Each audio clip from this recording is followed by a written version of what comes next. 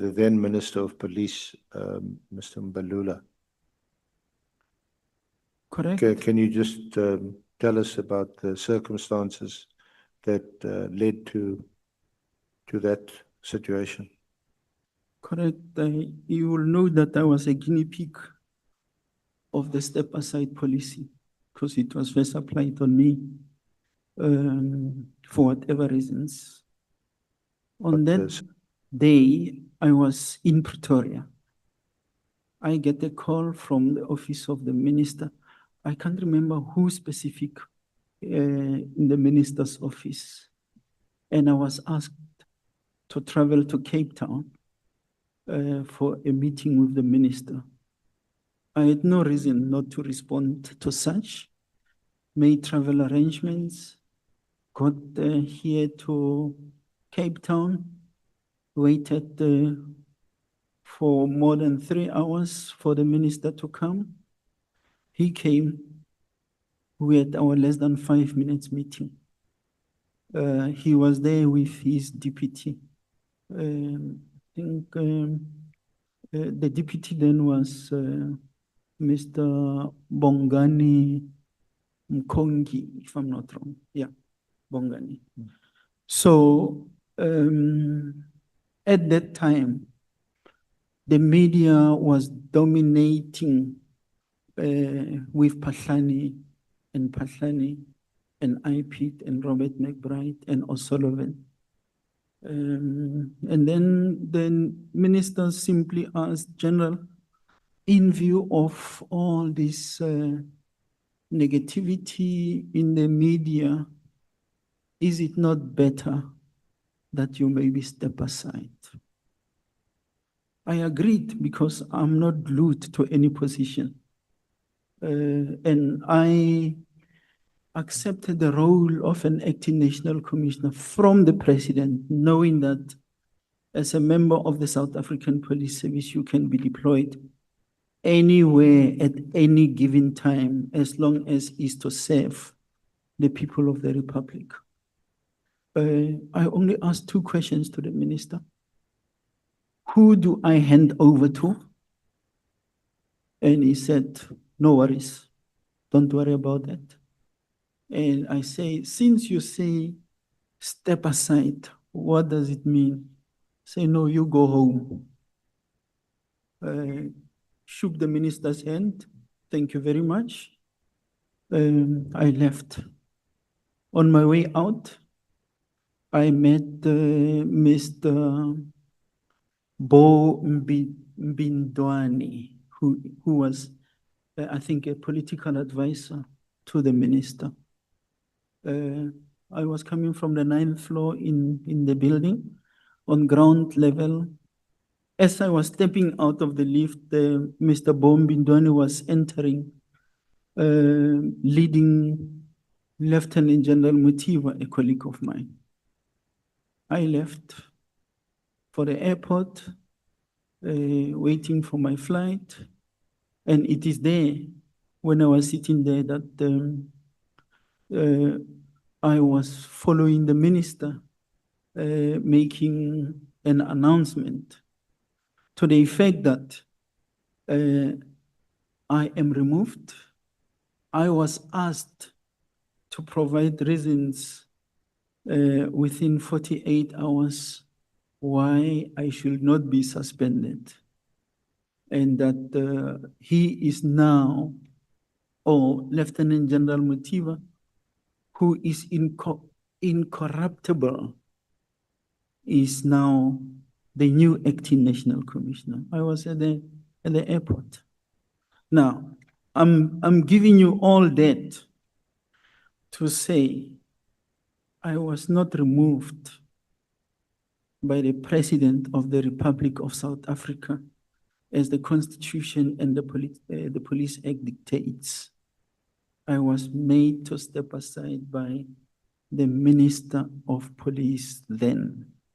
No law provides for such. That's why I continue to say that my removal from office cannot be found anywhere in the prescripts. Later, I think it was on the 7th of June. I then got a call from a colleague of mine, Lieutenant General Skete, who was saying, "Hey, General, I'm being asked to deliver documents to you." And I said, "What is it?" I mean, I've worked with General Skete for years. And he said, "I've got these documents. It's a notice of suspension." And I said, "General, you don't have to go through the trouble of traveling to my office. You can just ask one of the officers in my office. In actual fact, I sent my driver who went to him to fetch the documents and bring them." When I received the documents, the first thing I did, I called General Mutiba and I asked him, "General, are you trying to sort out the mess that the minister has created?" And he was very apologetic. He said, "General, I'm very sorry. It is true. It's a mess because you never suspend someone verbally without documents. And if I were to be suspended or removed from office, it was to be by the president who in the first place appointed me. To date, I don't have a letter signed by the president which is saying you are being removed as an acting national commissioner. Following the first, I think it was the second or the third, there was a media, there was, I can't remember the president's spokesperson, it's Dr. I just forgot the surname. He issued a statement and said, "The president thanked me for my services." That's in short what I can say about that removal. Unlawful, irrational, but it doesn't belong here, it belongs in the courts. That's why I'm ventilating that matter in the courts and the public protector of South Africa. But at the time, you didn't firstly protest your innocence in relation to the allegations then in the media and in the public domain.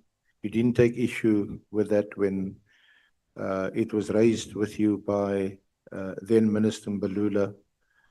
You also never took issue with the minister that, according to you, he was not competent to relieve you of your duties as the then acting national commissioner, and also you never took issue with the suspension. Is that right? You are incorrect. At the time, it's not apparent from your affidavit that you took issue. I'm not sure whether you raised it subsequently. I think you said in a complaint with the public protector. Because I'm not looking for political intervention or political interference, I don't have to raise issues that are raised in the courts. And I'm not supposed, I don't have to repeat what is being raised with the public protector of South Africa as in ventilating those issues. And I don't see any of such in the documents that the bundle that you have given me here, because it is comprehensive. There was no reason for me to argue with the minister. There is no reason for me to protest. When we serve, I always hear ministers and deputy ministers say, we serve at the behest of the president. The national commissioner is serving at the behest of the president, not of the minister. So why do I have to contest what need not be contested with the minister? It's not in my nature to protest. I'm not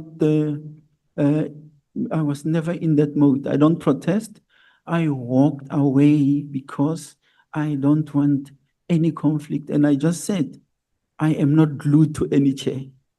That is why when I was removed by the National Commissioner, being the Divisional Commissioner personnel, responsible for personnel, and he moved me to forensic services, I accepted because he was not moving me into prison.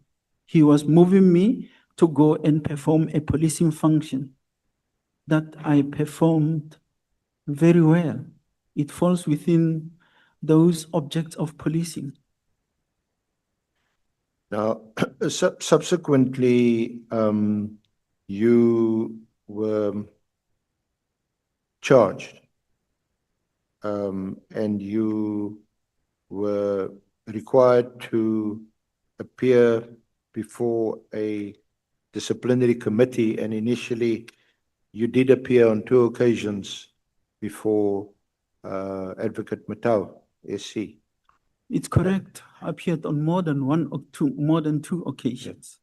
And when I appeared before Advocate Terry, there were 11 concocted charges. If you want to have a look at those charges, I'll give them to you and honorable members at some point. But those charges were disappearing day by day because the charges, the people who were supposed to be charged were actually those who were charging me. At that level, when I was in forensic services, I was not responsible for appointing people as senior managers. So now, if you charge me and say, you have appointed so-and-so, go and charge the appointing authority who happened to be the National Commissioner then. So those charges were slowly falling away until there were only three charges left. And we were calling for reconvening. My counsel here was representing me. We were calling for the reconvening of that session. It never happened. As we were calling, come the 6th of July 2020, a certain Lieutenant General Reed gets sent by Sithole to me to serve me on new charges completely different from what was there. And concocted by him, Sithole, and everyone. I actually saw in this file, but let me not go there. I'm not the evidence leader. After they concocted those charges, they initiated what was referred to as an expeditious process.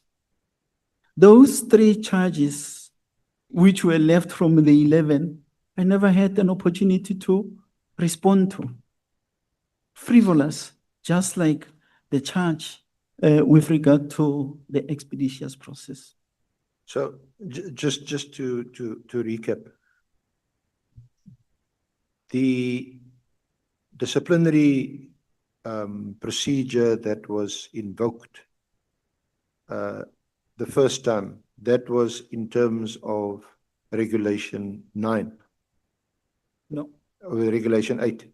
Regulation 8. Regulation 8. That was the one where you appeared before Advocate Matau, SC. You say there were initially 11 charges, which were then reduced to 3. But in any event, you were never asked to plead to those charges. So those, even though you appeared there on a few occasions, that hearing, in fact, never got off the ground. It never commenced. No. Subsequently, the disciplinary action was then changed to Regulation 9, what is called an expeditious hearing in relation to senior management's officers of the police. No. May I allow, Chair, sorry, I have you to must correct please you. comment. If Yes. I don't have it right No, or I have it wrong, then you must please Yeah. correct me. You then, that resulted in your appearance before Brigadier Riet. Lieutenant General Reed. Lieutenant General Riet. Yeah. Yes. That is called an expeditious what's it, expeditious hearing. Expeditious process, Yes. Regulation 9, yeah. And that's before him as a single officer, disciplinary officer. Those proceedings are also set out. Can I refer you to the exhibit bundle, item 1, and item 2 is a record of that process. That is the formal notice of this expeditious process. That right? Which one? The exhibit bundle. No, Yes. not the big one. Yeah, I'm on it. That one, yeah. Your own exhibit, Yes, not mine, okay? Yes, our one. Yes. Yeah. It's, Right at the beginning, item 1 is a notice of outcome of the expeditious process on the 24th of, yes, the first item.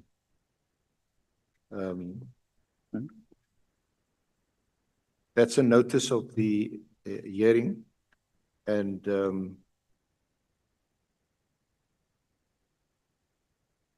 the outcome is at Annexure G, if you page a few pages down, and yeah. sorry, Chair, I'm losing you. What is few pages down? The first item is called the notice. No, I can see 1 and 2, the Yes. report of proceedings, Yes, and then, yeah. So it's really just to reference the process that I was referring to, and you were okay. busy trying to correct me. yeah, So it's just a matter of process. okay. Yeah. So that process took place not in front of Matau, but in front of Lieutenant General Reed. And that was a process that was different to the initial disciplinary process for which you were asked to appear. Okay. Am I, Yeah. so, if I'm allowed, in responding, but also correcting you, the expeditious process is not meant for senior managers. The expeditious process is a provision within the South African Police Service Discipline Regulations 2016. And I happen to be the accounting officer together with my former minister, Minister Natin Hleko, that signed those regulations into operation. And that expeditious process is currently being abused while people are spectators. The expeditious process is supposed to be used where, for example, there is direct evidence, something that you cannot contest. For example, we were sitting with an issue of members, somebody who is being arrested in the middle of a cash heist. This member was maybe either the driver of a getaway or he was part of the group. In that particular instance, all what is required is a factual report. When the expeditious process was put in place, it was in inverted commas to make provision for a summary dismissal, because there can never be any justification of a member of the South African Police Service involved in crime, whether it is rape or what. But in cases where there is evidence, there is witnesses, where people must be called to either corroborate or deal with the issues, the expeditious process is a wrong process to follow. It is for that reason that I'm saying expeditious process was not meant for senior people. It is meant for all. Now, coming back to me, even the Terry Motau process, let me term it that way, the one where he was appointed to chair. It was unlawful in my case because the discipline regulations do not apply to the national commissioner or the acting national commissioner. The acting national commissioner or the national commissioner is to be subjected to a process provided for in the Police Act and the Constitution in terms of holding a fitness board. So both processes were not to apply to me.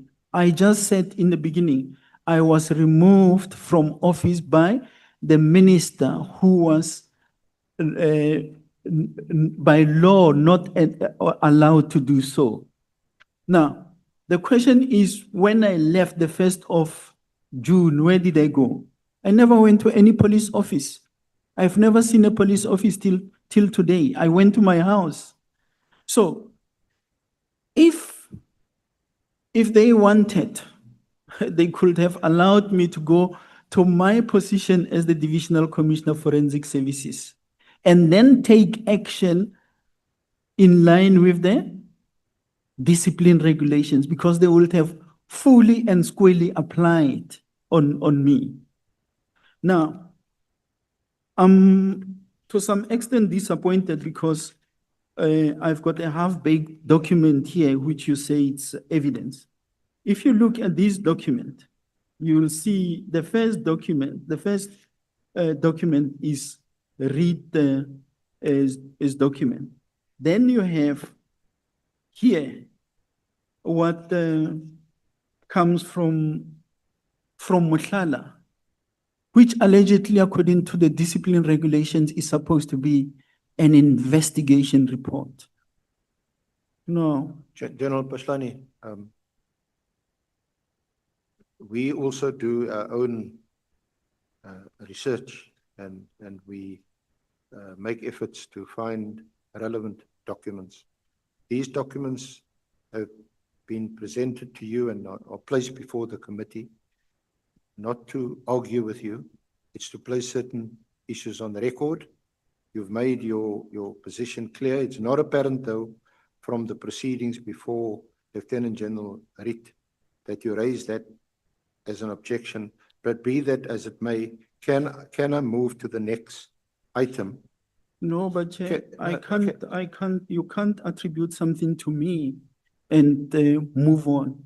That has been ventilated. Okay. So if you raised it before Van Riet, the proceedings are there before you. Can you point out where you specifically take issue with him and say you are not competent or you don't have jurisdiction to conduct this investigation or this hearing? It's Chair. Because I was going to try and speed up matters, because subsequently you did approach the Labour Court, and that judgment is also in the bundle. Unfortunately, Honourable Chair, Honourable Members, we didn't have time to index or there is an index, but we didn't have time to paginate the bundle. So if I may just ask for some indulgence as we page through this, but there's a judgment of Judge Van Niekerk, one of the senior judges in the Labour Court. General Paslani, have you managed to get there? It's item 3. Item 3 is the judgment of Judge Van Niekerk. Chair, if I am to go through this and respond to it in detail, I would have provided you with more information to this. So now we are confusing issues. Judge Van Niekerk's process came after the initiation of the charges. It is me who took the matter to court, and we were arguing a different issue there. We were not arguing the charges. Yes, you had by now been dismissed. No, there's no such. Can we, I don't have time to argue with you. Can I just read from what the judge? Let me just be Can we given just read what the ways- judge says? Which page is it? It's the third item. It's the Labour Court judgment of Judge Van Niekerk.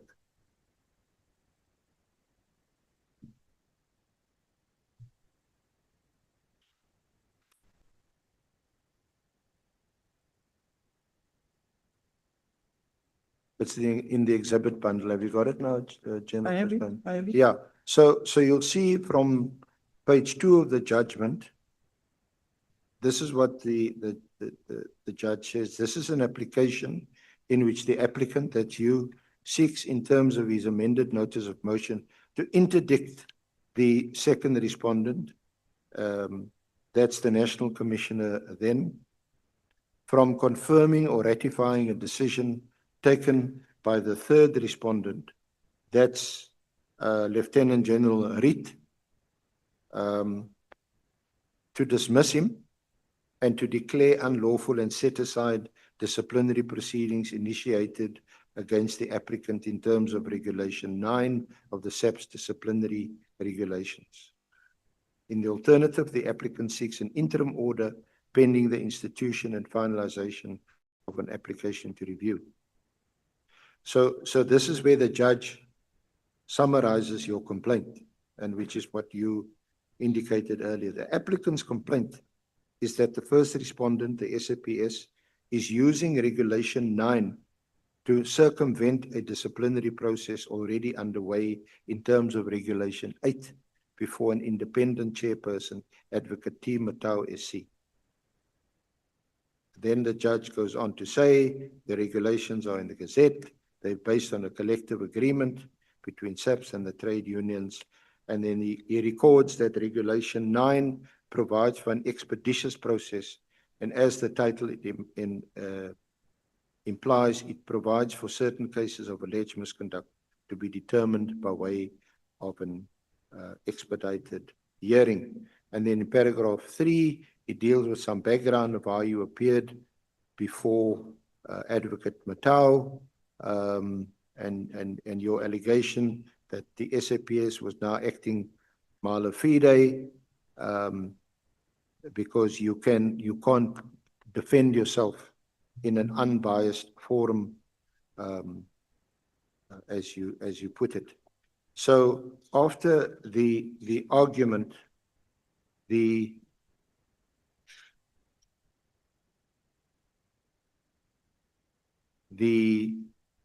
judge dismisses your application and doesn't make a cost order. And at paragraph 10 on page 6 of the judgment, the judge says, in short, the pleadings do not disclose a cause of action over which this court has jurisdiction. So the point is, you were asked to stand down. I'm just summarizing. You were asked to step aside or stand down by then Minister Mbalula. You were issued with a notice of suspension.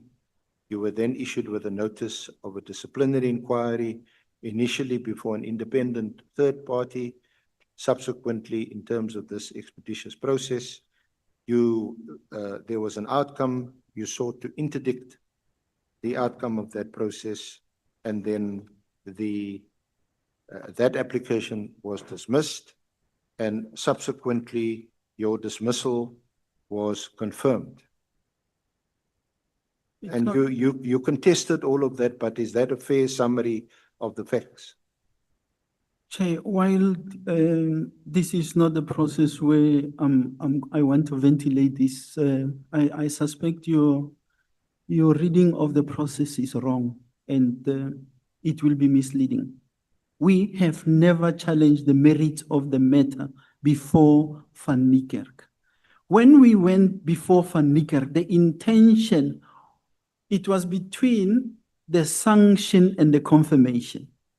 What we were challenging there was because if you look at the record somewhere, if you had obtained the comprehensive records, you would have seen that after Reed arrived at his sanction, which came as a shock, in a finding, not a sanction, we initiated this process because the regulations provide for mitigation and aggravating circumstances.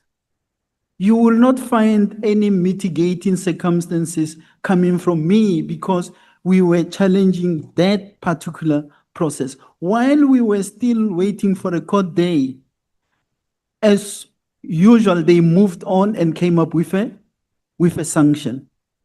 Following that, we accepted that I'm not going to contest this because the correct platform is to go to the bargaining council, which we did. So the Haramse judgment has got nothing to do with the merits. Van Niekerk judgment has got nothing to do with the merits of the matter. But General Paslani, be fair to me. So I just read to you a few minutes ago on page 6, paragraph 10. This is what the application was about. He says, the pleadings do not disclose a cause of action over which this court has jurisdiction. It was a technical issue. I accept what you're saying, that it didn't deal with the merits of your matter. I accept that. You said it's page? It's on page 6, paragraph 10. Oh, sorry, I'm looking at the wrong document. And he expands on it in paragraph 12, where he says in the second sentence on page 7, the applicant appears to indicate that he intends to invoke this court's review jurisdiction in terms of section 158(1)H, that's of the Labour Relations Act, which entitles an applicant to review any decision taken or act performed by the state in its capacity as employer on any grounds permissible in law. So that's his discussion. And then he goes on to say that he doubts whether you have established a prima facie right for the purposes of any interim relief. So it's a very technical judgment. You were the applicant, presumably on legal advice. And from the appearances, you were represented by senior counsel and a junior. And it was to interdict the outcome of the writ process, isn't it? And that interdict was refused. So the writ process, and that's what I want to move on to. I'm not debating with you the merits of your case or the merits of the charges on which he found you guilty. Because we can't resolve it in this forum. And I don't want it to be resolved here because I'm not looking for political interference. And I'm not going to get stuck in dealing with the judgment, which I'm trying to explain to you. You only go and read what you want to carry across. And I'm trying to explain to you the context. And we have moved on from this judgment. We have accepted that this judgment did not favor us in as far as interdicting the process is concerned. And this judgment had nothing to do with the merits. In reviewing, we went to the correct platform, which is the bargaining council. And it is there where the merits were ventilated. And we talked to it in here, where still the outcome was not in my favor. I then went on to the labor court. Again, it was not in my favor. I am on the doorstep of the Labor Appeals Court. We are awaiting judgment on that one. So I don't want to spend time talking about the Van Niekerk judgment, which was I never challenged it anyway, because I accepted that there is a need to move to the right platform, which is the bargaining council, where the merits and the process were to be dealt with. There are no merits in this particular case. General Paslani, at the outset, everybody, all the honorable members, all of us accepted that we will not speed through your affidavit because you're entitled to fully vent whatever views you have. You, in your affidavit, a considerable affidavit, you spend 9 pages on challenging what you regard as the unlawfulness of your dismissal. So, and we had these engagements over the December holidays with you and your council. We discussed the issue of relevance to the terms of reference of this committee. So now you tell me, no, you can't go there and read from what Judge Van Niekerk had to say in this application. That is what I'm doing. If you want to speed through it, then I'm quite happy to agree with you. One, that the Van Niekerk judgment didn't deal with the merits. The first time the merits of the charges against you are dealt with is in this arbitration award, which is the next item, which I want to come to. In that arbitration, the arbitrator upheld your dismissal. You weren't happy with that. You took that on review. It went to the Labour Court. The Labour Court dismissed your application for a review. You asked for leave to appeal. Your leave to appeal was refused. You then petitioned the Labour Appeal Court. That petition was upheld, and your matter was heard by the Labour Appeal Court. I think it was on the 16th of December last year. And that outcome is still pending. It's not correct. 16th of September, 2025. So is that a fair summary of where we are? No, 16th of September. 16th of, what did I say? December. I was busy with an affidavit on the 16th of December. September, sorry. 16th of September. Chair, all I'm saying, and I must be understood, there is nothing wrong to make reference to that, and it is in here.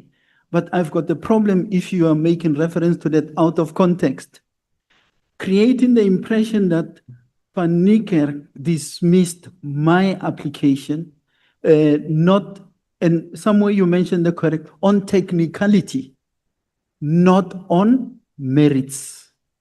And I did not have time to contest Van Niekerk's judgment because it was just not going to take me anywhere. The correct platform was the bargaining council where I went to. And I ventilated the issues there. Whether I agree with the outcome or not, it's a different matter. The matter was ventilated at the bargaining council. Outcome came not in my favor, and I'm saying so in my affidavit, that once that came, follow the process. Go to the Labour Court. Outcome came not in my favor.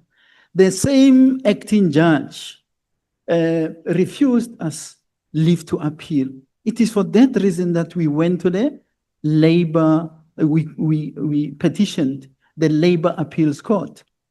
And the Labour Appeals Court hearing took place on the 16th of September. When I started, I said, the outcome is imminent. So I really don't have time, energy to waste on the issues that are correctly at the Labour Court. I was here correctly giving an update of where they are, because somewhere you hear somebody, he was fired for the blue lights. I want to know, where is that blue lights? He was suspended for the blue lights. Show it to me. So shall we move on from there, or do you have anything else to say about your dismissal? Can we accept that the issue of your dismissal, both procedurally and substantively, in other words, on the merits, has been before an independent, a bargaining council arbitrator? It's gone to the Labour Court, and it's gone to the Labour Appeal Court. And until such time as the Labour Appeal Court might rule differently. You have been dismissed by the SAPS in what the arbitrator and the courts thus far have agreed is a procedurally and substantively fair manner. If that is placing you, let it be. And that's exactly why I'm putting it here. It's nothing to hide about. I don't find the reason why I should be arguing. If you were to go into the very same issue, I don't know why we jump so quick to it. Because we are going to come to an important issue. Sorry, I see your counsel wants to.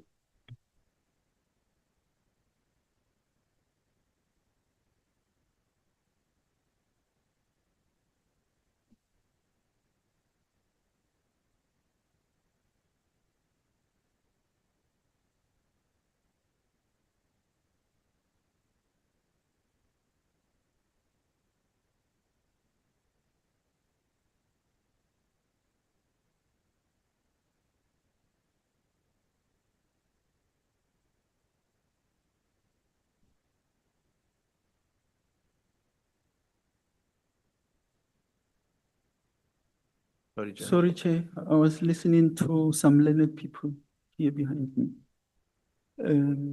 Yeah, I'm all yours. Yeah. All right. So the relevance though of so we put that behind us now, the issue of your dismissal. The Honorable Committee is aware of the fact that you're unhappy about your dismissal. You've challenged it, but as things stand, as we sit here today, your dismissal, both procedurally and substantively, has been upheld by the courts.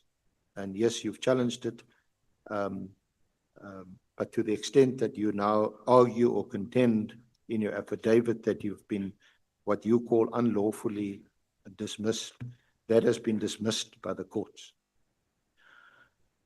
Can you at least accept that?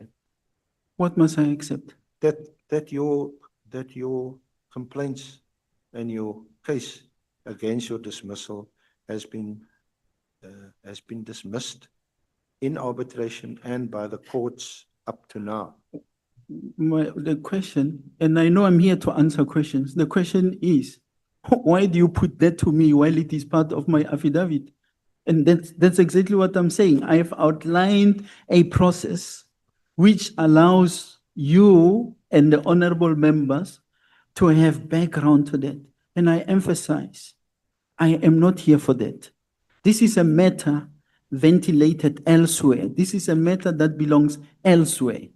This was by way of background. Where am I? What is happening? Somewhere you started by asking me, where are you working? And I'm saying, I'm working in my garden. I'm at home. Now I'm giving you background. Why am I in my garden? Because I was unlawfully dealt with, and the matter is at the Labor Appeals Court. Let's make peace with that. That's where it is, and go into the issues that need to be dealt with. Part of what I'm saying there, I'm also showing you, giving you even why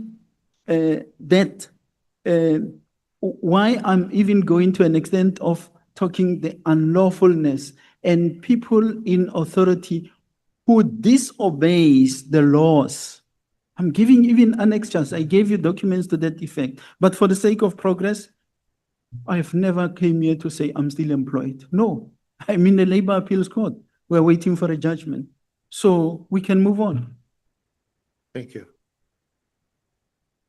Now, one of the big issues that came up in the expeditious hearing and subsequently in the arbitration was the tender relating to the 360 by 180 degree cameras. Where in my affidavit are you, Council? don't you deal with the Itemba tender? You deal with it in your affidavit. Yeah, but It's very much at the heart really for of your complaint. Chair, for me not to be lost, because now one moment we are moving away from the dismissal and so on. Now you go back, because that's part of the reason why this matter is before the Labor Appeals Court. I thought that we have agreed. If we have to deal with the tender, General Pathan, let's do like this. The statement that the witness has deposited with us is numbered in paragraphs, isn't it?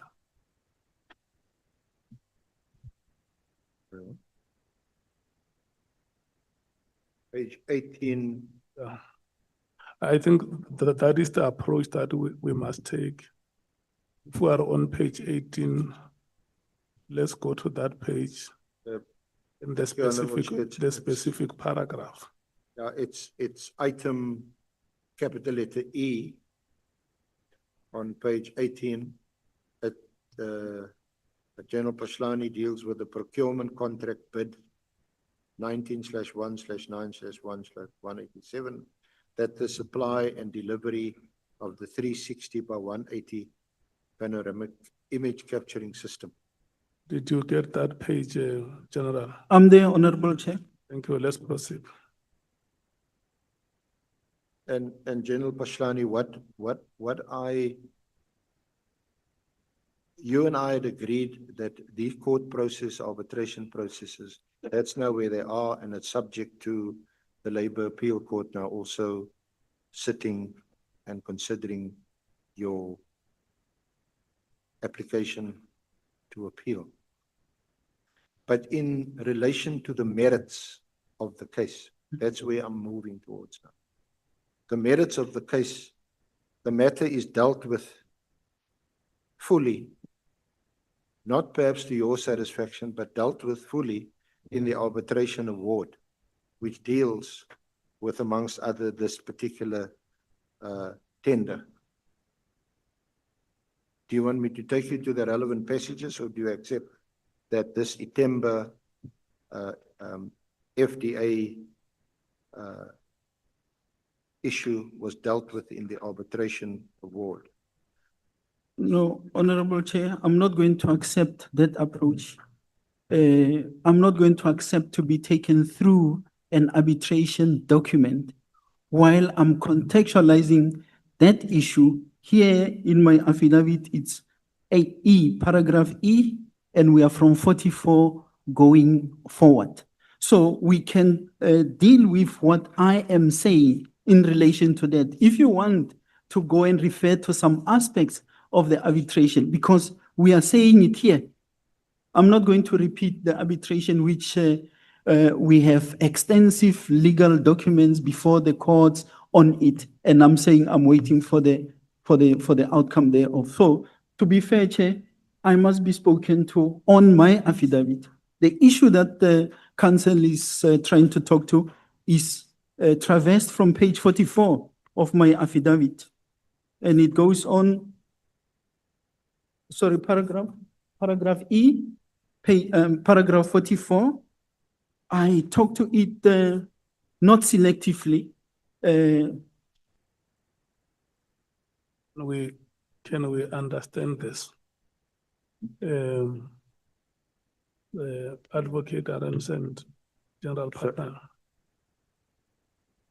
General Pathan, Chair. You say that the matters on which you are being questioned are still before the court. Yeah. So you are essentially saying to us that the what do you call it, the award of the arbitration award has been appealed. Yes. And that the judgment of the Labor Court as well, yes, has been appealed. And now we are awaiting the judgment of the Labor Appeals Court. Yes. And you argue that it may be unfair to ask you questions on matters that are still list pendants. That we must wait for the judgment of the appeals court. No, am I allowed, Chair? No, that's not what I'm saying. Because I have spoken to the issue myself in the affidavit. It is here, paragraph E, from page 44 until page 81. What I've got an issue with is that now I must go through the arbitration award, which I did not even bring here. It is counsel and them who went to go and fetch it from wherever they fetched it. So because it's something that I've dealt with extensively, challenging that arbitration award, challenging the labor court review award or judgment, and the same matter is now where it's pending before the labor appeals court. So all what I'm saying is that don't go and take the pieces of the applications that we are lying there. I have spoken in detail. Now the council was talking about the procurement contract of the what is it? The 360. Here it is. So why must I go and look at a document which the reason why I'm challenging it is because I don't agree with what the arbitrator wrote there. Now I must now go and argue with counsel on something as if I'm before the very same arbitrator. I'm saying, let's talk to it. But here is my affidavit. It's talking to the issue. You say that those matters are on appeal. Yes. Yes, that is the point that we wanted to get, that Yeah.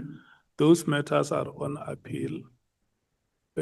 So we may ask you questions from a wrong premise or from wrong assumptions, because we don't know what the decision of the appeals court may be. Mm. If the appeals court comes and upholds your application, Yeah. we might have made wrong conclusions. Yeah. Okay.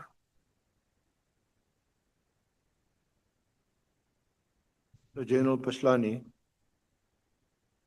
I was referencing the arbitration award, and I would also reference the labor court judgment, only for the purposes that the issue that you raise on page 18 under item E relating to the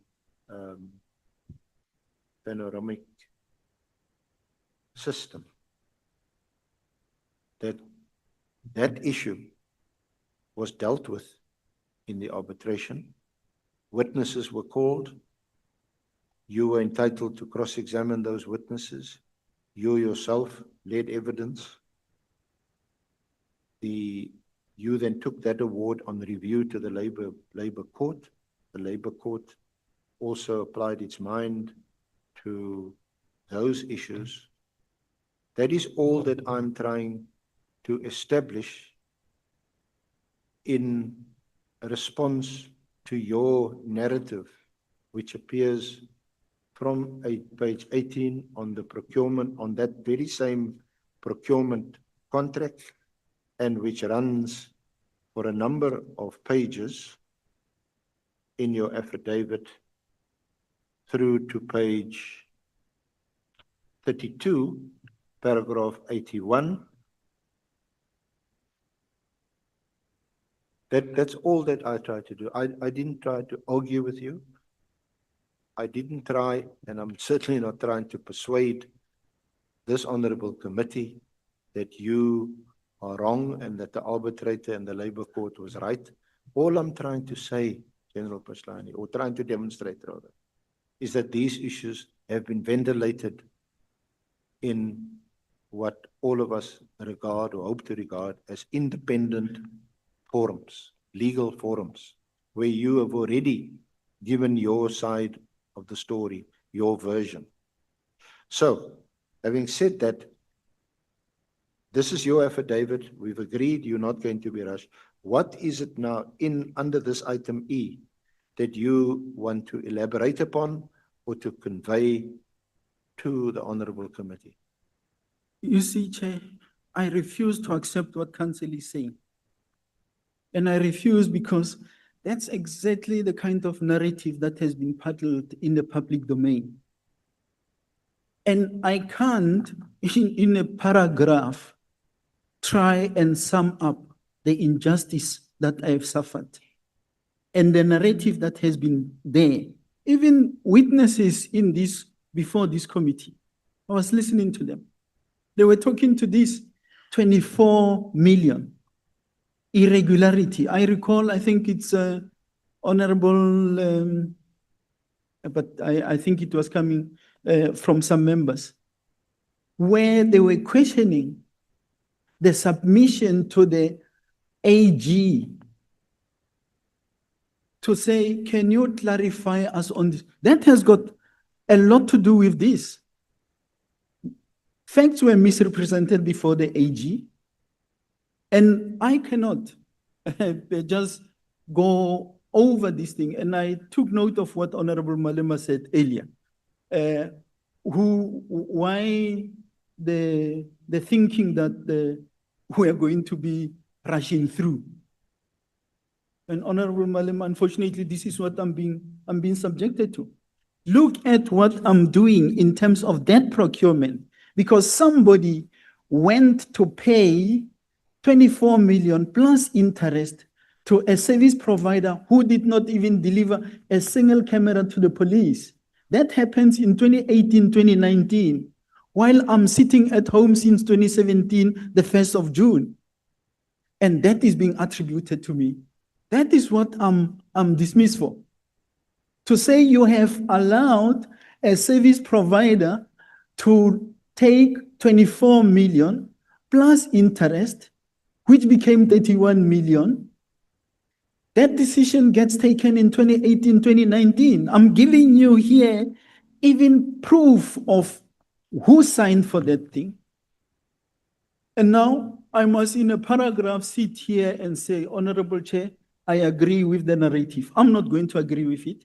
And if we are to do justice, let's traverse this issue on paragraph E on the panoramic camera. It's not as small. The very same arbitrator that you are referring to misunderstood what is at play here. There was a contract signed. This contract was signed in 2014, 28th of July. Yes, when you were the head of the forensics division. Yes. So That let's is take why it's members relevant. into confidence in as far as what this happened, and not just narrowly go to this narrative that has been hurting to listen from people who are so uninformed. I was trying to be of assistance because that's exactly what the arbitrator does. No, that arbitrator misunderstood. Sorry, No. Wait. Can you take a breath, both of you? I want us to do the following. The General Patlani has accepted here before the committee that there are unsuccessful bids that he made to overturn the arbitration award. And then the last is the judgment that is awaited from the appeals court. If the matters that you are leading now, Advocate Arendse, are matters that are before the court, sitting here ourselves may not make an assessment or a review of the proceedings in a court of law. And I will want us to move to matters that pertain to our terms of reference. Unless if in those matters there is something that the witness wants to bring before this committee. To say, in terms of the 4 pillars that you have read before me, Chairperson of the committee, that you are investigating, there are the following matters that I want to bring to your attention, and I think they will help the committee to move forward. But I'm reluctant that we should confine ourselves to matters that are now before the court or take much of our time dealing with matters that are judgments or the arbitration award contained in the arbitration award or judgment of the labor court. Because both of you agree that those matters now are on appeal. So I will give you an opportunity. If there is any matter that you think you want to bring to the attention of the committee, which is not a matter before the court as we speak now, let's deal with those matters and allow the committee to move forward. Honorable Nomvalo. Yeah, no, thank you very much, Chair. Chair, it's a clarity because I want to be on the same page with you.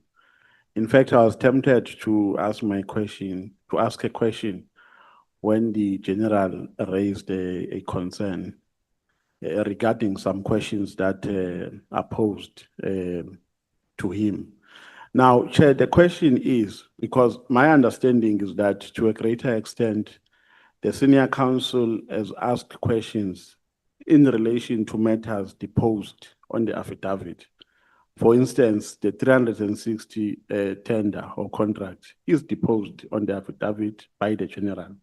So it's not something which is outside and which is now an ambush. And my understanding is that 80% of issues raised on the affidavit are issues which are before court, the contract, because most of those issues influenced dismissal of the general. Now, the ruling that you are giving, Chair, is confusing, really. I'm confused. So how do we identify matters that he should ask and matters that he should not ask? Whereas those matters, all of them, are on the affidavit and were voluntarily put on the affidavit by the general himself. So I'm confused. I just need clarity. I'm not arguing with your ruling. I just want to be on the same page because we will ask questions after the senior counsel. And when we ask questions, we must comply with the ruling that you have made as the chairperson. So that's where my confusion is. Okay. Not just to clarify that matter, because it is said by the witness here that the questions that the advocate is asking him are questions that emanate from matters that are now on appeal. That is what you are saying, General. No, Chair. My discomfort was with counsel going to arbitration awards, wanting me to answer on an arbitration award, which is an issue that we are dealing with. So that's why I'm lost. The document that he's giving me, he's reading from, that arbitration award, even the labor court award, they gave it to me here in the morning. Fine. The arbitration award is under appeal. It's under appeal, but I don't have an issue in dealing with for example, what led to that. But I've got a problem if I must now write an exam on an arbitration award, which I don't even agree. You listen to what Honorable Nombalo says. The statements that are contained in your affidavit, Yeah. you are ready to respond to them. Yes. Okay. Honorable Skosan. Thank you, Chair.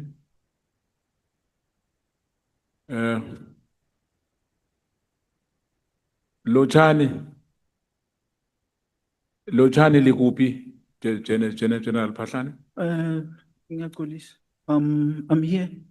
And ngiyabonga. Lochani likupi? Asikhona njani. Siyathokoza. Thokozini. Now, Chair, I think what the general is raising is the issue. In fact, I want to ask, I'm going to ask about what I heard now. He said he was given a statement this morning. It's the other one, which it was for the first time you see that statement. That bundle. Yeah. You only saw it this morning. Okay. Must I answer, Chair, Chair? I just wanted to find out because if I heard it well, he said that he only saw this morning. Am I right? You can respond, General. Chair, the documents in here are not foreign to me, but these documents are not part of my submission in terms of annexures, because I have accepted that here I am not in the labor court or I'm not in the labor appeals court. It has been dealt with there.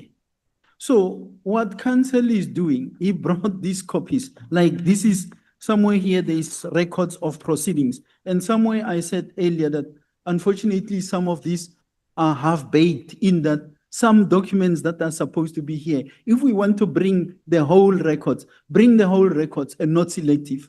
So I'm now being questioned to say, the arbitrator said this. I say, we have moved on from what the arbitrator said. We have accepted the laws following the arbitration process.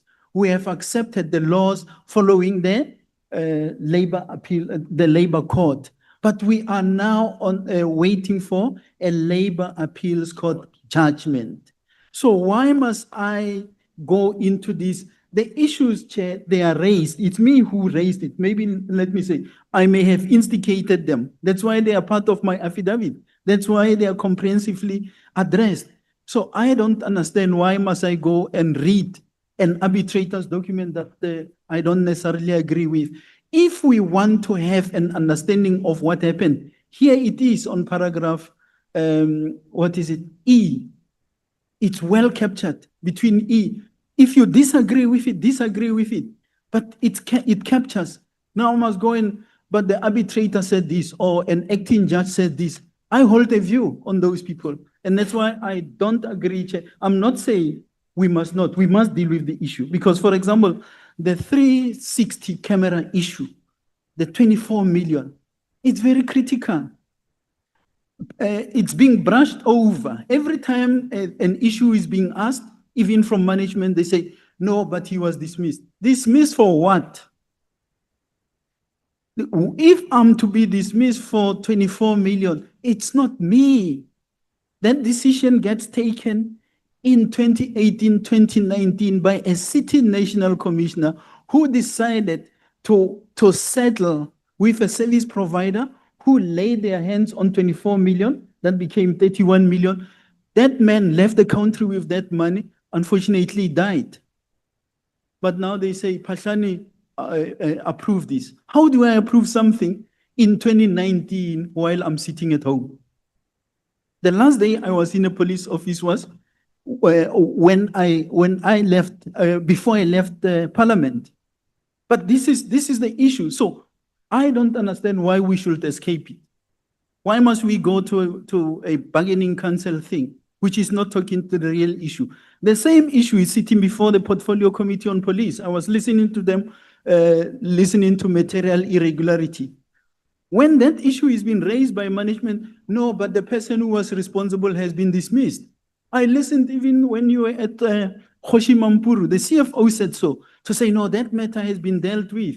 Whereas the merits are being misrepresented, the facts are being misrepresented. I hope I'm clear, Chair. It's now 13 hours. We are going to come back here at 14 hours. I want to allow yourselves time. I see you have your legal team here. The evidence leader is with his team. When we come back from lunch, you must be able to help us to move forward in a quicker pace. You had time to consult when we started here, Matebele, you said to us that it was a marathon of consultations. And I may even need some time to rest. And that's why you requested that at least by 20 hours or 21 hours tonight, if we can allow you that time to rest. So when we come back from lunch, we want to see proof that indeed there has been consultations between you. Can we do it that way? Yeah, and I must say that it rarely happens that in our proceedings, we have this kind of altercation. We always have a smooth running of evidence presentation between the evidence leader and witnesses. So I think the committee has been very patient with yourselves. So when we come back at 14 hours, let's make sure that where you have been missing each other, you would have corrected that and help us to move forward. Thank you.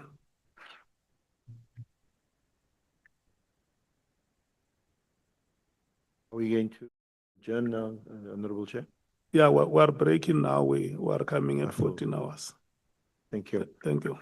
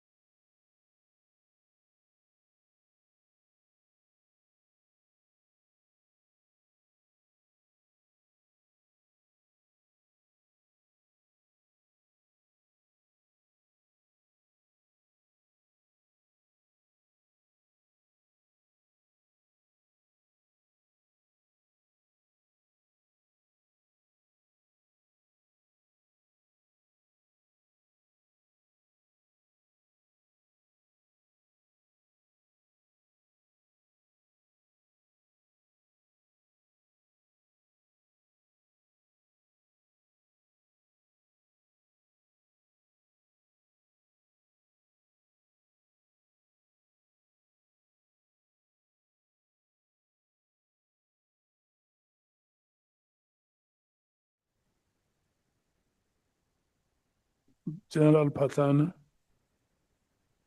welcome. Thank you, Chair. Are you ready? We can proceed.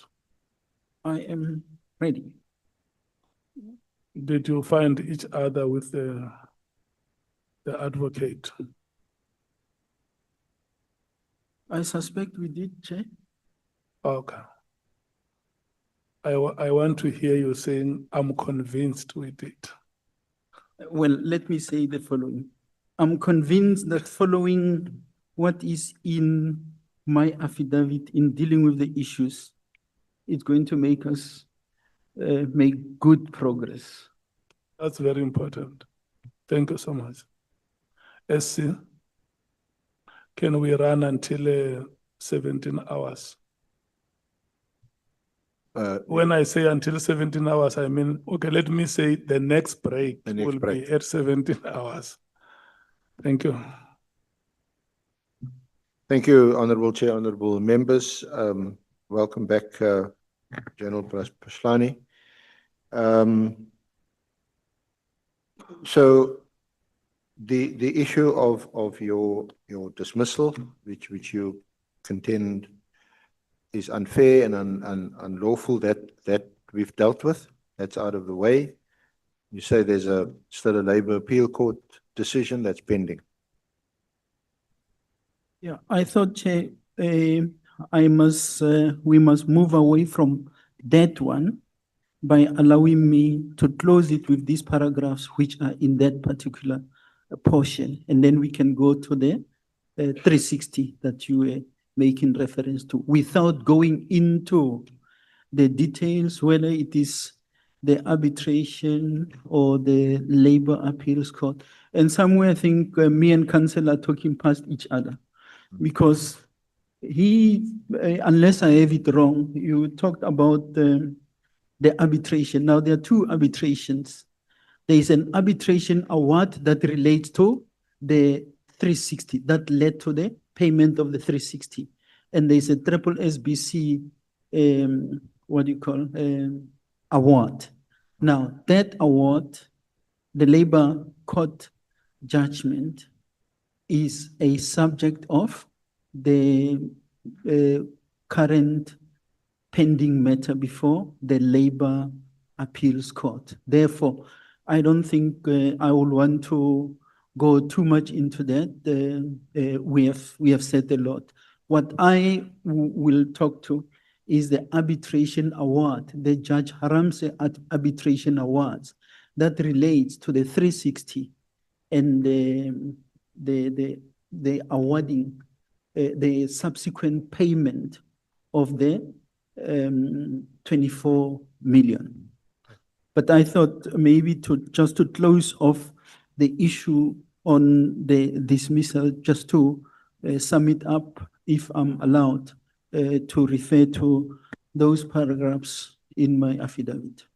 Yeah, you may do that if you want to, but I just thought that I agree with you.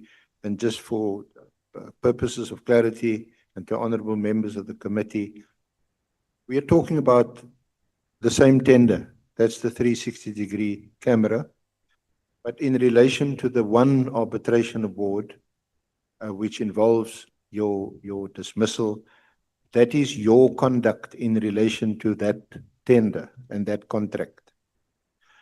Then there's the other award of Harms, LTC Harms, the appeal judge, retired, where he confirmed the payment of 24 million. The tender itself, the 360-degree camera tender itself, is worth over 90 million. The arbitration award of Harms was when there was in inverted commas, settlement agreement, which did not involve you at all. And that is also the nub of your complaint. You were not consulted, you were not asked. It was actually a settlement agreed to by National Commissioner Sitole. All right. I think this is where now I'm very calm and I'm going to relay the facts so that the disinformation is not continuing. Council just referred to 92 million.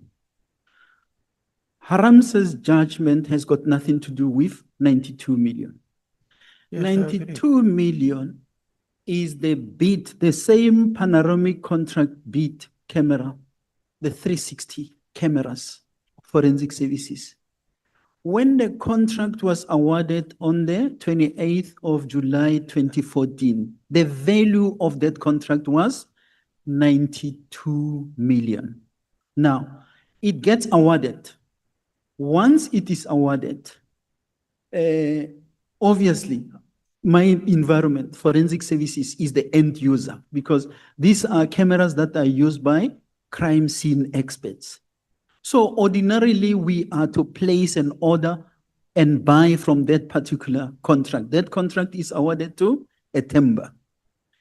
So before even we can place an order, a competing supplier, who in this case happened to be FDA, writes to supply chain management as a division, the place where contracts are being managed. They are the ones who awards and so on the contract.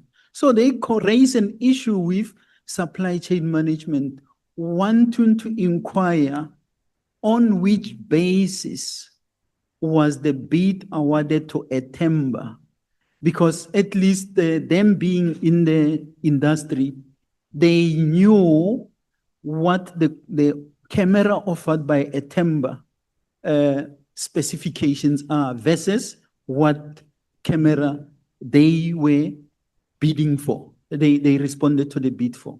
So once they raised the issue with supply chain management, I think the letter of FDA, which is part of the records, was the 22nd of August 2014. They now, supply chain management, instead of them dealing with the complaint, they opt to send it to me in forensic services. When I received that complaint, which is an issue raised by FDA, I then put together a team of experts, the same managers, the same team that compiled the specifications. I put them together to say, here is an issue where supply chain management is requesting our input. So they revert back to me and say, indeed, they have looked at the specifications against the product that is offered by Etemba, and they concluded that that is not compliant with the specifications. In other words, supply chain management awarded to a bidder who did not comply with the specifications. I then write back to supply chain management to provide them with that information, to say, you have awarded a contract to a supplier and we are not going to be able to use these cameras because they don't meet specifications. And counsel, you're correct. That contract is worth 92 million. So there was to and fro in terms of communication.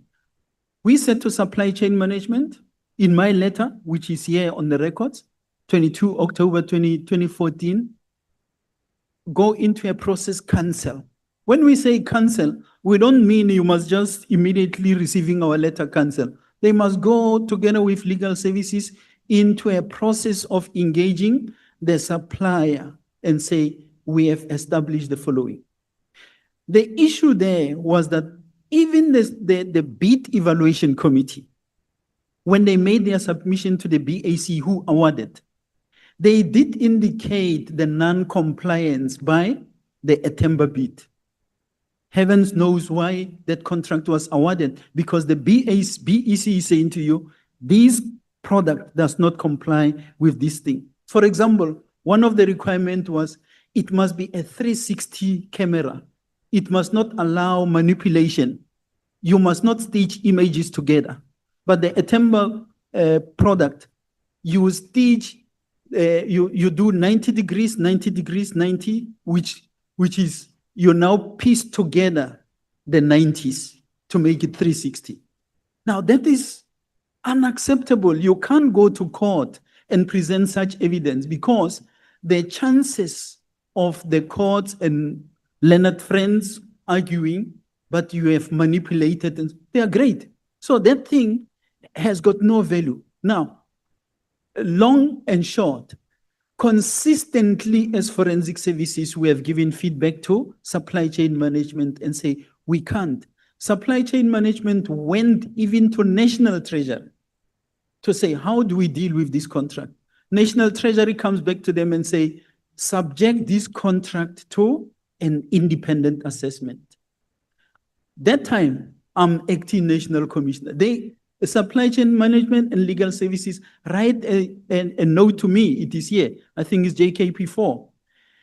In the submission, they say, can we take it for an independent assessment? 23 November 2016, I agree and say, take it for an independent assessment. I think also there is an email here where the same supply chain management people communicate within themselves and say, the acting national commissioner said we must defend the litigation, take it for independent assessment. But I can tell you that today it is not dealt with. So when we talk about 92 million, you are not talking about 92 million in respect of Haramse. You are talking 92 million in respect of the July 2014 contract. Now, I'll repeat it here. I refused to order from that contract because the experts were never going to use that camera. How do I order something that is going to be a white elephant? They were never going to be able to utilize the cameras. So fast forward, having refused, and even people after me in forensic services refused and say, we can't order this thing. We are not going to need it. I saved the department 92 million. That could have used to buy cameras that were never going to be used.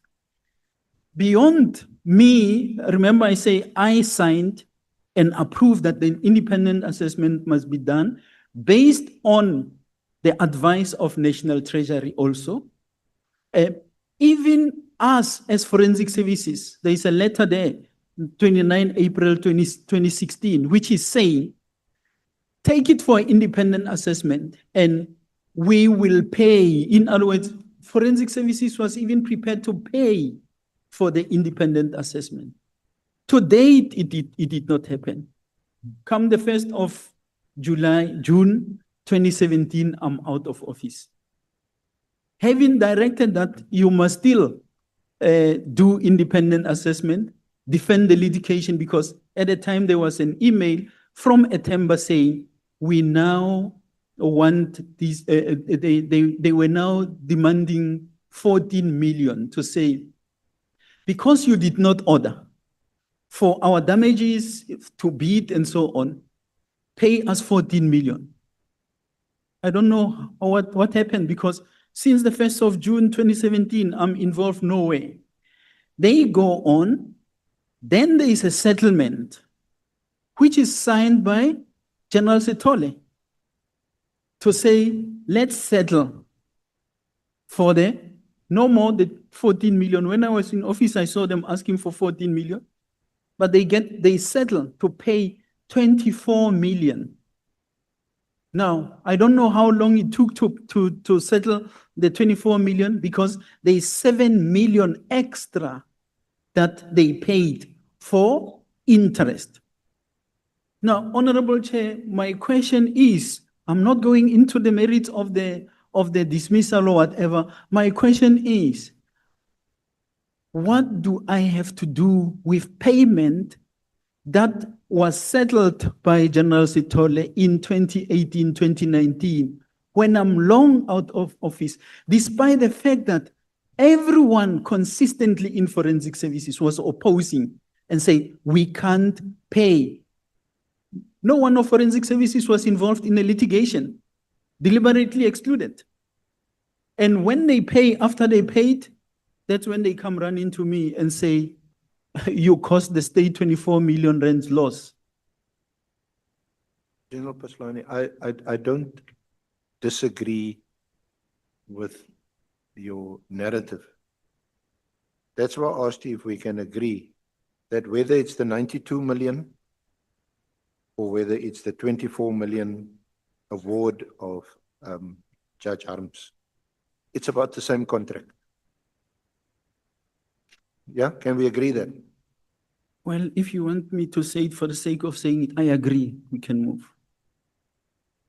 Okay. A reluctant yes, It's not agree with it. reluctant. I've No, already, it's I've already expressed myself simple. there. I We're getting agree, stuck and I have unnecessarily. explained the context because the context was wrong. And the reasons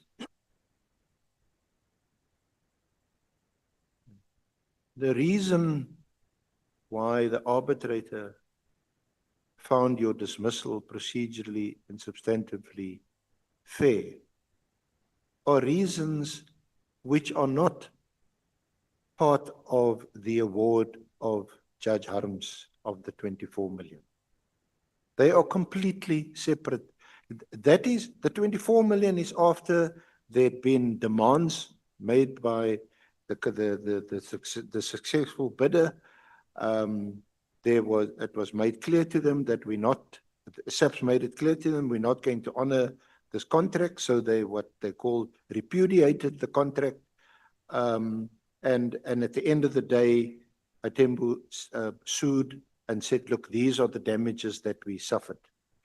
We also know from the award that at the arbitration, SAPS were not even represented there at the arbitration. They didn't have any witnesses there, and their counsel complained that they didn't have an instruction.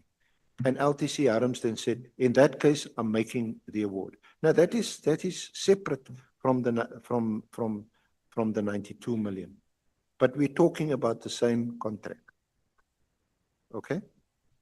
And I accept that that settlement agreement was signed by National Commissioner Satori at the time and had nothing to do with you.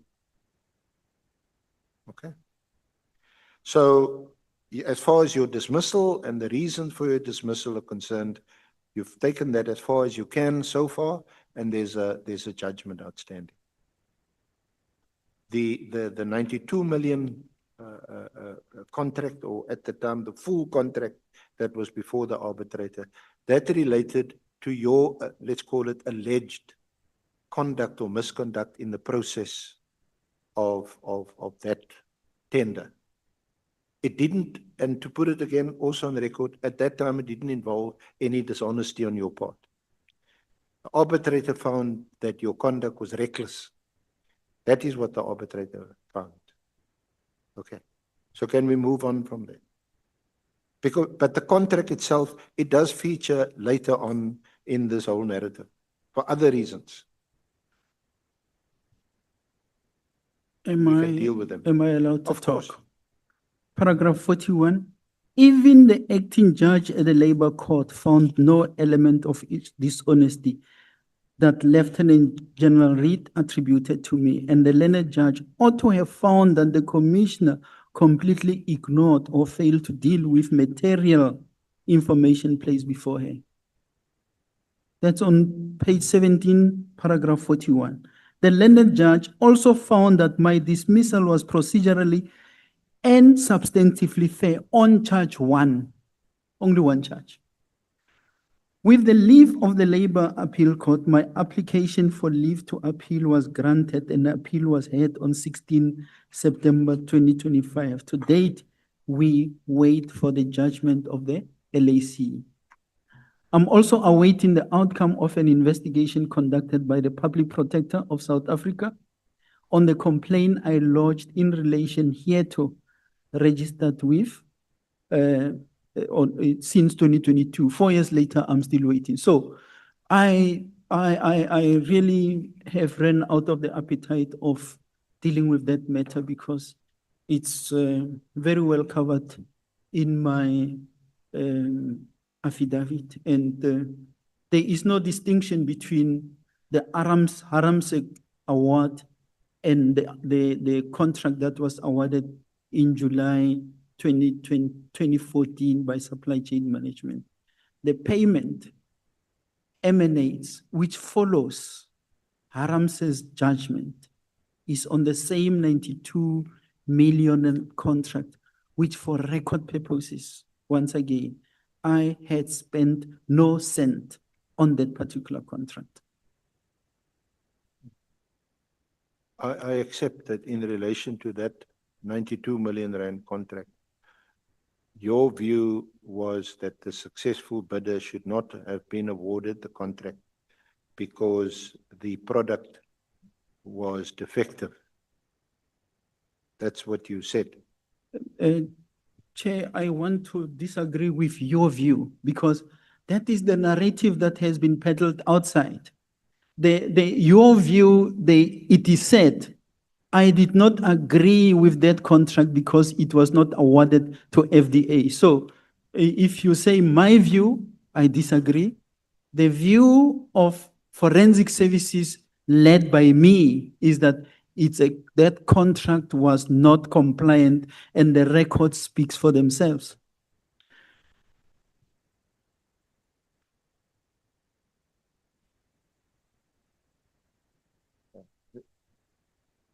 Again, General Paslani, let me not be quoted because I'm referring only to judgments that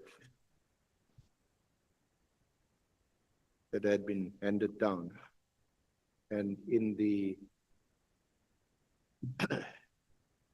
your application for leave to appeal, that judgment is also in the bundle. It's in our bundle. It's not in the bundle. In the exhibit bundle. When you applied for leave to appeal, and what page is it? It's item number 6.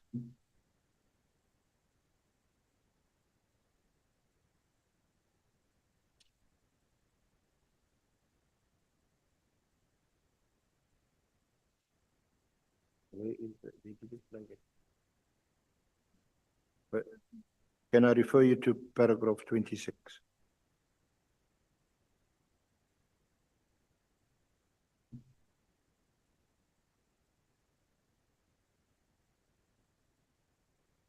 It's on page 11 of the judgment.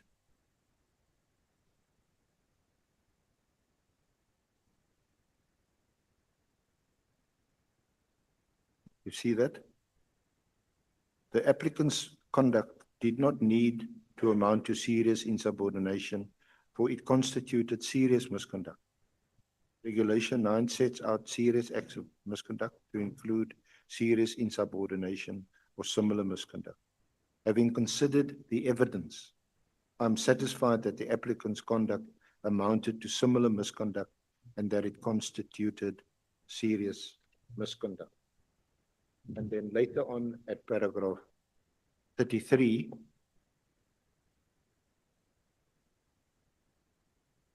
and this is in relation to the 24 million, the LTC Arms award.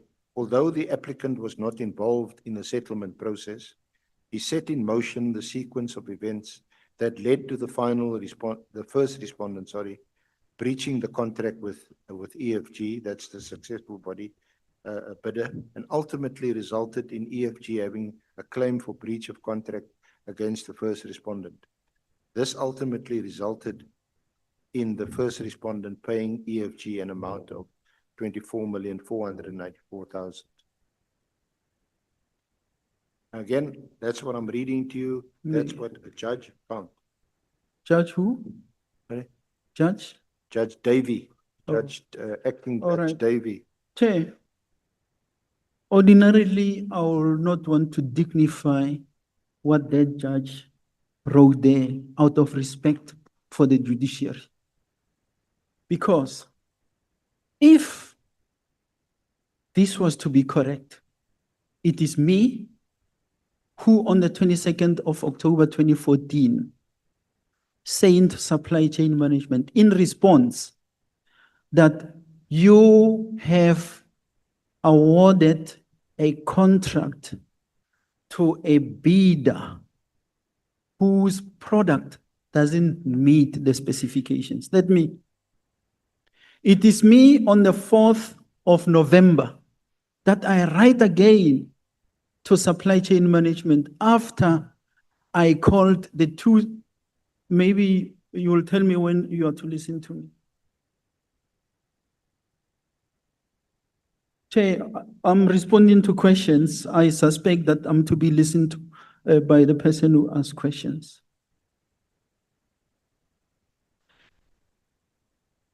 It's me who in November 2014 that I respond to supply chain management. After I called the service providers, that is Atemba and FDA, to come and demonstrate the capability of their cameras. I'm not alone. I'm with management of forensic services. That presentation satisfied me that the response I got from the expert, which said the camera doesn't meet the specifications, then gets demonstrated to me on the 28th of October 2014 by the same service provider, Atemba. And I saw it with my naked eye, the stitching and the non-compliance which is happening. On the 10th of March 2015, I write to supply chain management a comprehensive letter, which is say, please subject this product to an independent assessment. On the 29th of April 2016, the divisional commissioner acting writes to supply chain management and say, this product doesn't meet the specifications. Therefore, we can't buy. We even make an offer in that letter to say, subject this thing to an independent assessment and we'll pay. 29th of September 2016, National Treasury responds and say to supply chain management, subject this thing to an independent assessment with CSIR and what is it, South African Bureau of Standards. 23 November 2016, in my capacity as an acting national commissioner, I approve and say, subject this thing to an independent assessment. It's not me who wrote, it's supply chain management after they receive the National Treasury letter. And then I later leave. Was it only going to be satisfactory if we have ordered? So this judge who's writing here, must I respond? Was it going to be acceptable for us to have spent 92 million on a non-compliant contract? I will be dancing a different tune today. It will not only have been this concocted disciplinary, I'll be parading before the courts to say corruption, corruption. If I said to my people, buy, they are telling me they are experts. I'm not an expert. They are saying, we are not going to be able to use this thing. Now, consistently, you are being told, buy, buy, buy.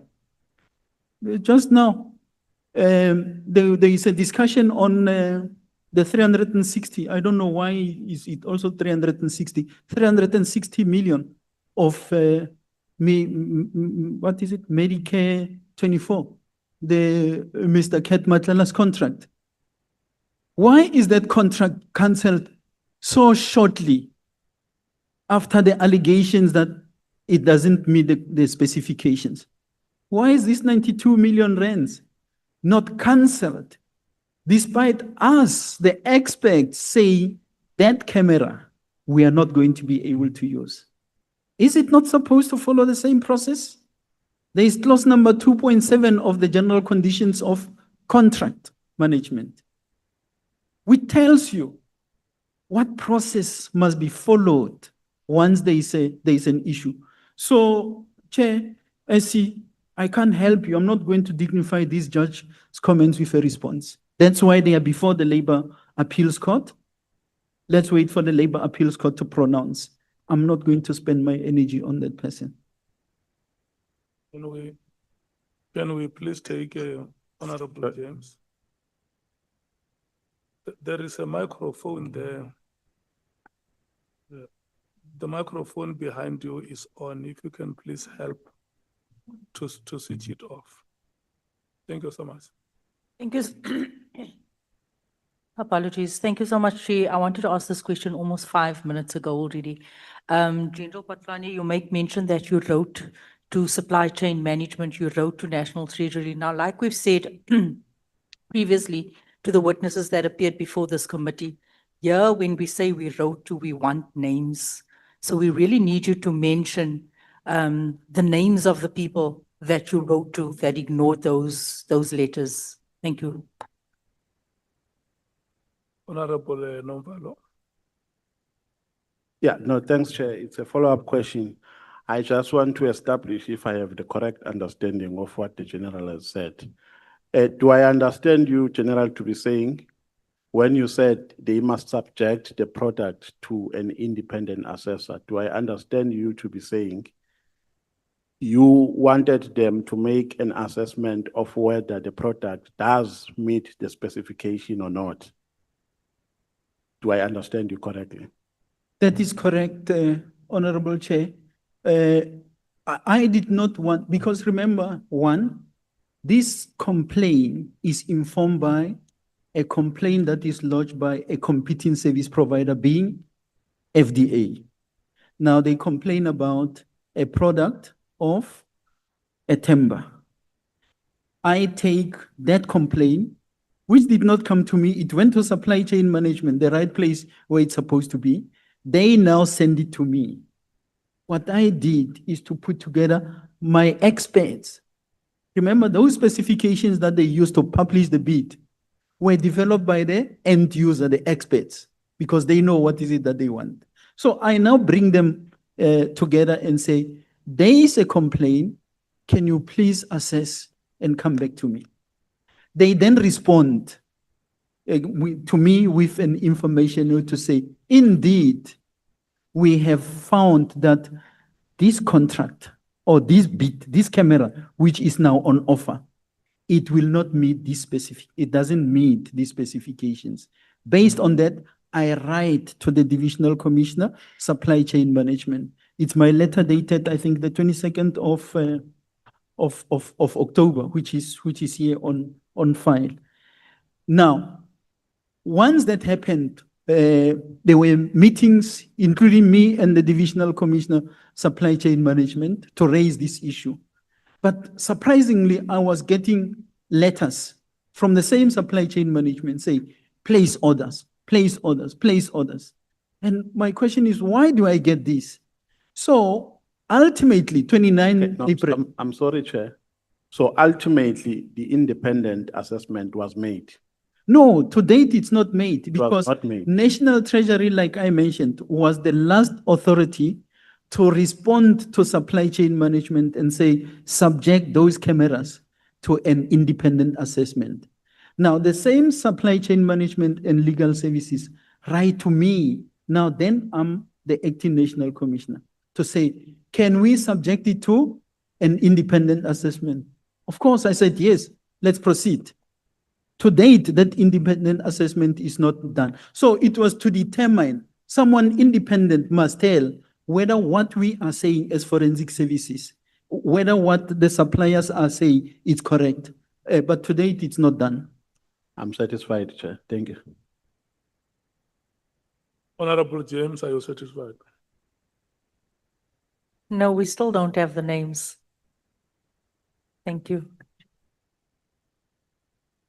Chair, I'm using a document which is full of pages. Can I just look? But I know that my letters were all directed to the Divisional Commissioner Supply Chain Management. At the time, the Divisional Commissioner Supply Chain Management was General Kruse.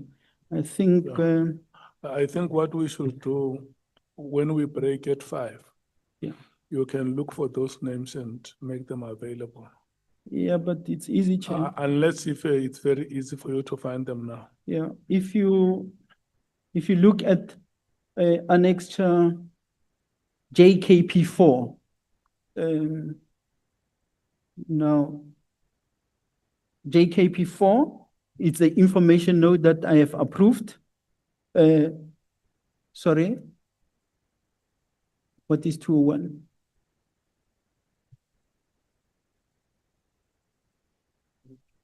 Page 201. Oh, okay. Yeah, and then I'm just going to give the numbers, then we can find the pages. There is an extra JKP 5. We will see its correspondence by a Brigadier Kruger. And you'll see at the bottom of that, he's writing, say, I refer to the telephonic discussion this morning. Kindly find attached the approved information note from the National Commissioner's Office for your attention. The instruction is that you proceed with facilitating the appointment of independent expert assessors. This process will take place while we defend the summons. That is JKP and then JKP 5. And then now I was referring earlier to a site visit, what is it, the BEC. After they've done their own evaluation on site, that is on JKP 6. And you'll see page 2 thereof. It talks about what the non-compliances were of this particular camera, especially in respect of a timber. And the next one is on, and then JKP 9.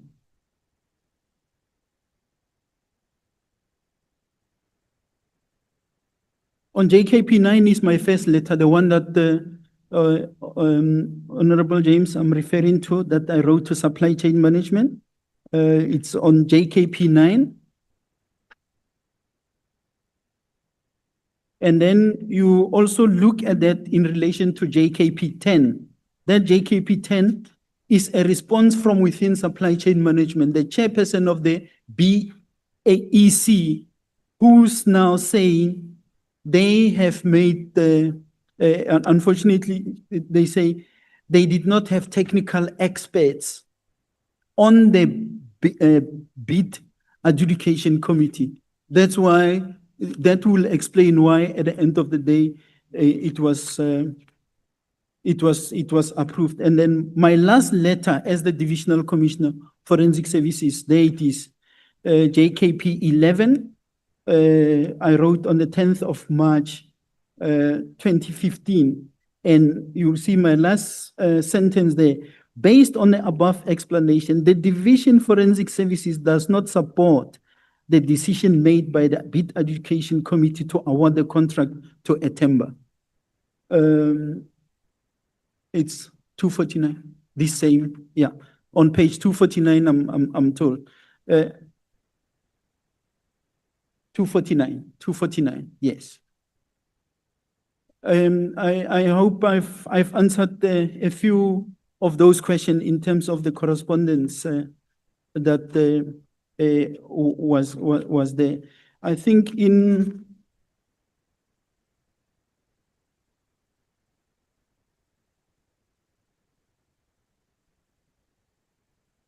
JKP 15, and this is now in relation to the Aranse Award, not Aranse, Haramse Award. There is on JKP 15, 259, okay? The acting divisional commissioner of forensic services, I'm long gone because this was 2018-0702, General Magadlela.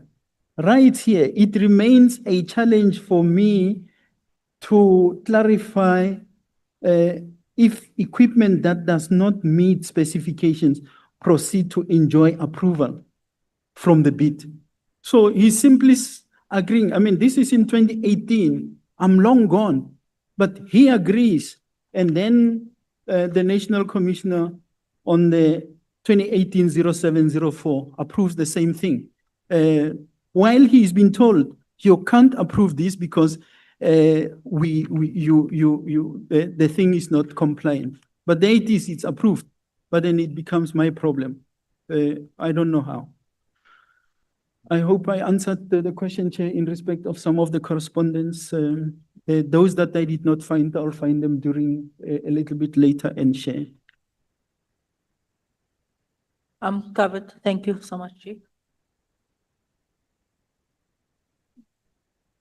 Advocate Aransa, we can proceed. Well, Pashlani, I'm afraid you're misleading this committee. Let me demonstrate this to you because you're making an issue of it. I thought we'd move on. Can you look at, firstly, when you indicated that you wanted or you were in support of the appointment of independent expert assessors, that was only in November 2016. And in November 2016, you were now the acting National Commissioner. Is that right? Chair, I'm allowed to take offense. Can I complete Can I go what I'm with trying you? to demonstrate? That is my first correspondence as the acting National Commissioner. My only correspondence. I've just shown you, Council, 10th of March 2015. That is the last letter that I've written as the Divisional Commissioner for Forensic Services. And I've shown you the letter dated 22nd of October 2014. If with reference to your annexure JKP 4, which is at 201. Let's start there. Chair, I'm also human. I suspect I'm allowed to take offense. I can't be told that I'm misleading when I am tendering here factual information. And I'm going back.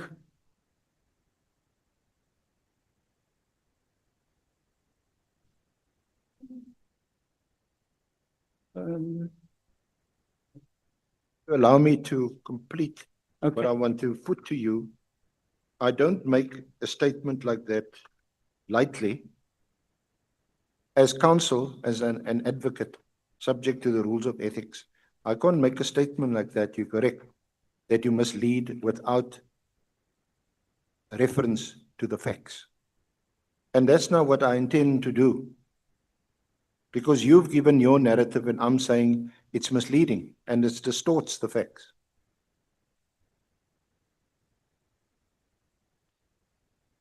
Yeah, I'm listening. Are you listening? I'm listening, sir. Now, the losing bidder, FDA, lodged a complaint on the 22nd of August 2014 Correct. about Itemba's conduct. Correct. You, and at that time, of course, you were still the head of forensics. Not the head, the Divisional Commissioner for Forensic Services. Well, divisional commission, the divisional head of forensics. And you, when they lodged a complaint, you signed it on the 22nd of October 2014. Sorry, just I signed. This complaint. Yeah.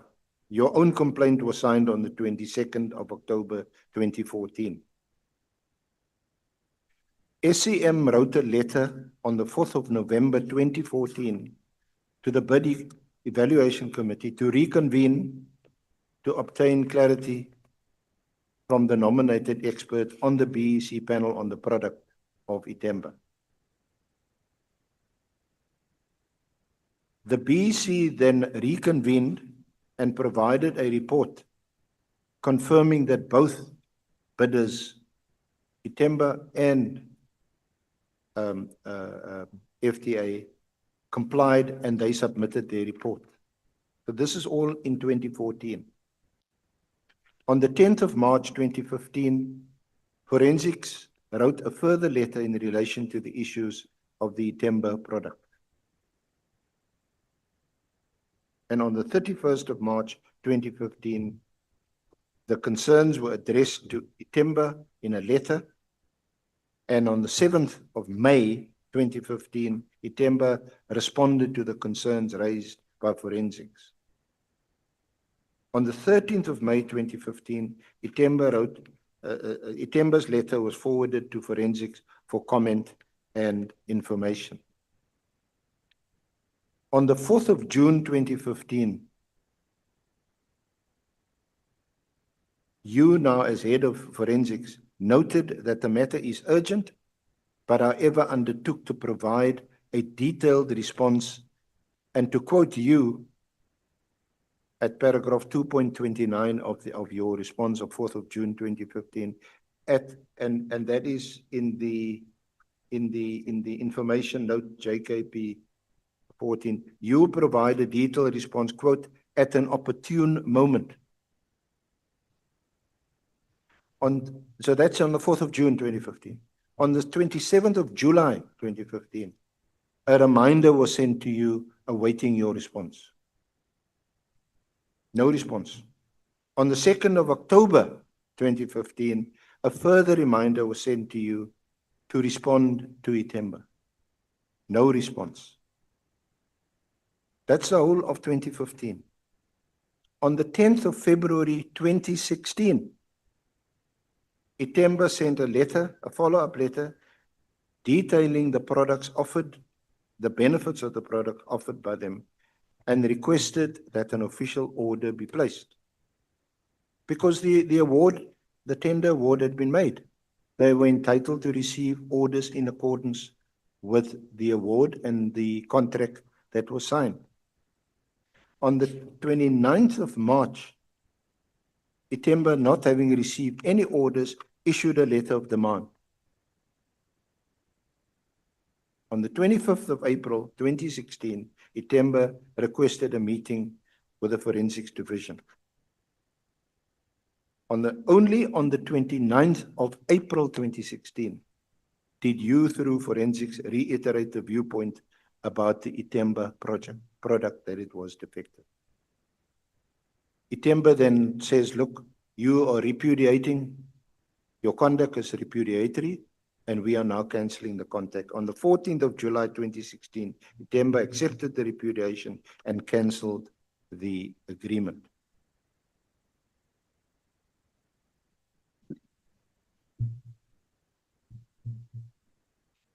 Yeah. And that narrative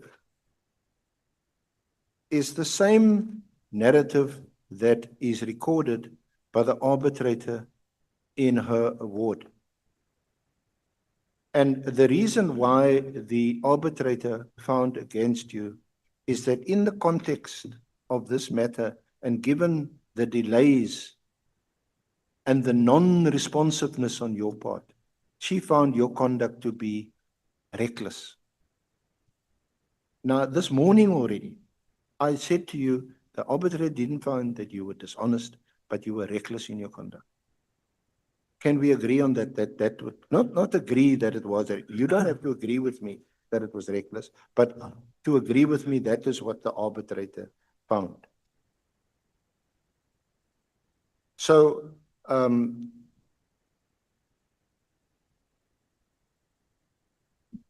if you also look at page 213 of this JKP4,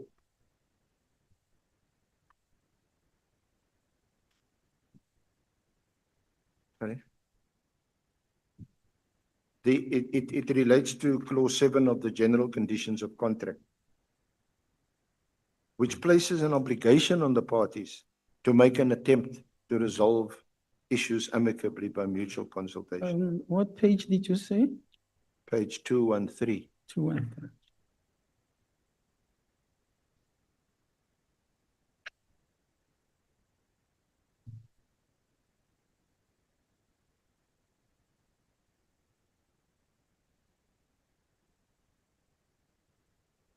These provisions, I put it to you, had been blatantly disregarded. There were attempts, the bid evaluation committee and the nominated experts and supply chain management and Itemba had made attempts to engage and to put their concerns to forensics. But these attempts were either disregarded or ignored.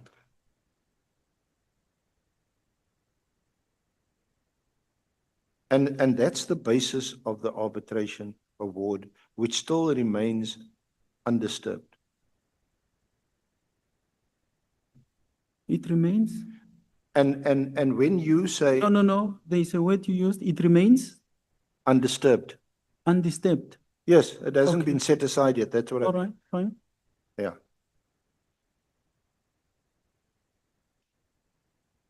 So, I put it to you that this reference to I think it's JPK 5, the one on page 219 of 28 November 2016, is a complete afterthought. It was belatedly sent after the contract had already been cancelled. Which one, which letter are you referring to? JKP? JKP 5. Okay. A complete afterthought. This is the one where it's from Lawrence Kruger, Brigadier, dated 28 November 2016. It's to Mkhwanazi, Lieutenant General.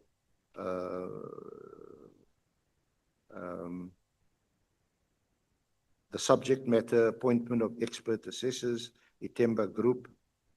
Dear Lieutenant General Mkhwanazi, please see the trailing email by Major General Mnisi, Legal and Policy, as well as the attached information note signed by the Acting National Commissioner, that's yourself, to approach an independent third party for an expert assessment as to whether the product offered by Itemba Forensic Group complies with the specification. General's respectful approval is requested to proceed with the referral of this matter to the Office of Major General Pillay to activate the procurement process for the appointment of an independent expert as mandated by the Acting National Commissioner.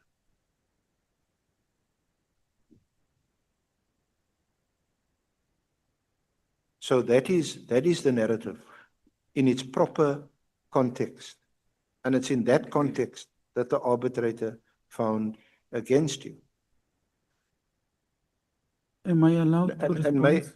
Of course, Okay. if I may just round this off. You also know that you were present initially when Itemba's expert, I think a Professor Weiss,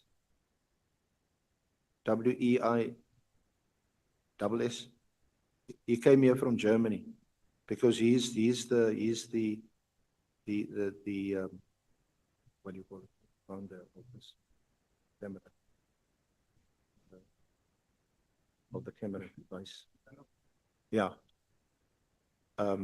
He came and you were in that meeting with all the senior management, and he made a presentation where he in fact said that this camera is not defective and that it does comply with the specifications, and he then undertook to ensure that maintenance on this camera is done on a regular basis as required by the contract.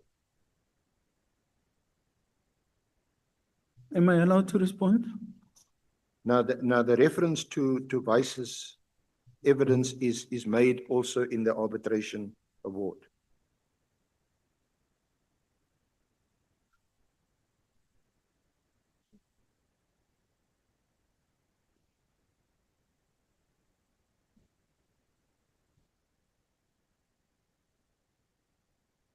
And this is in JKP 10 at the bottom of page 247.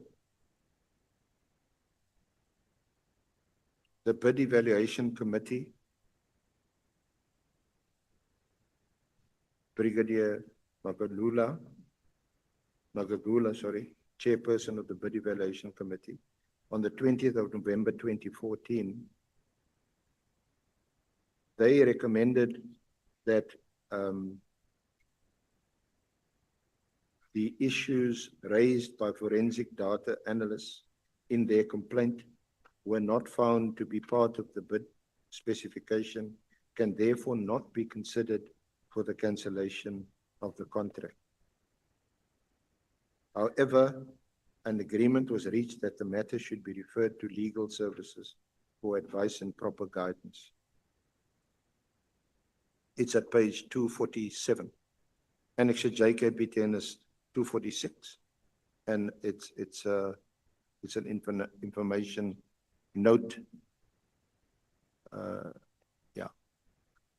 That's addressed to the Divisional Commissioner at the time of Supply Chain Management, Lieutenant General Cruiser.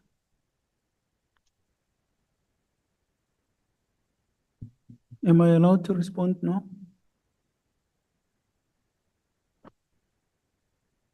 Yes, of course. Chair, I'm You asking. you don't need my permission. I have put to you what I wanted to put to you, and you can now respond. I will never say to an older person you are misleading because of how I'm brought up. Worse, I can't say it to counsel. But I seriously take offense when such is attributed to me. And I'm presenting here factual information. Page 213 that councillors referred to, 2.27.1. If any dispute or difference of any kind whatsoever arises between the purchaser and the supplier in connection with or arising out of the contract, the parties shall make every effort to resolve amicably such dispute or difference by mutual consultation. For everyone's information, I am not a party to the contract. I did not sign any contract with anyone. The contract is between Supply Chain Management on behalf of the South African Police Service and Atemba. 27.2, if after 30 days the parties have failed to resolve their dispute or difference by such mutual consultation, then either the purchaser or the supplier may give notice to the other party of his intention to commence with mediation. No mediation in respect of this matter may be commenced unless such notice is given to the other party. Anyone who have seen a notice in compliance with provision 27.2 of the general contract must tender it with me. Should it not be possible to settle a dispute by means of mediation, it may be settled in the South African Court of Law. Mediation proceedings shall be conducted in accordance with the rules of procedure specified in the SCC. That is on page 213. I just want to check what the annexure is this. Is JKP?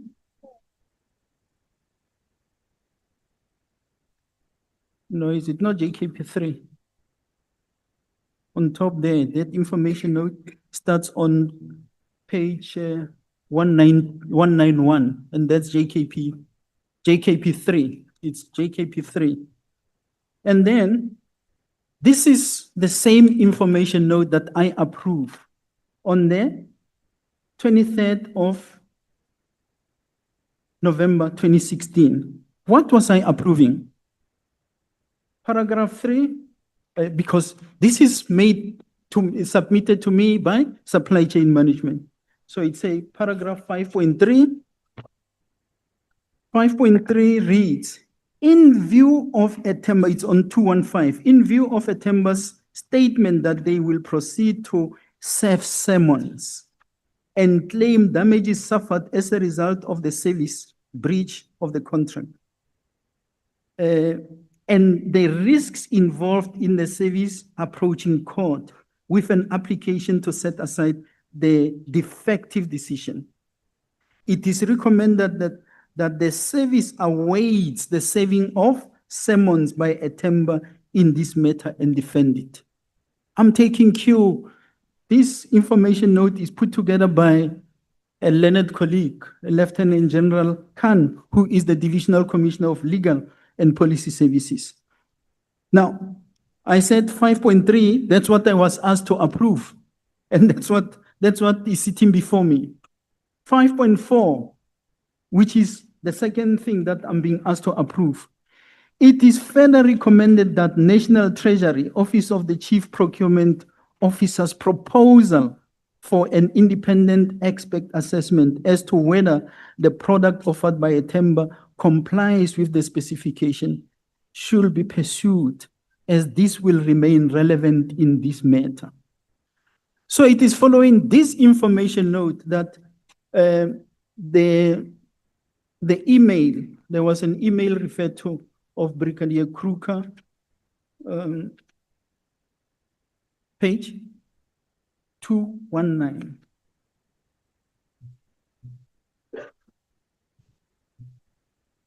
Maybe I must be here.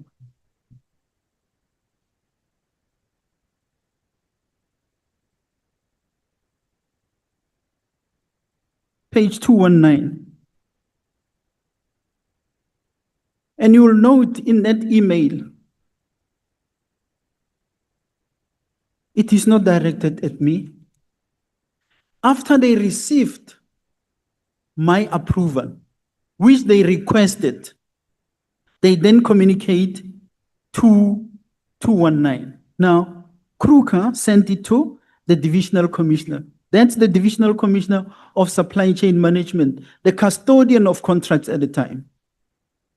He said to me, please see the trailing email by Major General Munisi. Major General Munisi used to be in legal services, legal support, as well as the attached information note signed by the acting National Commissioner to approach an independent third party for an expert assessment as to whether the product offered by a timber forensic group complies with the specification.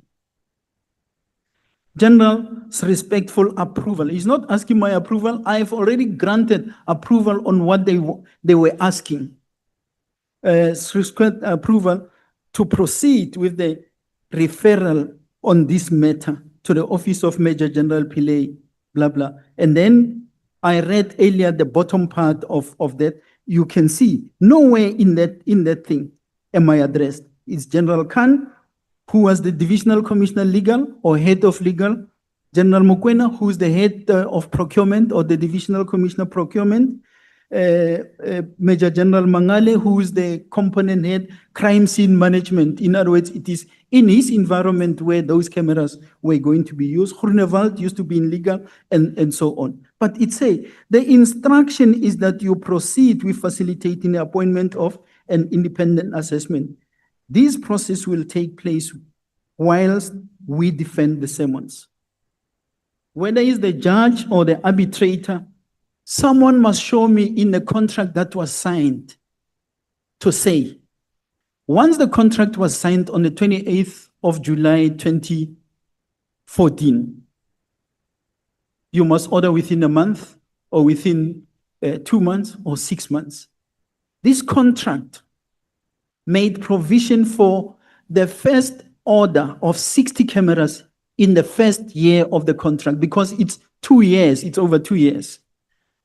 Which means if you take from July 2014, by July 2015, that's the first year within which there was an obligation to order 60 cameras. But before we could even place an order, it is already found that the contract did not comply with the specifications, that the cameras that were offered by the bidder were never going to be used. Now, I received a letter from Supply Chain Management, the one that we're referring to from FDA, which came to me through Supply Chain Management, is JKP 8. That letter of the Divisional Commissioner Supply Chain Management it's dated 2014-0904. Yeah. 2014-0904 coming to me.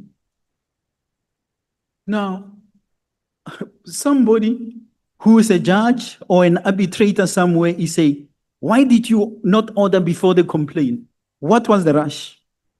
Was I supposed to order just because there is a contract? We always get asked the question of due, what is it? Due diligence. So, thankfully, the complaint came and I was able to send it to the experts in the environment. That's my letter of the 22nd of October. Let me go to that.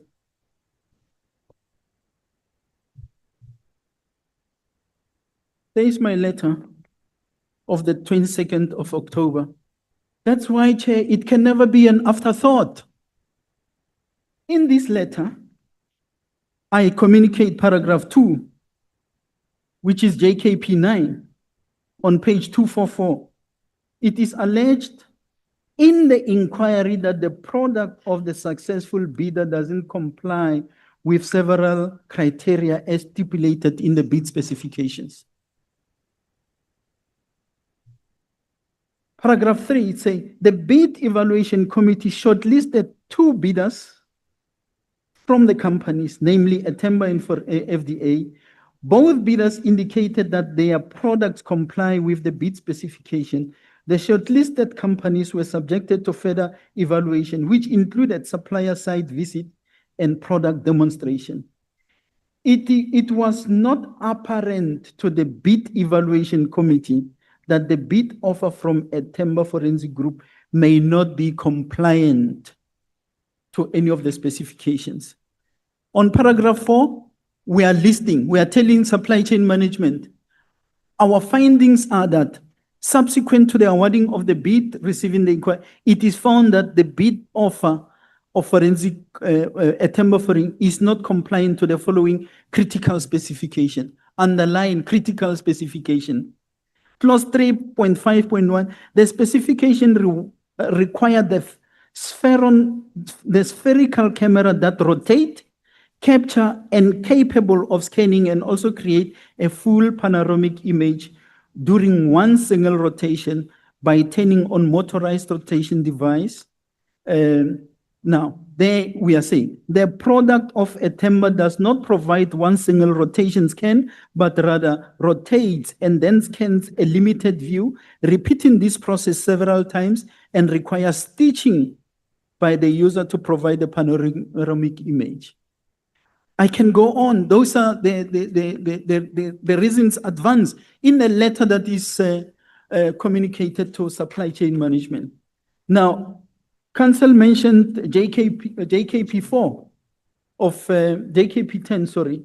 That is the letter from within supply chain management. This person who's writing this letter is the chairperson of the bid adjudication committee in supply chain management. And this submission of hers, it's prompted by my submission. There it is.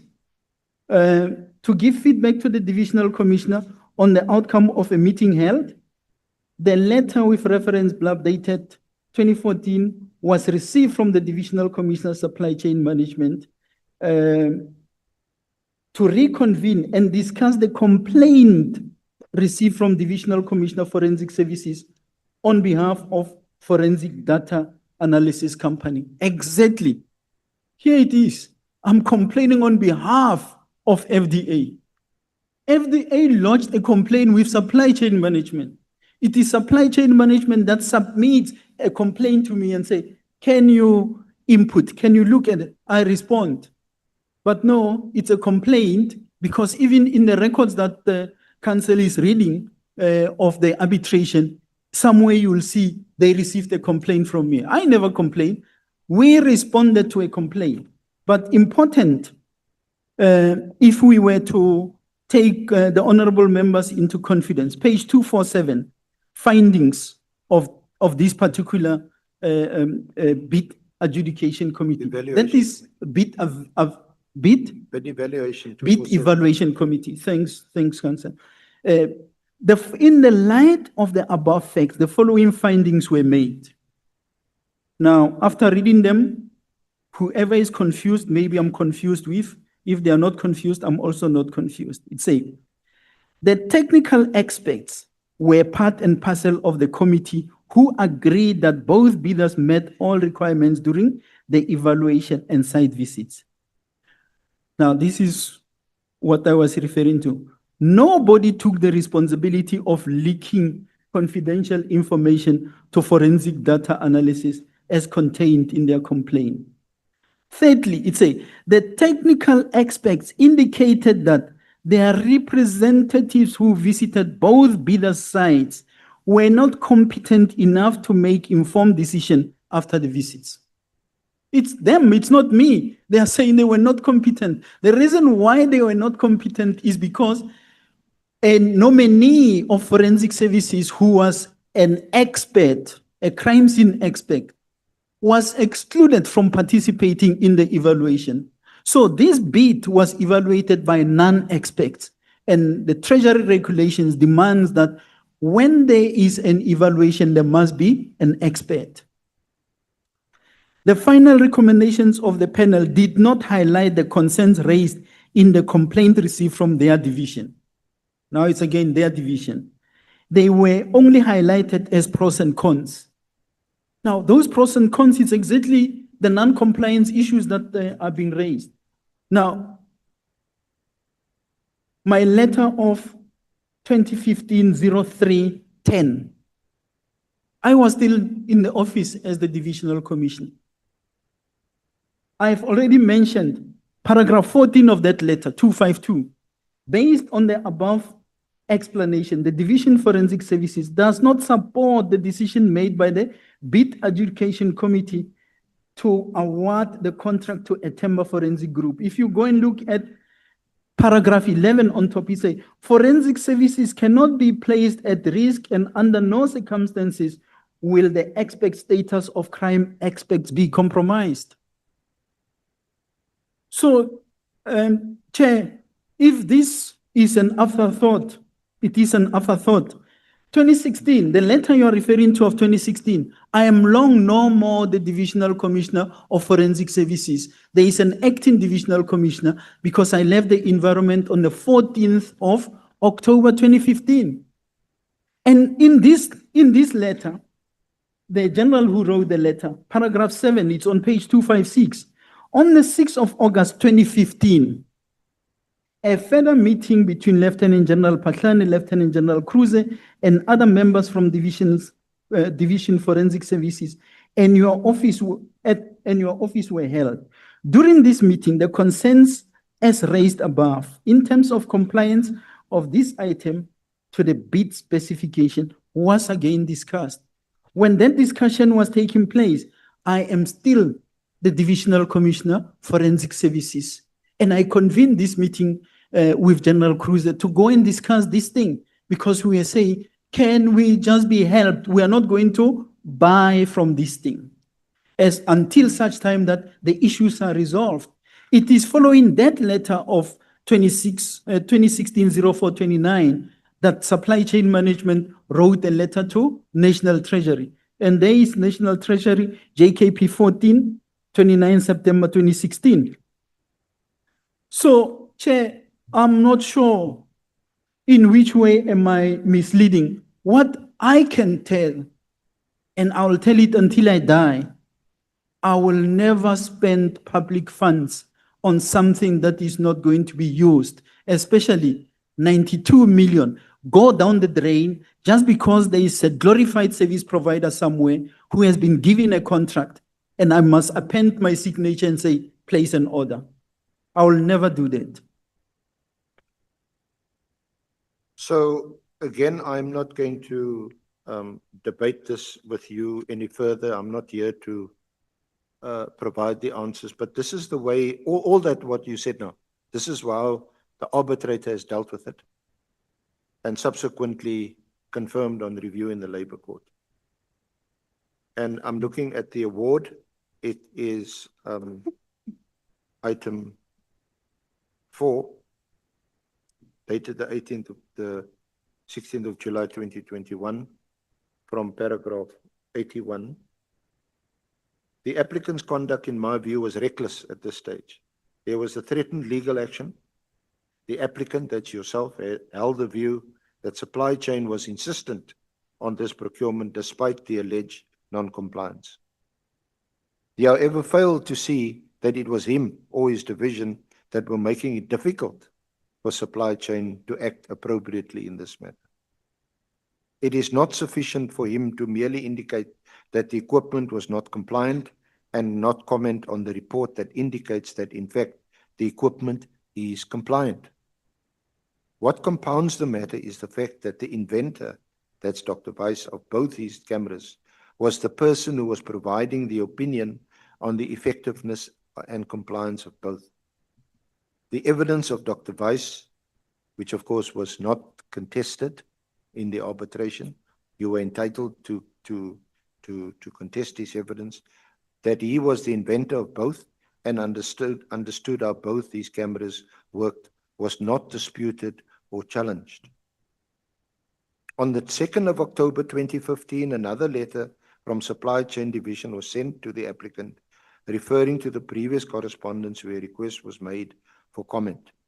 And it was indicated that this was required in order to assist supply chain to finalize the matter. Because you're the end user, you must use it. The applicant in his testimony indicated that he did not respond to this email and said that, quote, he could not grace this with a response. Again, I find the applicant's attitude to be grossly reckless and a clear dereliction of his duties. Despite the applicant's views on the compliance or non-compliance of the equipment of Itemba, there was a contract that was concluded between this entity and the respondent. The applicant indicated that the contract was worth 92 million and that he was not going to procure and spend that kind of money if that was going to not benefit the respondent. But unfortunately, by failing to assist supply chain in this regard, he was actually putting the respondent at risk of being litigated against and not even having any way of defending itself. During his testimony, General Pashlani emphasized the fact that he was not in supply chain and needed to understand why he was dragged into the contract engagement. So the arbitrator took into account exactly what you have told the committee, that it's not you, but it's supply chain. Whilst it is so that contract management falls squarely within the domain of supply chain, the facts must be considered in the context of the prevailing circumstances at the time. The prevailing circumstances were that the respondent, through supply chain, concluded a contract with Itemba, and the end user, led by the applicant, was saying that the procured product was not compliant. Itemba provided a report that addressed the concern raised by the end user. Supply chain was simply saying to the applicant and or the division to provide your comments on the report to assist in determining the way forward. The applicant indicated that the reason why he could not, quote unquote, grace the correspondence from supply chain with the response was because already in August 2015, there was a meeting that he held with the Divisional Commissioner, Supply Chain, and that in this meeting, he had indicated that supply chain must get an independent expert to provide advice on the suitability of the product of Itemba. The challenge with this version is that it is not corroborated. On the documentation presented in the hearing, it appears that there was a meeting, but there was no minute of this meeting. Further to this issue was discussed at the meeting, testified by the applicant. I cannot understand why I could not just respond to the division, to supply chain, and tell them that he had already discussed the issue with Cruiser and it was agreed that an independent expert be appointed. The applicant did not provide any response, and I find by failing to provide a response to the report of Dr. Visa, he put supply chain in a difficult position as they could not just take a decision to cancel a contract without further information from the Forensic Services Division. So that is how what I had read back to you based on the information note and your narrative. This is now the concluding remarks of an arbitrator who conducted a hearing, witnesses testified, you testified, and this is what he concludes at paragraph 98 of the award. On the totality of the evidence, I find that the respondent has proved on a balance of probabilities that the applicant intentionally caused the non-compliance in respect of contract 19/1/9/1/187 for the purchase of 360-degree panoramic cameras.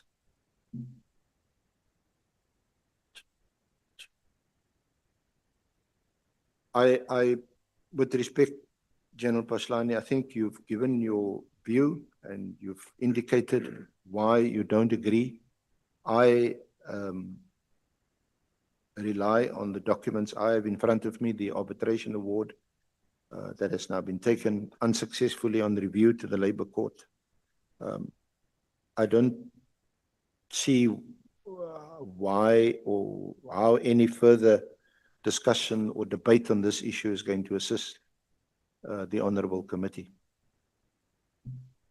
I think your views have been made known pretty strongly, and they will obviously take that into account. Chair, may I say the last thing?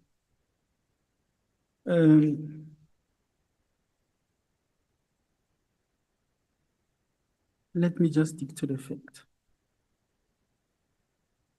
Reference is made here to Dr. Weiss, and these honorable members and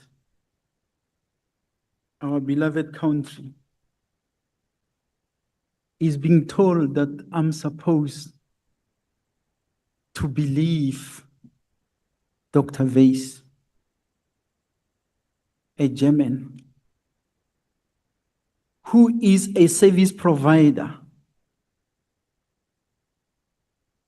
a timber, is buying the cameras that he was selling to us from Weiss. So a timber is a local supplier.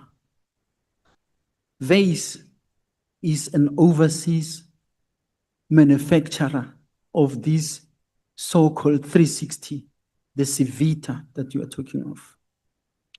Weiss happens to have worked for the company that manufactured Spheron, the 360 camera that we as the South African Police Service have deployed successfully. So that 360 camera, the Spheron, actually assisted us immensely in the Oscar Pistorius case. That's the first big case where that camera was being used. Weiss happened to have left Spheron having stolen the intellectual property of Spheron, and he went to establish his own Civita camera. And he now sells it to us through a timber. Now, when you say I had a meeting with him, it was me, I refer to it in my testimony, that on the 28th of October 2014, after my letter of the 22nd of October 2014, I called both a timber and FDA to come and demonstrate their cameras so that we can have a closer look. What is the capability of these cameras? Because this local supplier, a timber, was just a middleman. They were not able to demonstrate that particular camera. They brought the German Dr. Weiss to my meeting. I never invited Weiss. I invited the suppliers who were bidding. I have invited Temba because they were awarded the contract. Now, whether it's the judge, whether it is the arbitrator, now I hear today, I'm supposed to have believed what Dr. Weiss is saying. How do I believe one supplier while the rules of the game say an independent assessment? It's Treasury regulations that say subject this to an independent assessment. And I'm saying it here today. To date, it's not done. Once again, if I have to suffer because of not having listened to a German person called Dr. Weiss, let it be. I will never spend a single cent on buying something that is not going to be useful to forensic services. And consistently so, my colleagues have said so. Now, Chair, I thought we traversed that issue. I thought I'm talking about the Spheron. There was, for long I've been saying paragraph E, but at least I have spoken to those issues that are covered on paragraph E, which is until paragraph 81 on the sale.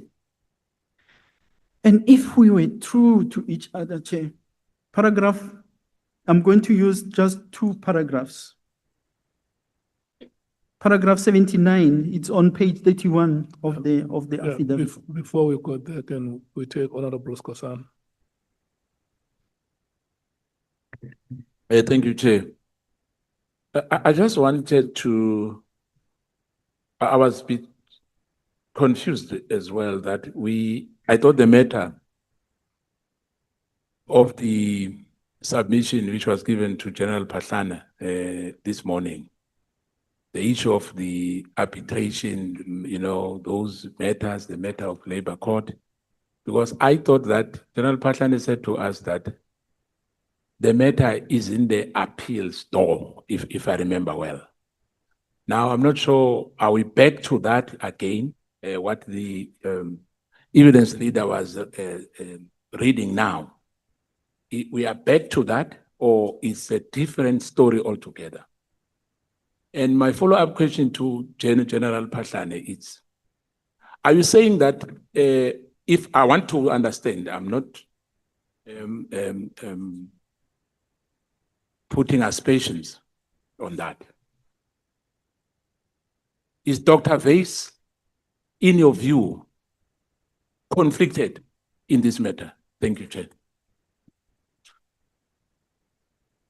Chair, he is definitely conflicted because 1, he worked for Spheron, which is the camera that FDA was selling. There, he was fired at Spheron. Then he left and went to establish a company of his own to manufacture Sevita camera, which allegedly is an improvement from Spheron, but I can't vouch for that. So now he is the one, in actual fact, he's the one who's selling. But then even the council reads here what comes from the arbitration award. I'm told I'm supposed, because he gave an opinion, I was supposed to say, I'm satisfied. Let's proceed with the order. A conflicted person, he's the one person. He actually is the one who is selling through a timber to us. Now, I must disregard the prescripts. I must disregard what the experts are saying and say, because Dr. Weiss has spoken, let's carry on and spend the 24 million. Now, the council reads, and I don't know why I'm back there, but anyway, I'm just a witness to be asked questions. My duty is to answer. I must not ask questions. He reads out the arbitration award, and we were able to prove that that award relied not on the correct recordings of the proceedings. Because somewhere, for example, in the award, they say, Phahlane did absolutely nothing. If I did nothing, what are all these correspondences? And my job was not to answer documents of saying order, order. My job is to make sure that there is a product. And I'm being mistaken for being an end user. I was hearing counsel saying so. End user are crime scene experts. I just happen to be a manager of experts in the South African Police Service. So I take cue from what they are saying. I don't impose things. Whoever wanted the 92 million, unfortunately, they did not get it. But Setola gave them 31 million. I think they are smiling. They did not even deliver a single camera. And then it is me. But this matter is before the Labor Appeals Court. I don't know why I must be going through it. I had it in my affidavit to give background to what has been happening in this regard. Thank you, Chair. Yeah, Honorable Skosan. Thank you, Chair. I think the clarity from General is very clear. 24 million plus interest, 31 million was paid without any camera delivered to South African Police Service. Whether the judge said so or the arbitrator said that he found you, whatever, those issues which I don't want to go to. Whether he agreed that you were wrong. But the issue which you are putting to us here is that you saved South Africans. You were saving South African money, not to pay for something which we are not going to use for this country. Those cameras were not even delivered. I think what is important for me, from where I'm sitting, is that it was a fruitless expenditure, Chair. But thank you. If I respond, Chair, it's 100% correct. Before you respond, because this matters go on record, isn't it? So you say that there were cameras that were procured by the SAPS, and those cameras were never delivered. It's not what you are saying. No, Chair. I'm saying, based on the settlement approved by General Sithole and the payment that was made to Etemba, the payment was for buying the cameras. It is to say, we had the contract, you did not order from us. And the bill started being 14 million, it became 24 million, and then they subsequently paid 31. But I'm saying, for that amount, while it was not an order to buy a camera, there is not even one you can show, but the 31 million is gone. And who was the person who authorized that payment? General Sithole and the CFO who was there in Kgosi Mampuru, they approved the 24 million. They paid the what do you call the plus the 7 million, which became 31 million. And I know they continue to say, no, this matter is dealt with. It is dealt with the AGSA. The person is dismissed. That's the issue that relates to me, not these blue lights that I'm hearing of. I was never. No, let's not go there. We will come late. We're still on this one. I want to take the following hands. Honorable Breitenbach, Honorable Shongwe, and Honorable Ntuli, Honorable Malema. Is your hand up, Honorable Matthys? The five of you. Honorable Breitenbach. Thank you, Chair. Chair, with respect, Mr. Paslani is now just, not sure how to put it, talking constantly about prosecuting his own labor-related issues. It's got nothing to do with the terms of reference of this committee. Completely irrelevant to the work we have to do. And I honestly can't see the point of sitting here and listening to it for the rest of the day. I just can't. So either we go back to our terms of reference and deal with issues that are relevant to this committee, or I'm not prepared to sit here and listen to Mr. Paslani prosecute his labor issues in front of this committee. It's irrelevant and we can do nothing about it. Thank you. Honorable Shongwe. Thank you, Chair. I think Honorable WDA must understand that Mr. Patlan is led by the SC here on that matter, so either it forms part of TOR or not, but he's led. What I want clarity on, Babu Patlan, is le mali ekhokhiwe ikhokhwe ngoba umthengisi uyakhala ukuthi awuthenganga kithi. And how did they arrive to this amount? What was the formula? What was the determination ukuthi kube so much millions for ukuthi angithenganga kuwe? Two, I think we missed an opportunity CFO Udimpane, but I also second Honorable Nomvalo Magat. Some of these people must come back. Chair, to you, I really want to appeal on behalf of South Africans. Yes, we want to arrest people very urgently. I have a few of them that must be arrested soon. But we can't miss this opportunity of closing this committee because some of these matters, we are on, I think we're still on stage one, if I may call it like that now, of this statement, General Patlan. We haven't even started to go further probing it as the booklet is so big. But I'm hearing that there is a need for iskati esning, Chair. Because I need to understand exactly how do we get to so much millions because as tenganga kuwe. Thank you, Chair. Chief Whip.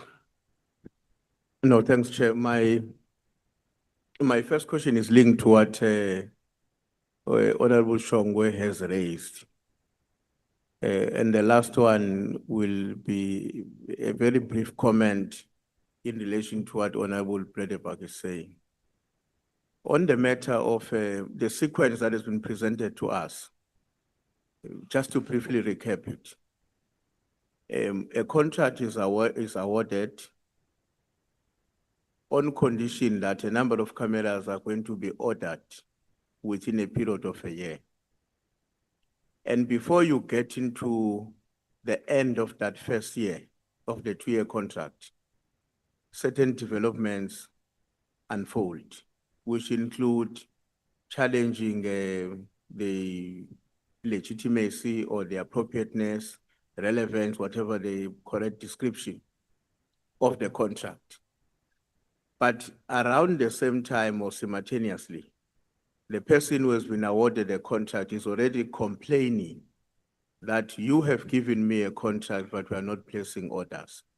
And I heard your responses to be saying, we are not duty bound to give you orders immediately, because in terms of our contract, we have at least 12 months within which we must order the first consignment of 60 cameras. Now, the question then generally arises in this context. The payment that was then subsequently made, 31 million in total, divided into 2, was a payment in compliance, with the grievance that the company launched with the department or with SAPS, in which they were saying, we have a contract with you, but we have not ordered, and yet the year had not ended.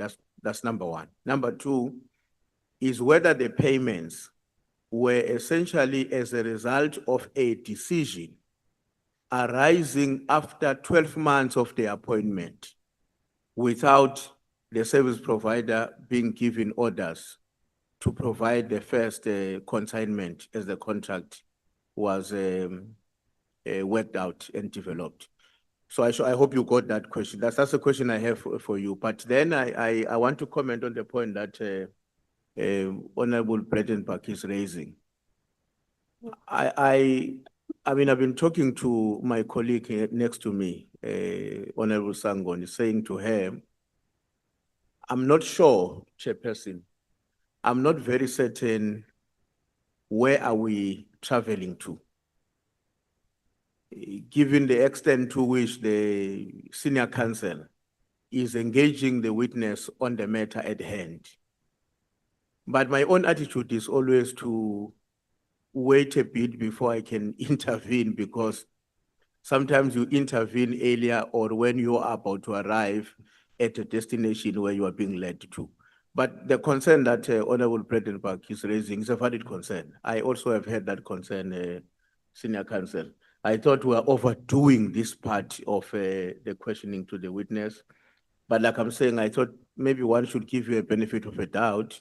We may be getting closer to where we're going, but I was worried we're taking longer. And I was beginning to talk to Kusela that I'm not sure where exactly are we going to be ending on this aspect, especially because that's my last point, Chair, and my approach for being long, especially because where there are contentious matters or there are disputes of facts between what a judge and somebody else, I can't remember the name, has done, and the witness.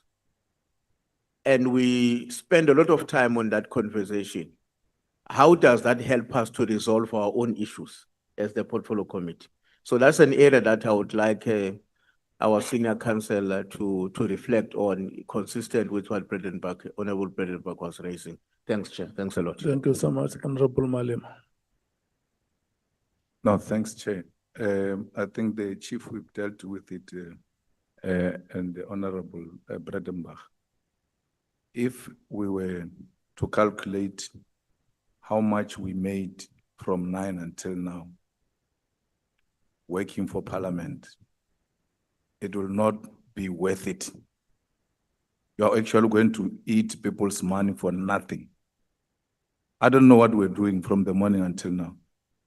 I don't know what this exercise we're engaged in helps this committee with in relations to the terms of reference. Can we please get somewhere? We need to move, because really we've been keeping quiet, all of us. And some of us, it's unlike us, to allow a situation where we spend a lot of time on a matter that we've been told is actually even before the courts. And you intervened and said you heard that this matter, our awaiting judgment, is on appeal or something like that. Trying to caution the senior counsel on try by means to avoid going deeper into that thing, because a judge will come and say, actually, this is the position. Still, even after that intervention, we're still not making progress. When we break, go and talk to each other and agree on the direction we're going to take.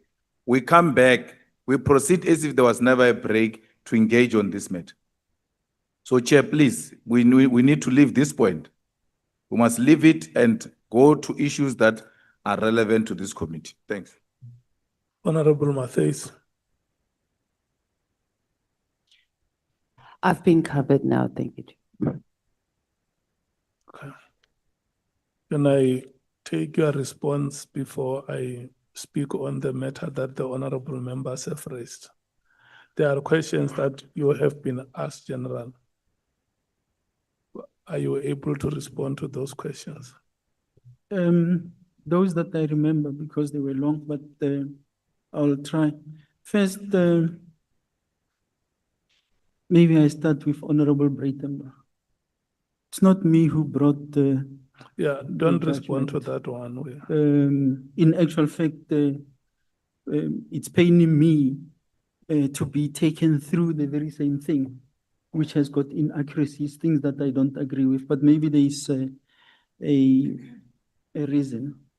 In respect of what the honorable member Ntuli raised, the how or even how they arrived at I think it's Honorable Shongwe, how they arrived at the figures of 24 million, and so it will be found in JKP 16. I was not party to it. I see here there is a memorandum which was drafted to the State Attorney's Office by DP Dupree SC and Botma. On the pages, I think paragraph 4 also until 6, the figures are there, how they arrived at. But I cannot tell the reasoning behind these particular figures. What I saw before November 2016, the first letter of the month was 14 million. How it escalated from 14 to 24 and now to 31 million, I really don't know. And what Honorable Ntuli asked, remember this payment gets made 2018, 2019. This was a 2-year contract, which means the first year of it would have been 2015 because it was awarded in 2014, July. So 2015 would have been the first year, and then it would have ended in 2016, somewhere there around. And so this was not, the money that was made was not related to any procurement. In other words, there was never an expectation that there is going to be a camera or an item which is going to be delivered. It is the civil claim. I see somewhere here, they even say the South African Police Service was not able to justify or bring anything on the table in respect of the quantum.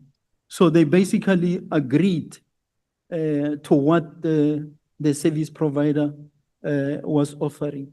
And before I forget, there was something that I did not mention when I was responding to counsel on Vase. Vase himself, during the arbitration, if the records are read properly, he considered that he saw in the correspondence that the South African Police Service has expressed the need to have the product subjected to an independent assessment. And in his own testimony, he said, I agree that was the right thing to do. He even said this could have been done by approaching universities or institutions.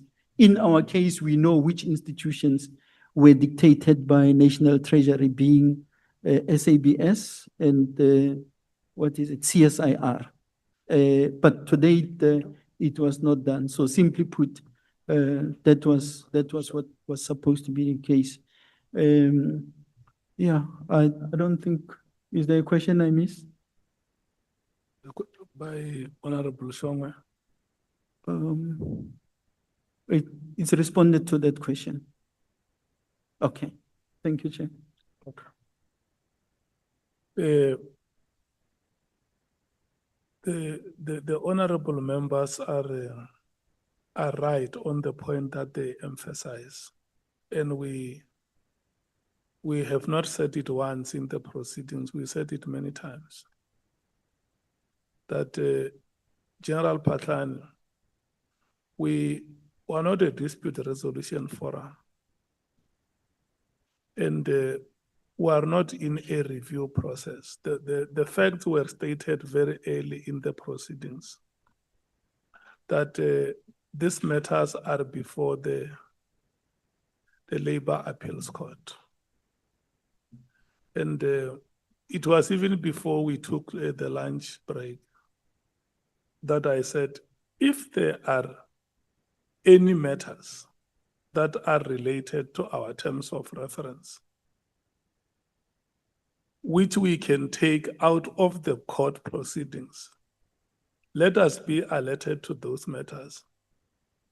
And look, the matter only comes now that there has been a transaction that is suspected of financial improprieties, where an amount of about 31 million has been paid. If, for instance, when this matter was presented for the first time to say, we will not focus on the processes that are before court, but the committee must take note that there is this transaction which has happened, and we think that this was improper because the state lost money, whether it was a corrupt transaction, unlawful, or unreasonable, in whatever way that transaction may be described.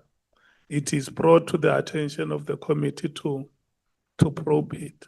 And the rest of the matters that are before court, we leave them for the court.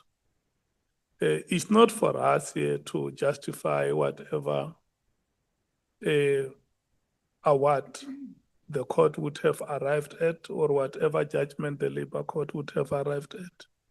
We can arrive at the appeals court and it overturns those decisions that have been previously taken. In fact, we have instances where we had even the Constitutional Court itself condemning not only the judgments, but the conduct of judges who made those judgments.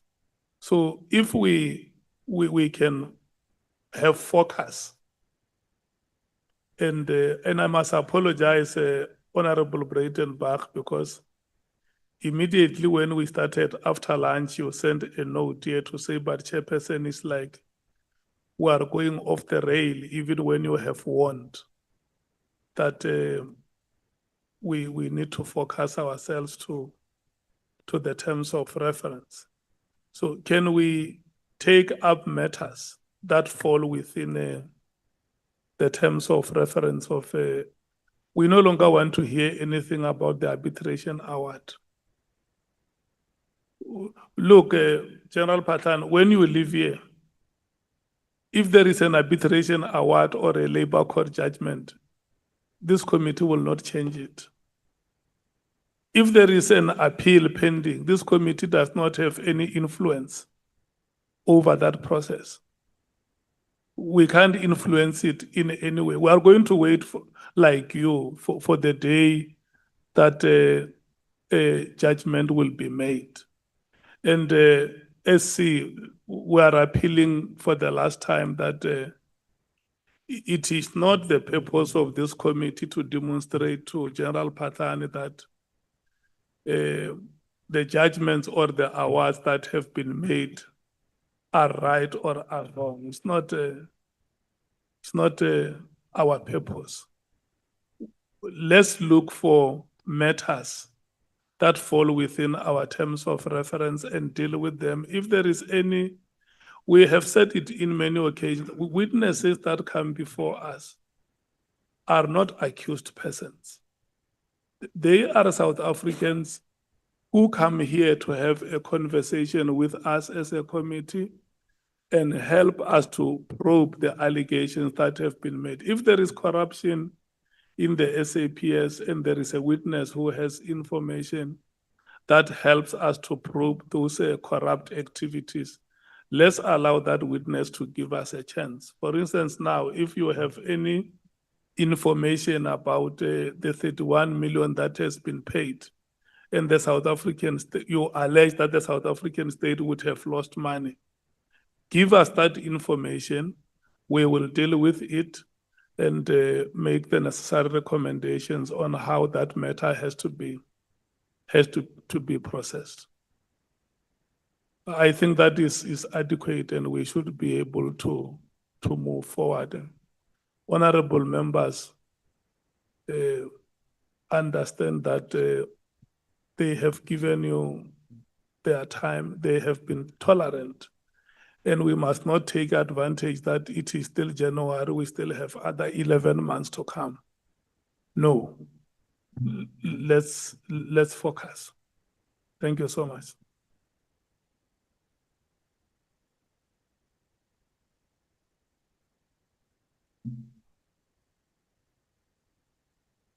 May I say one thing, Chair? No, I think I have spoken to you. I have drilled what the honorable members have said. So I'm now handing over back to yourselves to continue with the presentation of evidence. But it must be within the confines of what members have said.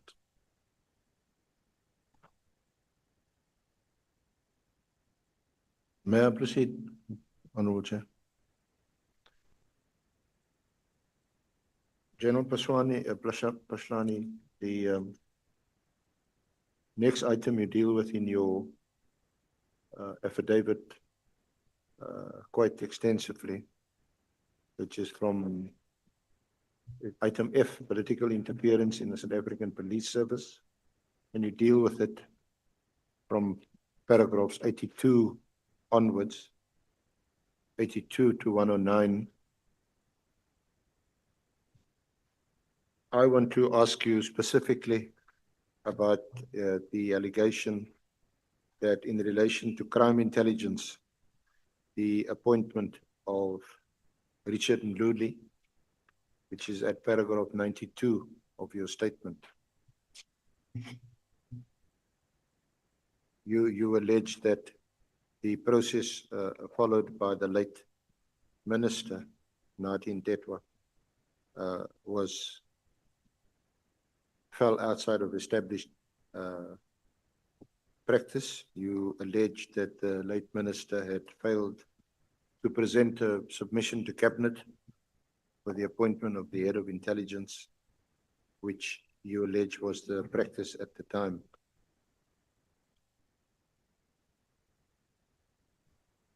Maybe, Chair, I have difficulty with the word of the use, and you'll have to pardon me, I'm not Lesotho by birth, so English may be escaping me at times. We are on political interference. I'm saying in my affidavit, and before we move to that 84, sitting on paragraph 92, it's sitting on paragraph 84, and I'm going there to answer the specific question. That we must not shy away. Political interference has been prevalent in the South African Police Service, and it became more prevalent following the 2007 Polokwane conference, where many of these things that leads to where you are taking me happened. Because from there on, we started seeing practices that were not the norm. I'm the last person to be appointed following a submission to Cabinet. Everyone else that was appointed after my time, that process did not follow the Cabinet process. And where it started, the post of Divisional Commissioner Crime Intelligence became vacant. That is after the departure of Commissioner Ray Lala. He went to detectives and that post became vacant. General Mpeho, Assistant Commissioner Mpeho, was acting Divisional Commissioner Crime Intelligence. And Commissioner Tim Williams was the acting national commissioner. That's following the departure of the late Commissioner Selebi.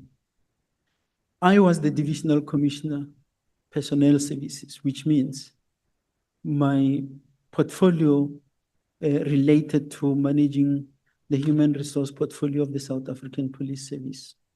That post was advertised, the crime intelligence post, and there was a process followed. First, because there were two phases. There was a recommendation made. That recommendation could not fly, did not go ahead because the new administration came into being. It is there that General Mpheko experienced issues, and he subsequently prematurely left SAPS because of issues relating thereto.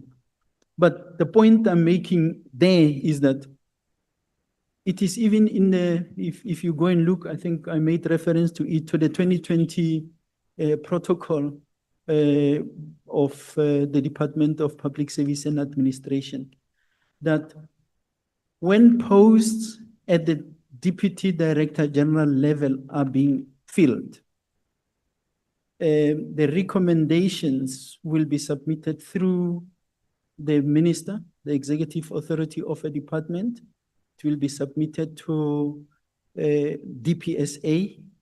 DPSA will do the screening and everything that needed to be done. From there, they prepare a memorandum which will serve before Cabinet. And Cabinet will consider those recommendations. And once we have Cabinet approval, it will revert back to the department and an appointment will be made. So in this case, the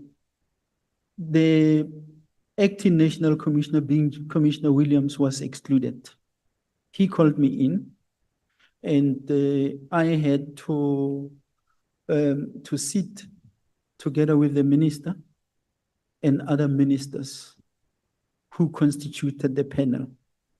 The only official was he's the current ambassador. I think is it the UN or Netherlands advocate Vusi? I just can't remember the. Netherlands. Sorry, is it Netherlands? Madonsela. It was Advocate Madonsela. He was the only official that was who formed part of the panel. That panel was chaired by our late minister, and I think there was the Minister of Home Affairs, State Security, and our Deputy Minister initially said only on the shortlisting, but not on the panel itself, the interviewing panel, because I think he had transport issues from Joburg to here. So that recommendation was made. And again, it's not an allegation, it's a fact because it's done by me. A memorandum was put together, submitted to the minister. From the minister, it went to DPSA. In actual fact, it went to DPSA a day before Cabinet was sitting. The morning when Cabinet was going to be sitting, I got a call from the Office of the Minister of Public Service and Administration to say that submission is to be returned so that the appointment can be made. There is no need for it to go to Cabinet. The reason why that position was taken was to say only the president appoints the national commissioner, and the minister later was the one who appointed the head of the Hawks according to the revised act. So that appointment was made without Cabinet approval, and it became the norm since. Now, I was speaking to that issue because again, when I was listening to the proceedings, somewhere there was reference to you wake up one morning and somebody is a lieutenant general. Or maybe the process that is followed in other departments must be followed. My position is there's absolutely no need to reinvent the wheel. The process is already there. The National Commissioner appoints a panel, chairs the panel. If it is a divisional commissioner, in other words, a lieutenant general at head office, a nominee will be ordinarily the deputy minister of police became a member of the chair. If it is a provincial commissioner's post, the Constitution and the Police Act say a member of the executive council of the province will have a sitting. So ordinarily, the premier will nominate whether it's the MEC or a designate of the provincial executive who sits on that particular panel. And then the recommendations are made and then you follow the same cabinet process. I don't think it's a process that must be, invented. It's already there. It's a question of making sure that there is alignment. And in actual fact, if you look at what we call a national instruction, that national instruction was never changed to factor in, the other provisions that are not consistent with the law. So that's in short on that part of it.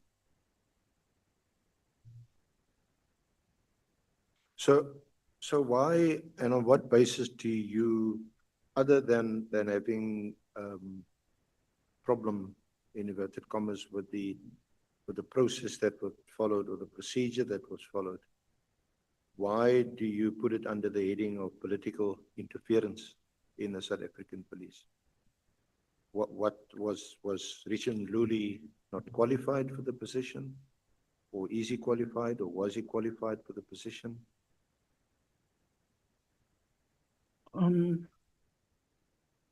Okay, let me respond.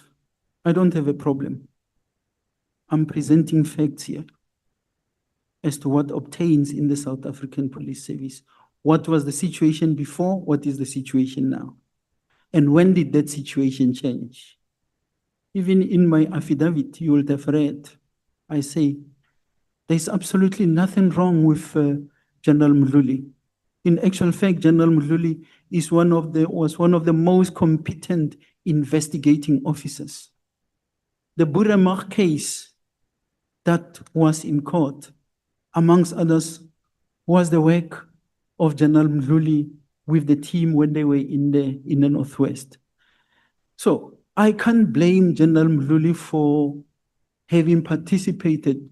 Like any applicant, he participated in the process. That process was changed, and the decisions were taken. Now, it's a very strange question. Why do I put it under political interference? I'm told the minister's letter is political interference to say operations. It's the minister then was a politician who happens to take over and chair a panel without a national commissioner. That process squarely belongs to a national commissioner of the South African Police Service, not the minister. Only two people are by law to be appointed by politicians, and that politician is the president and the minister in respect of the head of the Hawks. So if it is wrongly placed there, I don't know where it belongs. No, I'm not telling you. You placed it here, like we've done before. Advocate, may we please take Honorable Sangweni? Thank you very much, Chair. Good afternoon to yourself, honorable members. Thank you for accepting my apology. Good afternoon, General. No, mine was just a clarity seeking issue on the memorandum you sent to DPSA. Can you just explain that who returned the memorandum? Basically, who said, the process has changed, you don't have to go to cabinet? Thank you, Chair. I'm speaking on a correction because it's long ago. But I think the person who called me was the spokesperson of the Minister of Public Service and Administration. At the time, the minister was Minister Baloi. And what came to me was there was a conversation between the Minister of Public Service and Administration and our former late minister. And I also spoke to the minister because when it came, when that call came, somewhere I was expecting cabinet approval. But then the minister said, no, there were discussions. And following those discussions, this is the position. We can go ahead and announce the appointment. Chair, not to blame, no written instruction. It was just a conversation. Thank you, Chair. We can proceed, yes. General Poslani, you put this issue of the appointment of General Mkhwanazi under the heading political interference. That's why I'm asking you. I'm not making things up. So, is this, because it sounds to me like it was the case, is or was this an irregular appointment? In other words, some procedure or process, either statutory or by protocol, was that not followed in this case? Or was it a case of an executive authority overreaching and using or abusing that authority to make an appointment for political reasons? Can you clarify that for us? Chair, that part of an appointment made for political reasons, I'm not going to respond to it because I don't know. All I know, which is what I have already said, was that there is a set process. And that process was the National Commissioner advertises, the National Commissioner appoints a selection panel, the National Commissioner makes a recommendation. Those recommendations are forwarded to DPSA through the Minister of Police. They are being signed off, go to cabinet, come back, an appointment is being made. So I'm not going to dwell into whether it was irregular or unlawful. I'm saying the law, I just said the Constitution say only 2 police people are appointed by the president. First, the National Commissioner. 2, the head of the Hawks. I'm now talking about the South African Police Service. There is no provision for a minister to put together or chair a panel, whereas in this case, you did not have even the National Commissioner. I was not there as a panel member. I was there facilitating the process. So I'm not going to take it further than what it is. All I'm saying is that this is what the law is saying. This is what the rules of the game is saying. And that's why I say, I make reference to even the 2020 protocol, DPSA protocol. I think I'm making reference to it somewhere in this affidavit.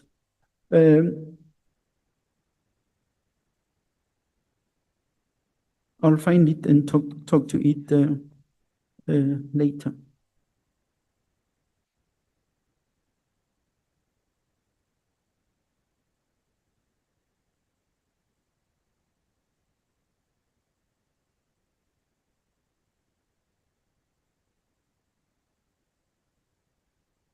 Sorry, are you?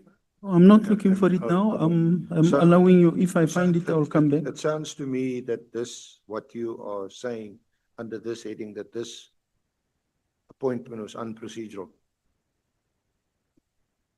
You said in your evidence that you don't have a particular issue with Richard Nduli, and in fact is qualified as a police person, police officer.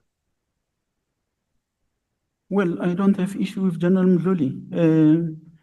He may not have been in crime intelligence before his appointment, but he was appointed there. He did not appoint himself within crime intelligence. So whoever makes noise about him being the divisional commissioner of crime intelligence, they've got reasons for them making so. But as a fellow colleague, someone that has done work for years, I can't take away anything from him in as far as a manager and an investigating officer or a commander of investigations are concerned. I'm not going to dwell into other things that are being said about him. They are outside my scope. But he's a fellow officer. I actually trained with him when we were on officers' course here in Paarl, way back in 1993. There's two reasons why I. Honorable Sokanyile. Thank you very much, Chairperson. General, I wanted to check on the issue that you're raising, where the panel was chaired by the minister. That's an anomaly. Then after that, because there are working relations between the head of the administration and the political leader within that department, then the working relations, if you want to have a sound department, there must be those working relations that are sound. Did you raise it with the minister, this anomaly, so that it is not referred to as a precedent? Because it's an anomaly as you are raising it. Did you raise it with the minister, or you simply kept quiet, or the relations were no longer good? They were sour between the minister and yourself. Honorable Chair, maybe, Honorable Member, let's not make a mistake. I was not the National Commissioner or the acting National Commissioner at the time. The acting National Commissioner was Commissioner Tim Williams. I was the head of HR, and I report to the National Commissioner. That is why when he could not sit on the panel and he was not happy with that process, he said to me, just facilitate this process. But as to what deliberations were there between them, I'm sorry, I can't assist. Management meeting where the heads sit, who never spoke about it. Management meetings where the heads sit, well, that's why I'm talking about it. It's something that I never kept quiet about it. It's something that we have raised. I was the head of HR, and while I say, and the reason why I was putting this, it's if we say there's political interference today, let's not narrow it and say this is political interference. We can't be selective. It's about how we manage, because what we must understand always is that there's a close relationship between politics and policing, because politicians are governing. When politicians are governing, we as police or administrators, we implement government policy, government decisions. So it's a decision that was taken where it was taken, and we follow suit in terms of implementing. There was really no need to cause hullabaloo in this regard.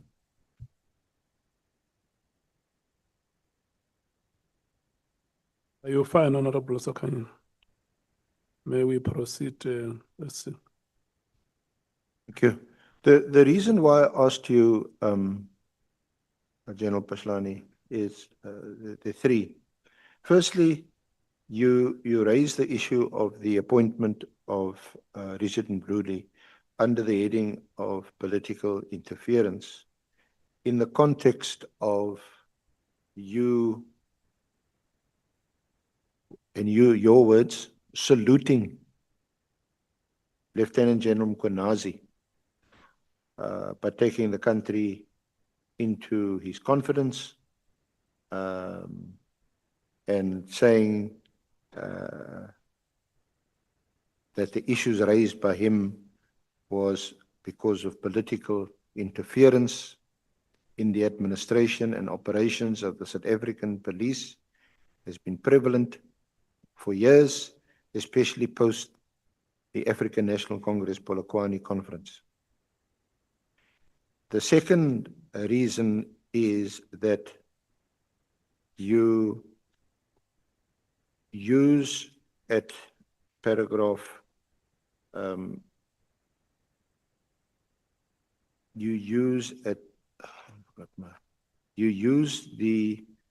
at paragraph 92, the second last sentence, you talk about, I encountered, and your words, glaring political interference in this process of filling the vacant post of Divisional Commissioner of Police. And then thirdly, your reference at paragraph 90, where you say that during the tenure of Commissioner Tim Williams, the post of Divisional Commissioner Crime Intelligence became vacant. Assistant Commissioner Mhlangi Mpego, who was for years served in various capacities in crime intelligence, was appointed for over a year as the acting Divisional Commissioner. Crime Intelligence, the vacant post of the Divisional Commissioner Crime Intelligence was advertised. Mpego, together with others, expressed their interest and applied for the post. The candidature and recommendation of Assistant Commissioner Mpego was questioned with some underlying political undertones. The discomfort with the recommendations and candidature of Assistant Commissioner Mpego resulted in the post being withdrawn and re-advertised. So that is the context in which I ask you that question. But today, with respect, we get some sanitized answer that actually, yes, I'm using the word sanitized. And I'm inviting you to expand on your answer, because it seems as if this is a procedural irregularity that the late minister, may his soul rest in peace, had used some other procedure for the appointment of Richard Mkhwanazi. Chair, I don't know what is sanitized, and this is where I've got some difficulties. I've already, while council started by moving away from the beginning of this F, I took you back there to say, let me take you back and do. So there is no sanitization here. The issues which are in here stands unless we go verbatim on what I've written, which is, I'm glad to talk about. In paragraph, let me first talk about the General Mkhwanazi statement and why I say I salute him. General Mkhwanazi went public on issues which are of national importance. And when he went public, that was not the first time that he's raising those issues. I know he said he was in Parliament, I think on once or twice on the related issues and so on. Nothing happened to those issues until he went on the 6th of July 2025. Here we are. We have got an ad hoc committee. We have got Madlanga. Could it not have happened after the March parliamentary sessions? Even worse, if the National Commissioner did not agree with the decision of the minister, why did we wait until Parliament? Because this is within the ambit or area of responsibility and the mandate and scope of the National Commissioner, where we could have assisted the process by saying, hang on, Minister, I think we are now a step too far in respect of this, if that was the case. So it did not have to wait until March. It did not even have to wait until February. But I'm putting it here. General Mkhwanazi said it before the committee that he had deposed an affidavit. He wanted to go and speak at the Zondo Commission of Inquiry. I'm saying the same here, that I had an affidavit. On these issues of McBride, O'Sullivan, and so on, I was called to the Portfolio Committee on Police on the 16th of May 2016. Nkabinde raised these issues thereafter. If you go 16th of May 2016, fast forward, I get to the point where I'm told I must go and sit home. Who addressed the issues that were there? If they were addressed, we will be talking a different story. Counter investigations and so on flew. So it is on that basis that I'm saying General Mkhwanazi did the right thing by speaking on the issues that are of serious concern. And here we are, we have got the platform at least to address it. If the commission or the inquiry that was recommended by Judge Zondo was in place, maybe these things would have been ventilated there. He is not the only one who would have wanted to go there. These issues would have been raised lately in that platform. Chair, am I talking to myself?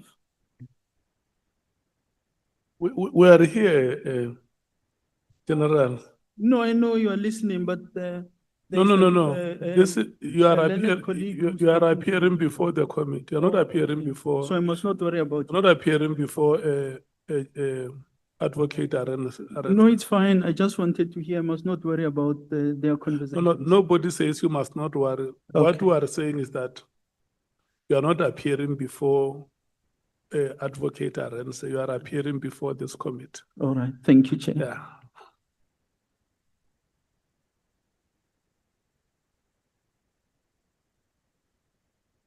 Yeah. Mkhwanazi. And Chair, to be fair to the SC, sometimes when SC ask him questions, he will be busy looking at the documents while the SC is speaking. It happens in this kind of proceedings. So we must be patient with each other here. And like you said, it is not the SC's committee, it's our committee. We're listening. Yeah. And we're taking everything into consideration. So SC has to be consulting, because if he asks us to adjourn and then he speaks to his colleagues, when are we going to finish? These colleagues of the SC, they're not here for the sake of being here. They need to help him. And when he's paying attention, it looks like he's now being treated unfairly. It's unacceptable what is happening to the SC. Not done. General Patan. When When advocate Arendse speaks to his colleagues who are young African female advocates who in the history of this country never had an opportunity to be at this level. We want male South Africans like yourself to appreciate and marvel at that moment. For the sake of progress, Chair, I'm here, I'm just a witness. All I'm saying is that... Not for the sake of progress. No, for my sake. That national consciousness Yeah. is what we No, want. no, that I agree with, Chair, but I'm saying earlier I was answering a question and then I could see I was not followed. The same question was being repeated. this thing that I was No, talking about. it's But fine, okay, it's fine. Listen, okay. General, the members of the committee are here. Okay. If you listen to what Honorable Malema says, we are here, all of us. And that is why you see from time to time they come in and ask questions for clarity. And there were moments where they also allowed you to move your chair back to get counsel there. And you also said it by your own mouth that I'm speaking to learned people here. So let's have that tolerance. It's our meeting, all of us who are having a conversation with you. And for sure, up until now, you can see that there are no adversarial interactions in this meeting. So let's proceed in that spirit.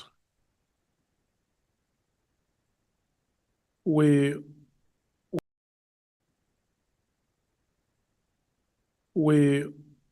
are going to break at 17 hours. I mean, the next break is at 17 hours. We can proceed.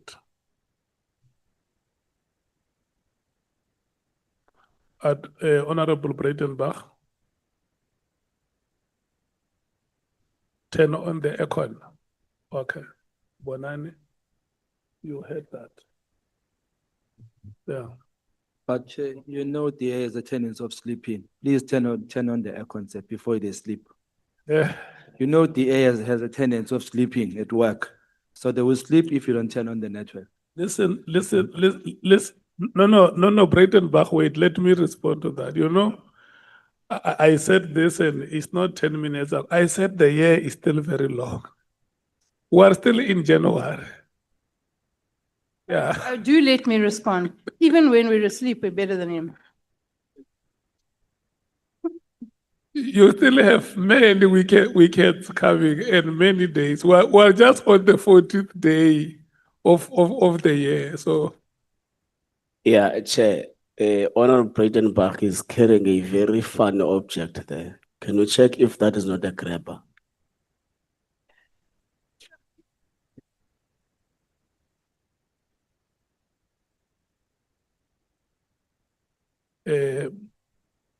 Honorable Breitenbach, that object is not funny.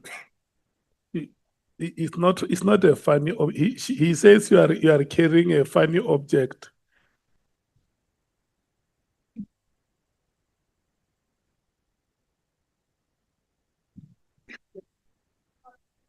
Yeah, that is the difference between the young and the old.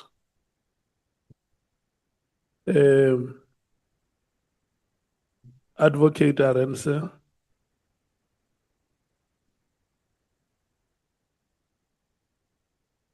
Can I check, are we ready to proceed, or you want me to extend the time of the members? Thank you. May I proceed on Chair? Okay, thank you so much. Thank you. Also under this heading of political interference, I think we're moving off the issue of Ndudli, and that I think you've given your response to that.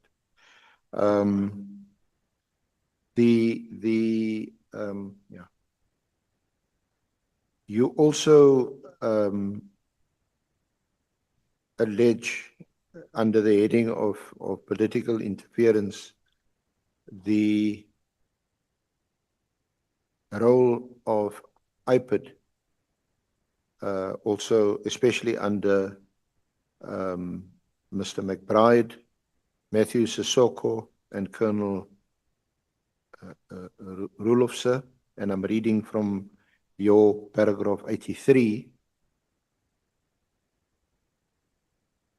whom you allege implicated you based on falsehoods and fabrications by peddling and processing endless and malicious allegations directed towards you and your family. And you say you want to use this opportunity to deal with some of these issues. Sorry, I see you said it's paragraph? Paragraph 83. 80? Paragraph 83. It's under item F, political interference, Yes, page 32. I'm on it. Yeah. Just like him, I had submitted an extensive affidavit to the State Capture Commission detailing the capture of IPIT and the egregious onslaught by McBride O'Sullivan and their accomplices to capture the South African Police Service. Following receipt of my affidavits and consideration of my submission, I was granted leave by the chairperson of the Commission of State Capture for my legal team to cross-examine Mr. McBride, Mr. Matthew Sissoko, and Colonel Rulofse, who implicated me based on falsehoods and fabrications by peddling and processing endless and malicious allegations directed towards me and my family. I'll take the opportunity to deal with some of the issues in an effort to give the ad hoc committee and the public my side of the story. This issue is extensively traversed from page 48, from page 48 onwards. And it is an issue that even Cedric Ngavinde spoke to this committee on it. So my suggestion, Chair, I'm not here, I was just introducing the issue. The issue is part of paragraph G from 48 onwards. For the sake of not dealing with it haphazardly, I'll suggest that I respond to it when I get there.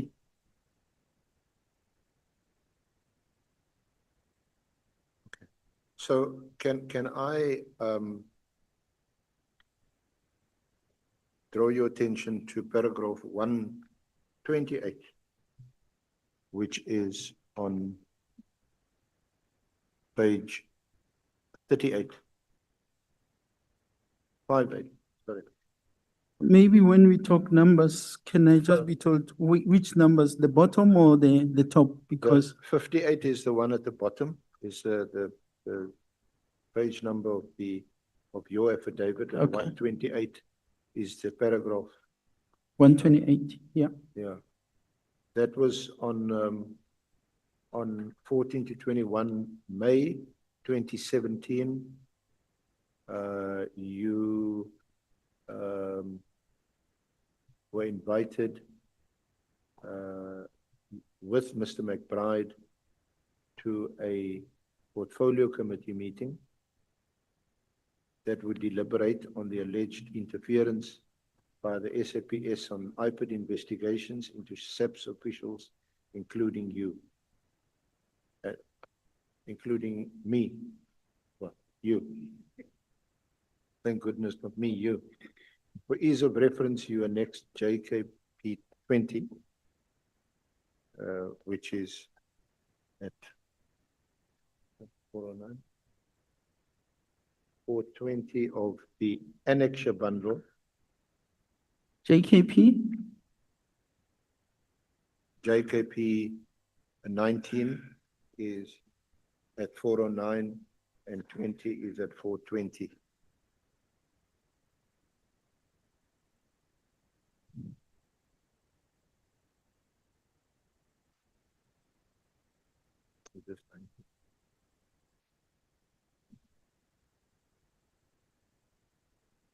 Have you got it, General? I have it. Complaint by, this is at page 247. Is it two? No, Chair, for the sake of me not losing it, reference is made to pay JKP 20. Let's deal with JKP 20. JKP 20 are the invitations that I had received. It's emails. The date is, you'll see the middle, it begin with, good day, Colonel, attached, blah, blah, blah. It's from my secretary. And the person who's down there was Colonel Kevin Stein, who was our parliamentary officer. But the bottom line on this is on page 257, that same annexure, I think it's JKP 4, 257. At the bottom of it, it's written there, the Portfolio Committee on Police would like to invite you and the Executive Director to a meeting. Why this was important was that when we were at the Portfolio Committee, I was accused to be the one who dragged McBride to the Portfolio Committee. I never asked for McBride to come to the Portfolio Committee. If IPIT was doing their work, they're allowed to do their work. If they're investigating me, they're allowed to do the investigation. Let's just get to the committee. Sorry? Let's just get to, you are now in the committee, not about who dragged who to the, you would obviously not have been before the Portfolio Committee if you hadn't been formally invited by the committee to appear. You are now asked to appear jointly with Mr. McBride. So can we just get to that? But that's where I am. I'm saying, and it's not me who went to JKP 20. I'm saying there where you were reading there is JKP 20, and I'm explaining what JKP 20 is. I was invited to go to the Portfolio Committee. That's why in 128, the first paragraph, you read about where I was supposed to have been. I was supposed to have undertaken an official trip. It's not me who's reading, it's the council who's reading. And here, I'm now just explaining further to say, there is in JKP 6, the letter from Parliament, which simply say to me, because of your invitation to appear on the 16th of May, you can't be undertaking that official visit. You have to come. And I acceded. But I'm saying to you, we were already in the committee. I'm being accused in that committee to say, I am the one who dragged McBride there. Now, in that meeting, the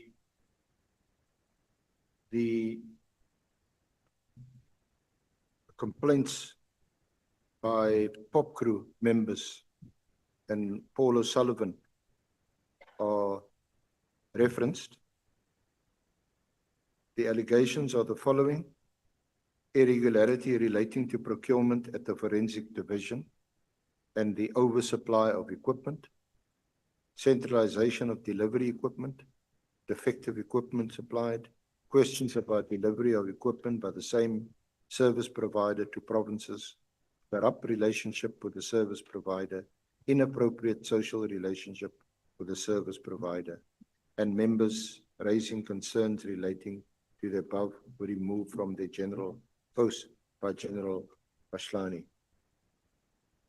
And over the page, IPID received the complaint on the 25th of February 2016, and General Pashlani was informed about the complaint in writing on the 18th of March 2016 by the then acting head of IPID, and was acknowledged by General Pashlani on the 9th of May 2016.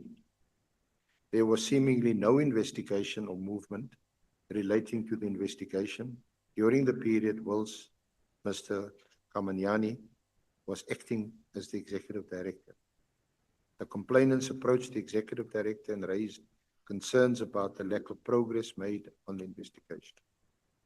The executive director then appointed a team led by Mr. Mandla Mashlangu to investigate the allegation on 1 November 2016. Upon the establishment of the team, witnesses were identified and interviewed and statements obtained. Just to interpose, and hopefully we can agree on this, General Pashlani, maybe for the first time today, just to provide context. At the time when the complaint was lodged, Robert McBride had been placed on suspension, and Mr. Kamanyani was appointed as acting executive director. When Mr. McBride returned, this complaint that was lodged was then revised or revisited, sorry. So just to continue, soon after the investigating team started the investigation, the investigating officer, the complainant, as well as the executive director, started receiving death threats by means of text messages. The investigation established that on the first threat, the phone used to send text messages was linked to a police officer based at OR Tambo. The investigation also established that the second threat was made from a phone that received reception from 3G SAPS Intel tower. When General Pashlani became aware of IPID's approach to witnesses, he contacted witnesses and instructed the witnesses not to cooperate with the IPID investigators. IPID then opened a defeating the ends of justice case in November 2016 as the Camel Drift case. General Pashlani then made public statements on several media platforms that he's going to establish a team to ostensibly investigate security breaches. Instead of approaching SAP's protection services for the alleged security breaches, General Pashlani appoints a team from Northwest under General Mabula to investigate the so-called security breach. The team he appointed is a team that is under investigation by IPID for various offenses, including murder, torture, assault, defeating the ends of justice.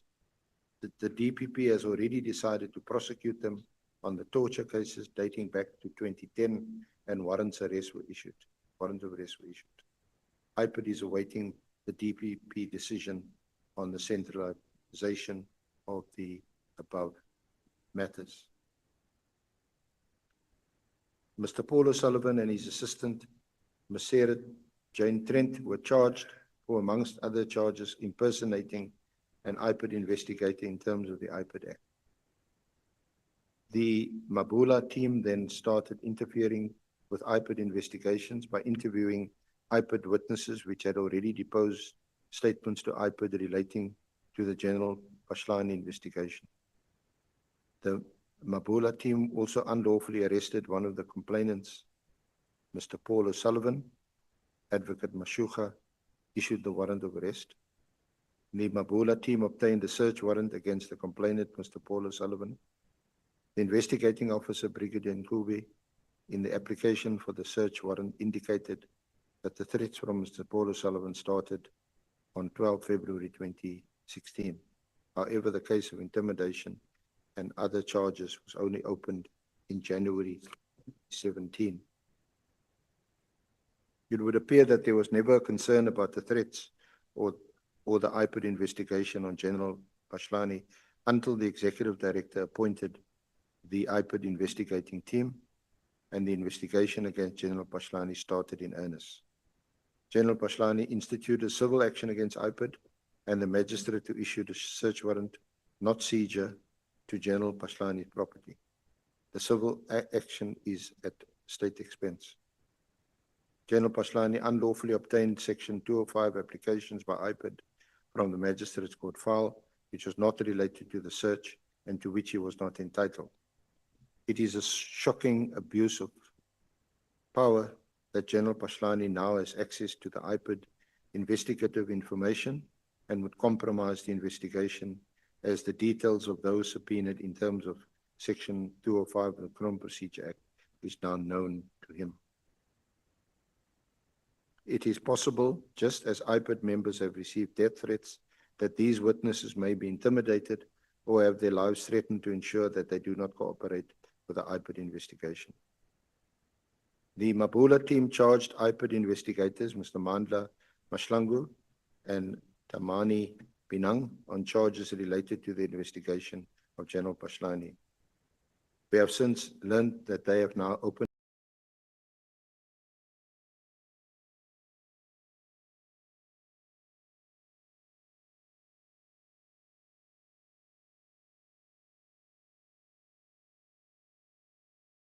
money.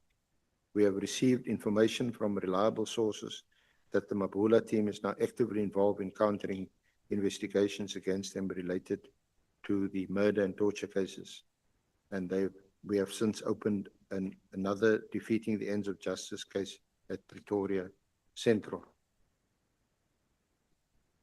IPID views this interference with his investigation by General Pashlani and General Mabula's team as detrimental to IPID's independence and offends the legislature's objective about IPID Act provided for in Section 2 of that Act. Any investigation by any member of the SAPS against IPID investigators, because they are being investigated by IPID, defeats the whole purpose of the independent oversight of SAPS as provided for in Section 206 of the Constitution, confirmed in the Constitutional Court judgment, and is a clear conflict of interest. Officers who are subject of IPID investigation should be allowed to investigate IPID as they are conflicted. The actions of General Pashlani and General Mabula's team are in conflict with the stated intention of Parliament and the legislature in creating IPID. This conduct is criminal and undermines Parliament. The will of the people of South Africa as represented by Parliament is also undermined. IPID has instructed its legal team to issue letters of demand to General Pashlani and General Mabula to desist from interfering with the IPID investigation. Failure to comply will result in IPID approaching the High Court to interdict them. And in due course, I'll get to that case that was brought in the High Court, and a judgment was handed down. We have written to the NDPP raising concern about the summons against our investigators on charges related to the investigation of General Pashlani and perceived collusion by some prosecutors in assisting the Mabula team to interfere with the IPID investigation. IPID is convinced that it will be in the interest of justice for General Pashlani to be suspended or put on special leave to allow IPID to continue with the investigation without any interference. Amendment to the IPID Act must also address this issue to discourage any future interference. This is the annexure which you fairly, General Pashlani, has attached to your affidavit and your response.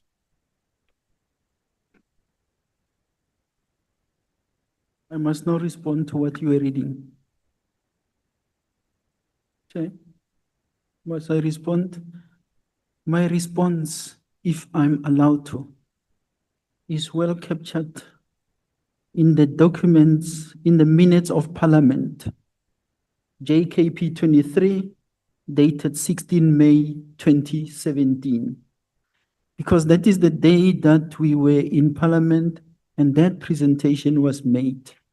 And that response is well traversed here. But I will go and politely read some of the issues that I'm referring to in respect of JKP 23.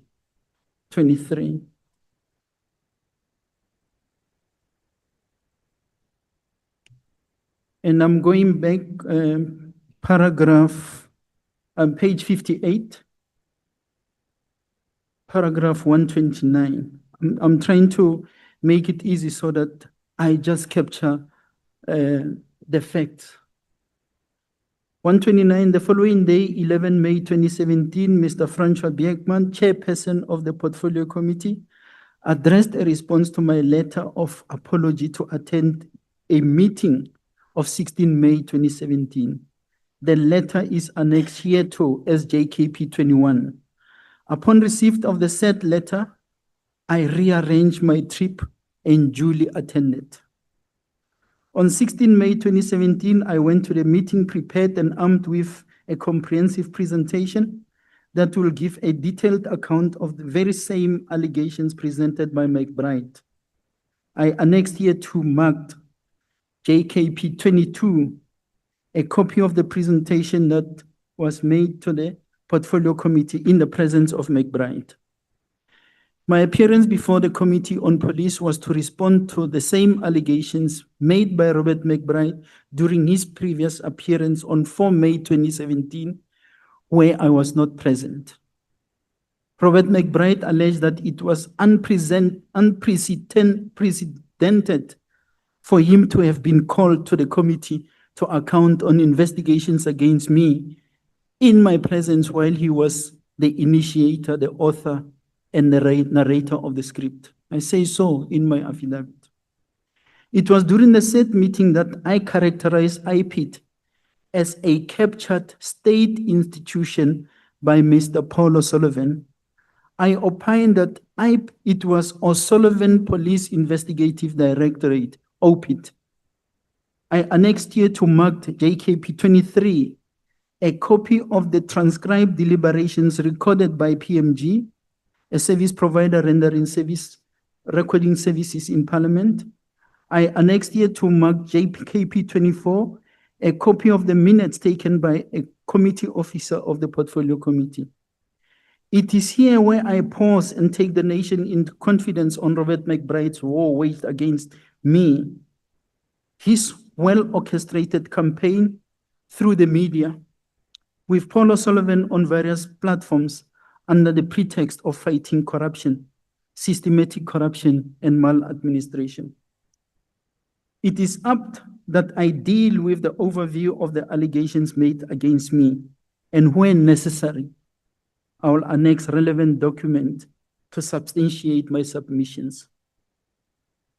134, Robert McBride must indeed be credited with having learned exceptionally well from his masters and handlers in unleashing a propaganda machinery on a target and in being relentless in his efforts to cause harm and reputational damage to those in his sights. The stratcom that was waged against the struggle seems to be what he admired, and he did not let an opportunity to pass without him applying such to his benefit. I salute Robert McBride in this regard, this despite the pain and hate directed at my person and the character assassination I endured. I had never met Mr. McBride in person until Saturday around midday during April-May 2016. Like you said, SC, April-May 2016, when you say he was on suspension, it is true, but he was under suspension from his post as executive director of IPID. When I was surprised by his presence outside my house in Sable Hills, the very famous McBride O'Sullivan playing field. I was with a fellow resident, Mr. Johan Smith, may his soul rest in peace, who visited me to discuss matters related to the Homeowners Association. When I walked him out, he mentioned a person he was expecting who happened to be Robert McBride.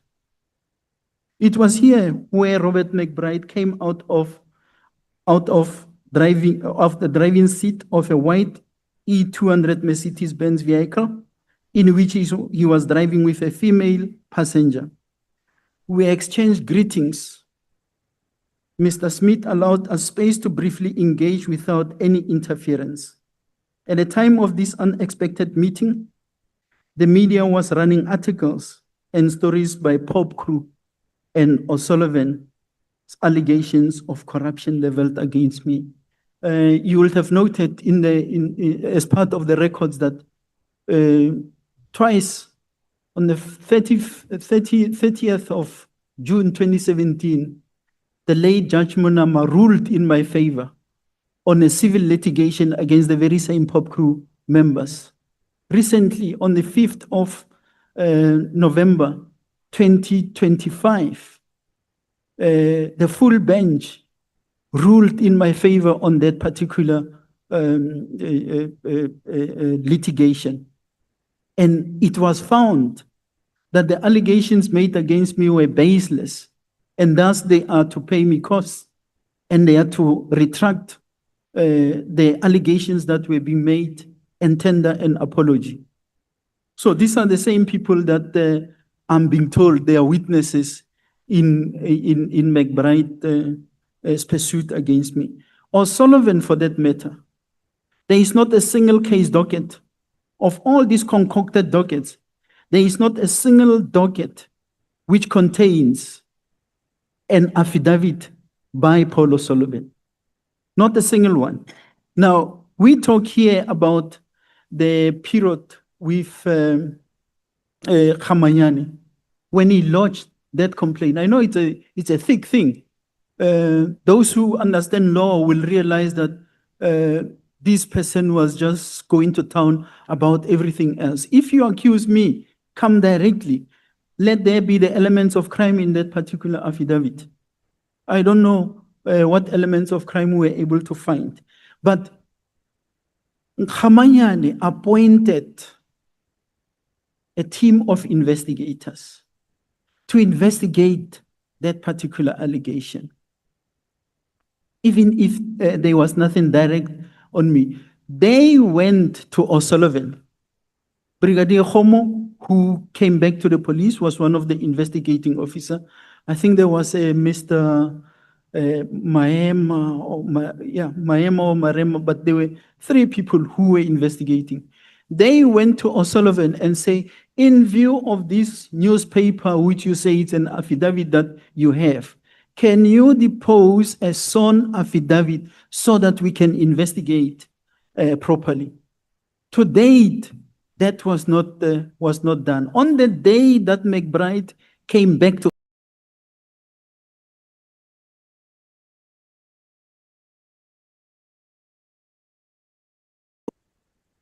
he called those investigating officers, they were in KZN. He called them back to office. When they arrived, the morning, by the way, I've got records there of from the section 70. He had received a call and a WhatsApp from Sarah Jane Trent, who is an assistant or whatever of Paul O'Sullivan, who's asking him, McBride, where are you? And he say, I'm on my way to the office. This lady say to McBride, I'm on my way to bring a Pashani dossier. This is McBride, who was on suspension, that came to my office. First day he rocks up in office, he gets from O'Sullivan the so-called dossier. The same afternoon, when those guys came back from Durban, he removed them from the investigation. He took the dockets. That was the birth of the Pashanitas team. So, in paragraph 137, during this brief engagement, Robert McBride told me he was aware I was under attack from people who did not want me to be in the position as I was in and the work I was doing. He mentioned that those people did not want us. Now we now happen to be in the same bracket. They do not want us good people, and they will do everything in their power to fight us. He further mentioned that they were using the media to attack and that we should be careful. McBride said, I should be careful of the Minister of Police, referring to Minister Nathi Nhleko, and the former head of the Hawks, Major General Ntlemeza, who were allegedly behind the attack on us. Robert McBride offered assistance and said we should work together in dealing with these people. Who are these people? I must work with him to deal with the minister and deal with Ntlemeza, who were trying to get us destroyed and replaced by people of their own. He also offered to work with his contacts in the media because media people wielded power. I listened attentively, we exchanged cell phone numbers and agreed to keep in contact as and when the need arose. My response to McBride was that there was nothing to worry about with the allegations made in the media, considering I had done nothing wrong. I indicated to McBride that it was important for the allegations made against me to be thoroughly investigated, for the truth to be revealed. Robert McBride and I parted, and he followed Mr. Johan Smith to honor their engagement. I was left in disbelief and shock. I have never shared this conversation with anyone other than my wife. That's what happened on that particular day. So on the 5th of June, my wife and I were attacked by 3 gun-wielding men while at a spa in Duncanville, Johannesburg. I remain grateful to the Almighty that we survived the attack, even though we sustained some injuries during the unfortunate incident. Following the attack on 5th June at about 1934, the first person who called me was Robert McBride. Robert McBride sent me a text message via WhatsApp which read, "Just heard. Sorry about that. Let me know if you need help. Offer still stands." Which offer still stands? I responded at 19:30 to his message as follows: "Noted, with appreciation, kind regards." That's where I left it. I was taken aback months later in 2017 when I found out that it was Robert McBride who obtained a copy of the CCTV camera footage and recordings of the attack, forwarded it to Paul O'Sullivan's assistant Sarah Jane Trent and Peter Louis Mayberg, who circulated such via YouTube with distorted reporting to the media. Robert McBride returned to office as the executive director in Independent Investigative Directorate from suspension on the 18th of October 2016. So I'm going through this so that I properly respond to what you are reading, SC, because these issues are traversed. I'm not under trial on what McBride is saying. He must come and say, I am putting my version, which is important that it be communicated and not be brushed aside. The attacks directed at me by Robert McBride and O'Sullivan and their sustained campaign through the media, both print and electronic, bears testimony to their control of individual journalists whom they weaponize against me. A propaganda machinery unleashed by McBride and O'Sullivan was spearheaded by a select group of journalists whom I know, by the way, and I'll name them here if need be. Marian Tem is one of those people. Who was this? The late Karima Brown? She's one of those people. Abraham Mashiro is one of those people. Barry Bateman is one of those people. There is a whole list of people that in one of the WhatsApps, actually, you have here the WhatsApp exchanges between Sarah Jane Trent and the late Mandla Mahlangu, who was the investigating officer. Even Karen Vaughan is here. So you have got a whole range of people that were working on the Pahlane project.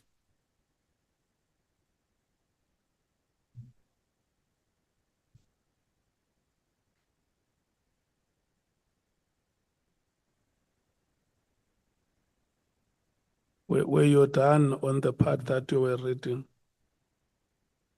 I'm not done, Chair, but I think I must respect the committee's time because he decided to go and read Robert McBride's allegations, and these are properly responded to.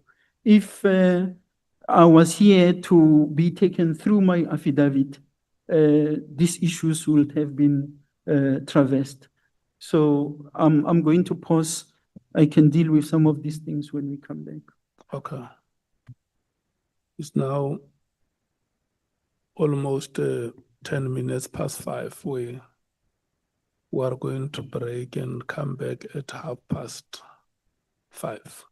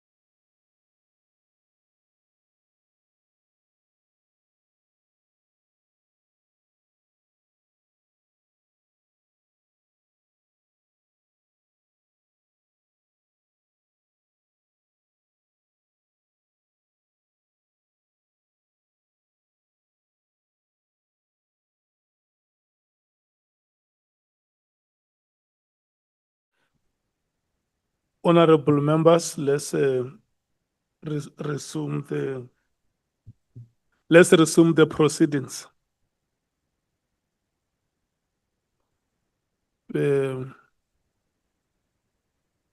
Advocate Arense and General Patlan.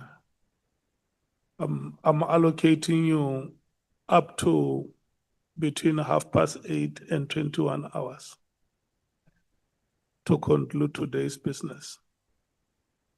Thank you.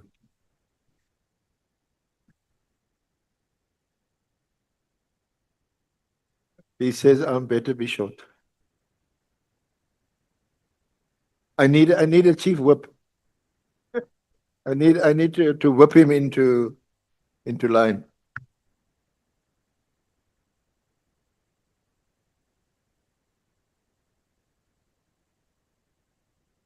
I think you were busy. Thanks, Chair. Thanks, SC. I'm going to make it short. It depends on you because I'm just going to focus on providing facts. If we discuss, it's another story. I was on page 62 of my affidavit.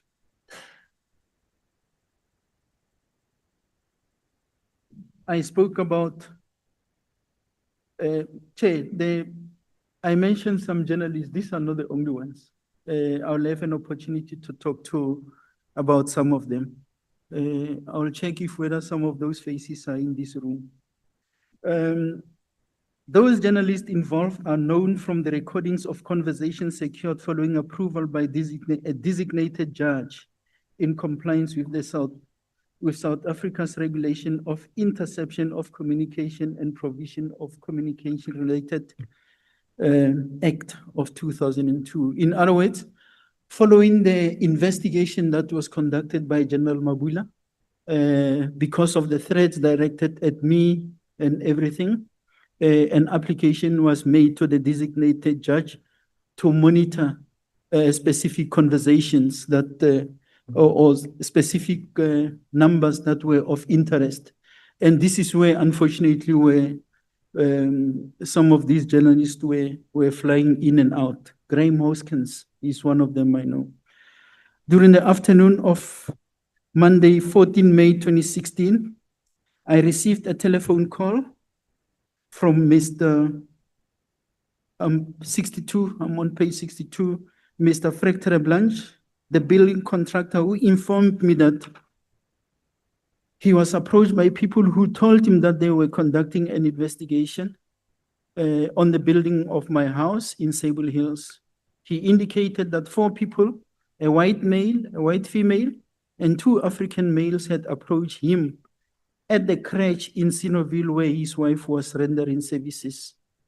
The leader of the 4 identified himself as Mr. Paul O'Sullivan, who led the interview and questions in relation to the construction of my house.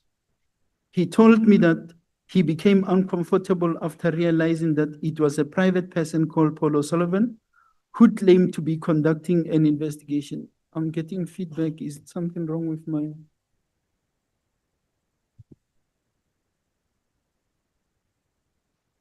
Yeah. Is the feedback? Can we check if all the microphones are off? Always been here. Okay, maybe.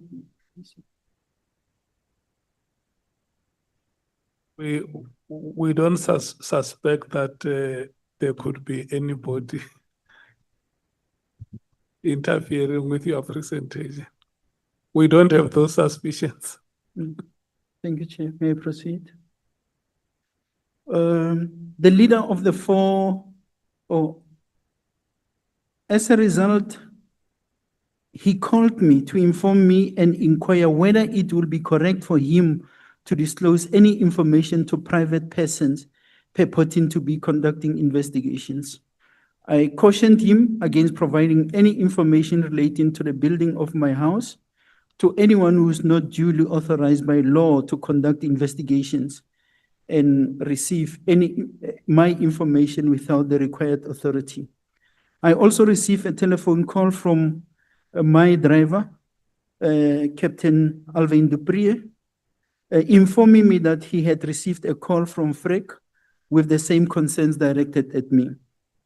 Mr. Tereblanche called me again on Wednesday, 16 November 2016 during the morning, informing me that the same people were back at his place in Sinoville and that he had chased them away. Later that afternoon at 17:23, he forwarded a text message which he received from O'Sullivan's assistant, Sarah Jane Trent, via SMS, and that read as follows: Dear Sir, IPIT investigation. By the way, Sergeant Trent works for O'Sullivan, is his assistant, but he's sending this message. I confirm that the case numbers CCN 20160-30085, a meeting is arranged for 11 o'clock on Friday at IPIT offices, City Forum Building 114 Madiba Street, Pretoria, nearest corner Schubert Street. We have confirmed that your status is not a suspect. You are, of course, welcome to bring an attorney with you, if you like. We look forward to seeing you then. Regards, Sarah Jane. This is clear violation of the IPIT Act, as a private individual cannot be involved in the investigation. This also ravishes the statement by Paul O'Sullivan denying any involvement by him or Sergeant Trent in IPIT investigations. It was after the telephone call from Freck Tereblanche on the morning of Wednesday, 16 November 2016, that I called Mr. Chris Yoste, the estate manager at Sable Hills, to establish whether any person could be allowed access to my house without my permission or making contact with me.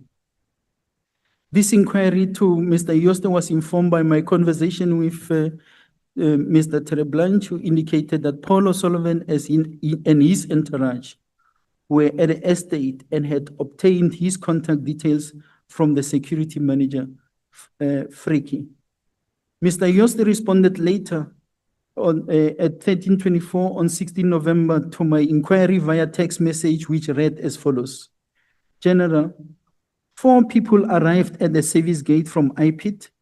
He wrote in his IDP, that's why in brackets there I've got IPIT, as per business card, and said they were doing an investigation and that it was confidential. They inquired about the builder of your house. It was mentioned that it was Freck, and Frecky gave them Freck's number. That's how they got to the builder of my house. We were told that they wanted to see the drawings of your house, which were shown to them. After this, they phoned Freck and then left to meet with him. This text message was forwarded with a copy of a business card of Mandla Gaiza Mahlangu. May his soul rest in peace. He's late. He was one of those IPIT Pahlanitas team investigators from IPIT, as well as a picture of a white sedan, a Ford Kuga, with registration numbers. There they are, owned by Paul O'Sullivan, which include which vehicle the 4 people were driving in. I was in Limpopo attending a strategic session with members of the National Management Forum since Tuesday, 15 November at the time, 26 at the time. I had shared these developments and information with the then Divisional Commissioner of Detectives, Lieutenant General Kotsi Nkomo, and the former Acting Divisional Commissioner of Crime Intelligence, Major General Mkhele, for further processing within the scope of their work. On 16 November 2016, at 17:35, I forwarded a copy of Mahlangu's business card and a picture of the Ford sedan motor vehicle as received from Yoste to McBride's cell phone with a message that reads: Good afternoon, sir. Trusting that you are well, it is noted with concern that the IPIT investigators are accompanied by the person who lodged the complaint to gather and interview witnesses. Once again, a Mr. Paul was trying to get to the builder of my house. And then in the message I asked, ethical investigation is encouraged in this regard. He never responded to that message. That was McBride. While at the strategic session, a colleague of mine, Lieutenant General Ngwenya, conveyed the message that the former Major General Sibiya, who used to be working for the DPCI, the now Deputy National Commissioner, requested to meet with me and Mr. Robert McBride privately upon my return to Pretoria. I was persuaded, and the meeting took place in Centurion at Liriba Lodge on Friday, 18 November 2016, upon my return from the strategic session. It was during this meeting that I once again urged McBride to ensure that a thorough investigation must be conducted on allegations against me. I further cautioned him about the involvement of Paul O'Sullivan in the investigation. I made it clear during this meeting that I did not need any favors relating to the allegations made by Paul O'Sullivan. On Tuesday, 22 November 2016, in the afternoon, I received a call from Mr. Cedric Nkabinde, an investigator from IPIT, who informed me that he was investigating a defeating the ends of justice case against me. The case number is there, Camille Drift, subs case 123 of 11/2016. The purpose of his call was to secure an appointment with me for a warning statement. I referred him to my office and informed my secretary that I had agreed to meet with him on Thursday, 23 November 2016 at about 1400 at IPIT offices. This appointment was rescheduled to a later date because of more important matters which required my attendance. Thus, the meeting did not take place. On Thursday, 23 November 2016, in the morning, I actually was leaving the gym that morning.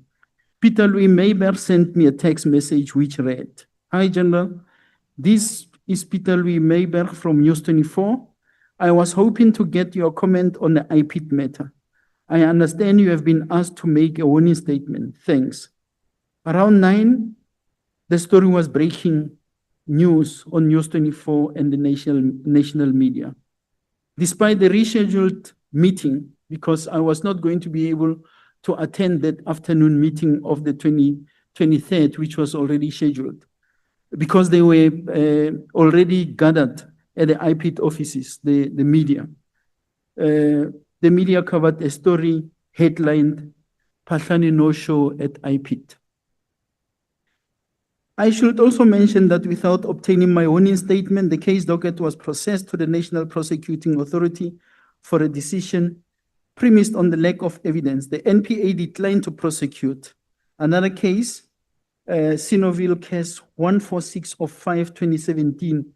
Now, this is important because this case, you will know that it was opened in May 2017. That is precisely after my appearance in Parliament to that meeting where this presentation was made by Robert McBride and IPIT. Now, why is this of significance? Somewhere we are being accused of counter-investigation. There was never a case before the case which now appears somewhere, Camille Drift case 12 of 1/2016 or 2017, the one that General Mabula and them was investigating. So even when you go back to page 150, that paragraph, page 66, paragraph 150, what defeating the ends of justice was being investigated? Because there was no case. O'Sullivan had deposed a newspaper to IPIT. I'm on 167, just above 152.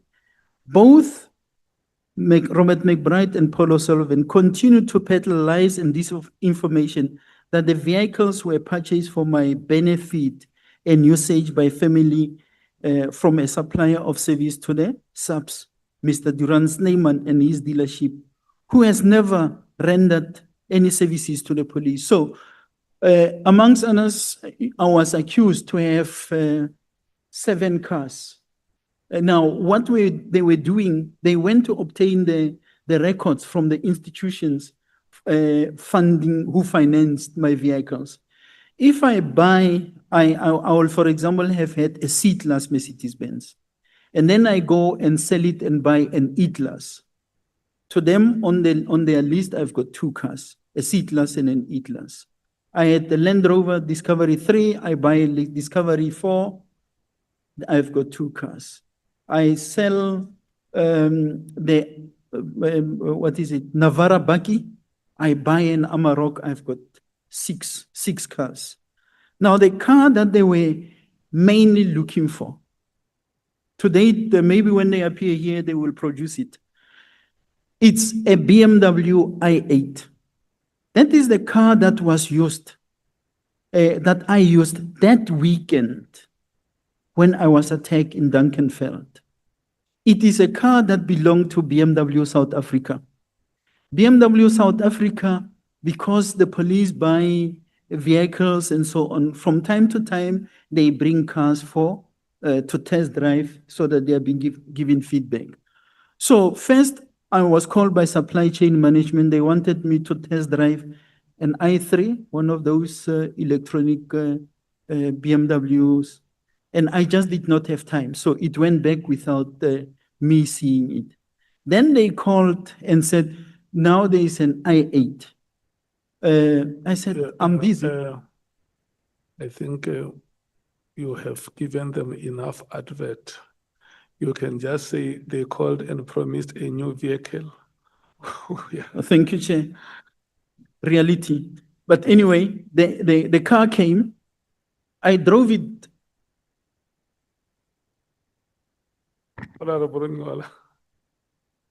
No, Chair, I was not interrupting. I wanted the general to conclude. I wanted to do a follow-up on this system of sponsoring, sorry, from VW. Is there an internal mechanism for declaration of such sponsors so that no one is easily accused of having been given handouts somewhere or nicotimusly? Is there an internal system?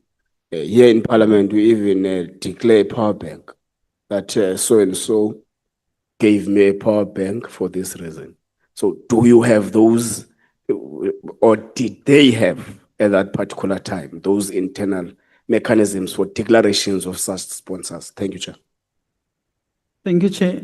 While this particular car was not a sponsor, it was, what they do, they will bring occasionally a vehicle, and it's not only this particular brand that I'm talking of, for test driving and so on, and those vehicles are returned. So, for example, I only drove that car.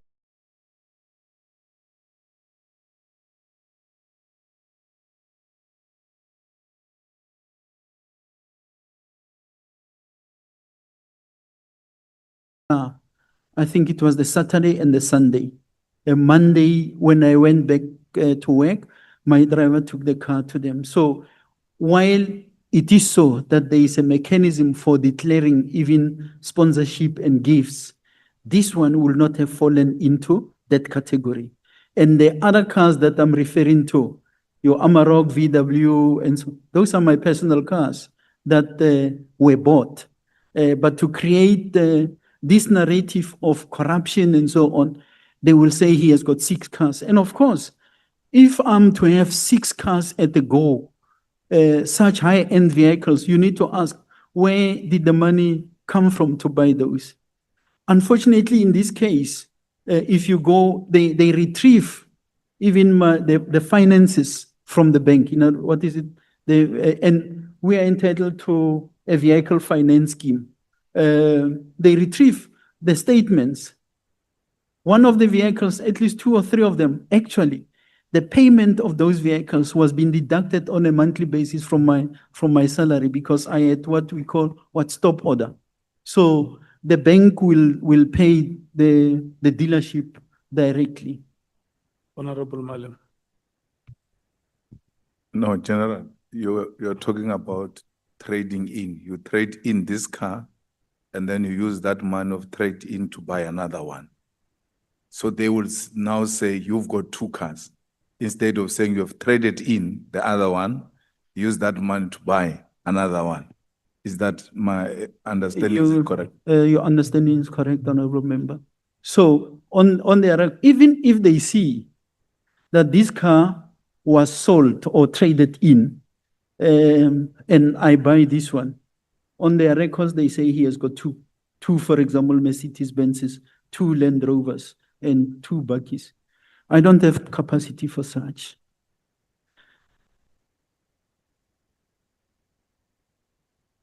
So, Nkabinde, I spoke about Nkabinde and the case, Sinoville case 146/5, which is the one relating to cars.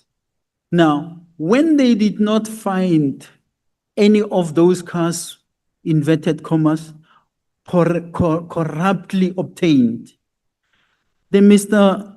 Duran's name that they are referring to is a dealer who has got no contract, no relationship with the police. Me and him were establishing a relationship. In actual fact, he wanted me to be doing business with him. I said, I can't. I can't be doing business now because I'm still employed. Now, at the same time, there were community projects that we were doing. Our sponsor, for example, food parcels. There's even a house I built for Emuruti somewhere there in Kwamhlanga. And him hearing what I'm doing, he said, how can I contribute? So there were 2 cars, a Toyota Hilux, a Legend, and a Polo. Basically, those cars were not even sponsorships to me. They were sponsorship to the social, what do you call, yeah, for that social. But because I am taking responsibility, I'm to be funding the maintenance and fuel and even insure the cars when they are used. The agreement was for 18 months. And after 18 months, those vehicles went back to him and he disposed them. So those were the cars that I was dragged to court, myself, him, as well as my wife. And after 2-3 appearances, that case was struck off the roll. Having considered the allegations of Mr. McBride, I can state without any fear of contradiction that he has been less candid.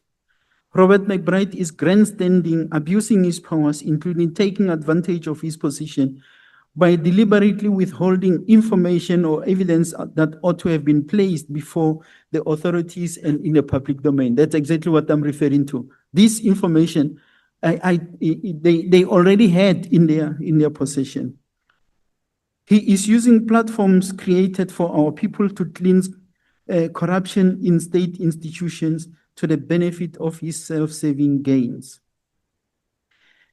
On 153 of my affidavit, a letter by IP dated 18 March 2016, signed by Khamayani in his capacity as the acting director, was received by my office at the time I was the acting National Commissioner of Police.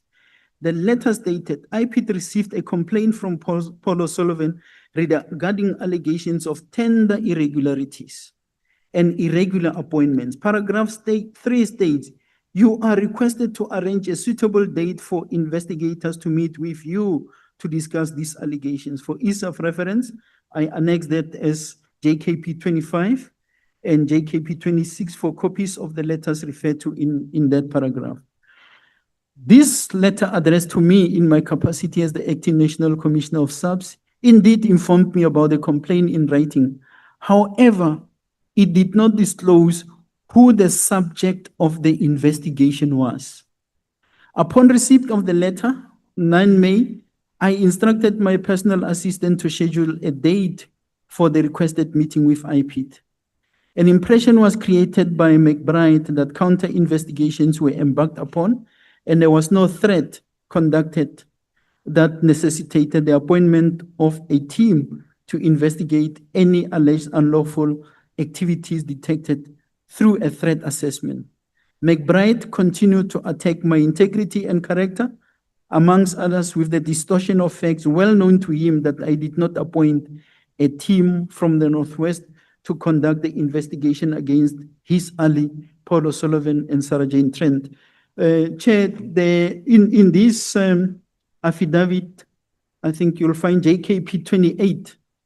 That's General Mabula's affidavit. This is the affidavit that served before Judge Zondo, where he was testifying in this regard. And I'll refer to paragraph 8 of that annexure, if maybe you assist where in the bundle it is, but it's JKP 28.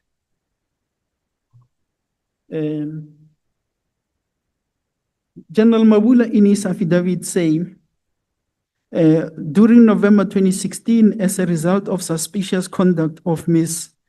Trent and Mr. O'Sullivan at a residential complex, Sable Hills, where Lieutenant General Patlani, the then acting National Commissioner, resided, Division Crime Intelligence compiled a security threat assessment pertaining to the security threat against the security of Patlani.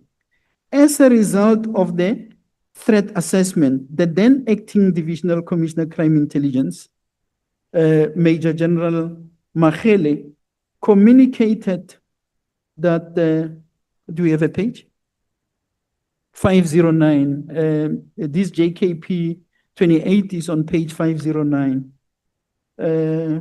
Communicated with Lieutenant General Motsunyane in a capacity as the Northwest Provincial Commissioner to provide intelligence, crime intelligence with the capacity to investigate the security threat against Patlani. This is important. Crime intelligence are not doing investigations. Their task is to gather investigations. It is for this reason that General Mkhwanazi approached the Provincial Commissioner of Northwest for a team of detectives to conduct an investigation. Mabula continues, I was nominated by Motsunyane to communicate with crime intelligence and was from then on the lead investigator. The investigation was conducted under the auspices of the acting Divisional Commissioner, Crime Intelligence. I therefore state that my appointment to the investigation was lawful and rational. It was brought about by the unlawful conduct of individuals such as O'Sullivan and Trent, and I refer to hereafter. Council read in that presentation of IPIT about the Mabula team. One of the allegations is that I appointed the Mabula team.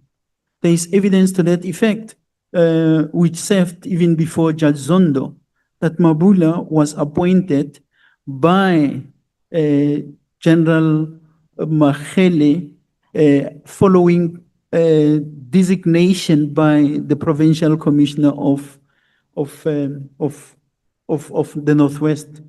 Northwest Province.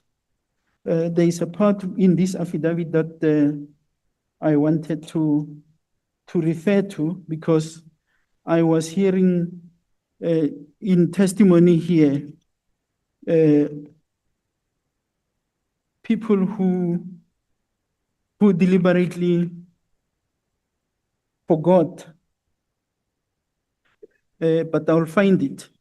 What happened, General Mabula, after receiving the tasking, after his preliminary investigations, he approached the DPP, Advocate Muzinyati in Pretoria, to table what he has found from the preliminary investigations.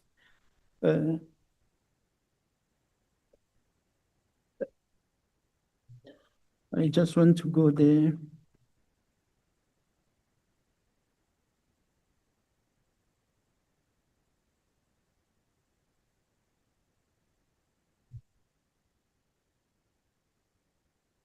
Yes, It is that which I want to talk to is on page 519, paragraph 8. I mean, 8 at the bottom in General Mabula's affidavit. It says, my first port of call after receiving the security threat assessment briefing was to convene a meeting with the National Prosecuting Authority, the Director of Public Prosecution's Office, for the sole purpose of discussing whether the investigation relating to the threats against General Phahlane may not be construed as interference in IPT investigation. The team met Advocate Mkhwanazi and Advocate Andrea Johnson, and after relaying the facts of the earlier briefing of crime intelligence, they were unanimous in their decision that the investigation was lawful and we were given the green light to proceed. Brigadier Ngube and the rest of the team then proceeded with the investigation. The team met with aforementioned advocates of the DPP on several occasions and kept them abreast of the investigations. After perusing the evidence, Advocate Mkhwanazi and Advocate Johnson advised that a criminal case docket be registered. A case docket was then registered under Kameeldrift case 12/1/2017, impersonating an IPT official in contravention of the IPT Act and intimidation against Paul O'Sullivan and Sarah Jane Trent. Advocate Mashura was then appointed by Advocate Mkhwanazi to oversee the investigation in the offices of the DPP. It is to be noted that the team only functioned on an ad hoc basis, not stationed in Pretoria, Gauteng, as claimed by McBride. Now, this is important. During this committee's honorable members' hearings, there is a point where, because I was following these proceedings, Advocate Andrea Johnson was asked about Kameeldrift case 12/1/2017.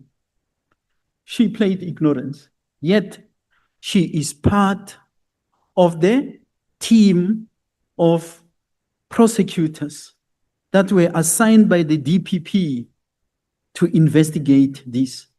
We do know that at some point she disappeared from this case. But I also do know that she emerged on the other side in as far as this investigation is concerned. I know even the National Director of Public Prosecutions, Advocate Batoyi, when asked, she did not know about this particular case. And this is the case that Cedric Nkabinde was saying it is gathering dust there in the NPA. And I think it was Honorable Malema who was asking, why, if O'Sullivan is doing all this, is there no case opened against him? I think at some point it's a crime against the state and so on. If you look at the docket, it's something too serious. There are over 80 emails that hopefully were shared with the members of the committee are part of that particular docket. These section 70 recordings that I'm talking of, conversations with journalists and everyone, including where are you going, them formulating O'Sullivan drafting statements for people or applications for J50 or 205s. It's contained in there. So why that docket is being made to gather dust, I don't know. I know council wants to talk to... The case that you are making reference to is the case where Mr. O'Sullivan is alleged to have impersonated as an IPT official.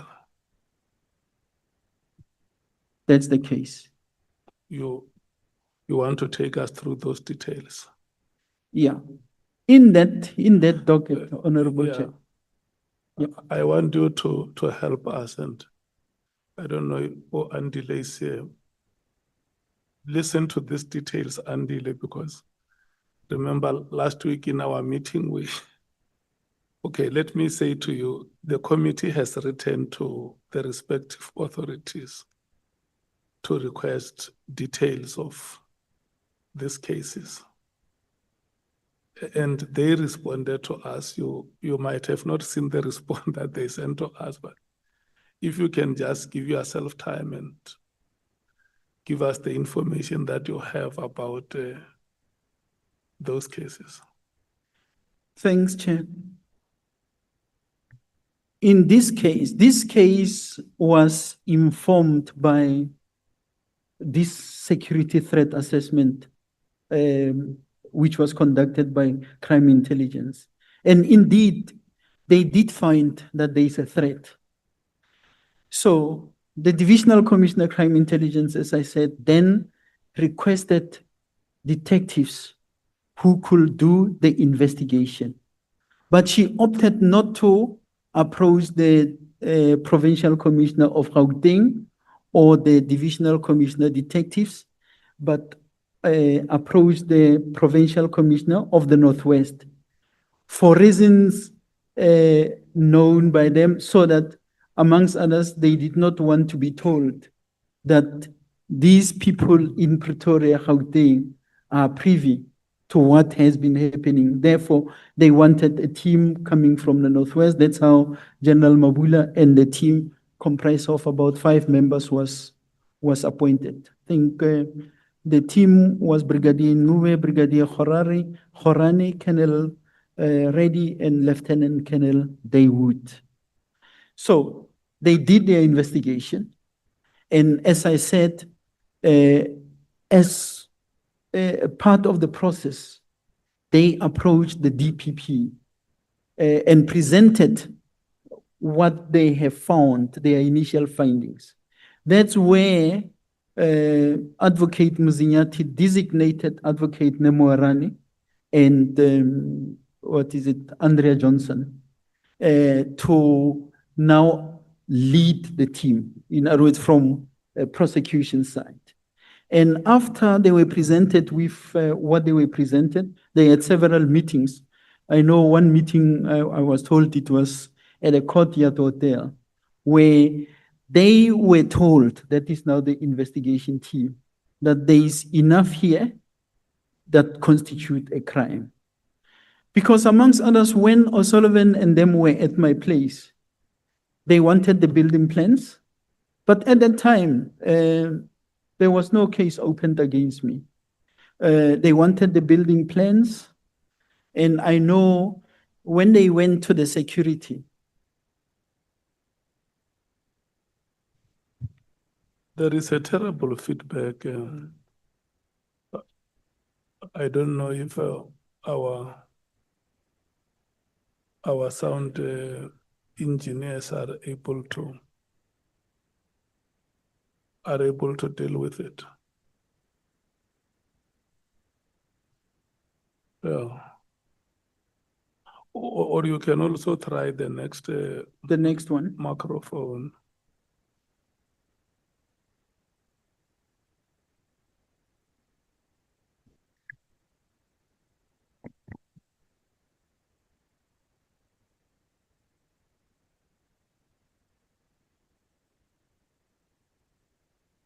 Maybe, is it better?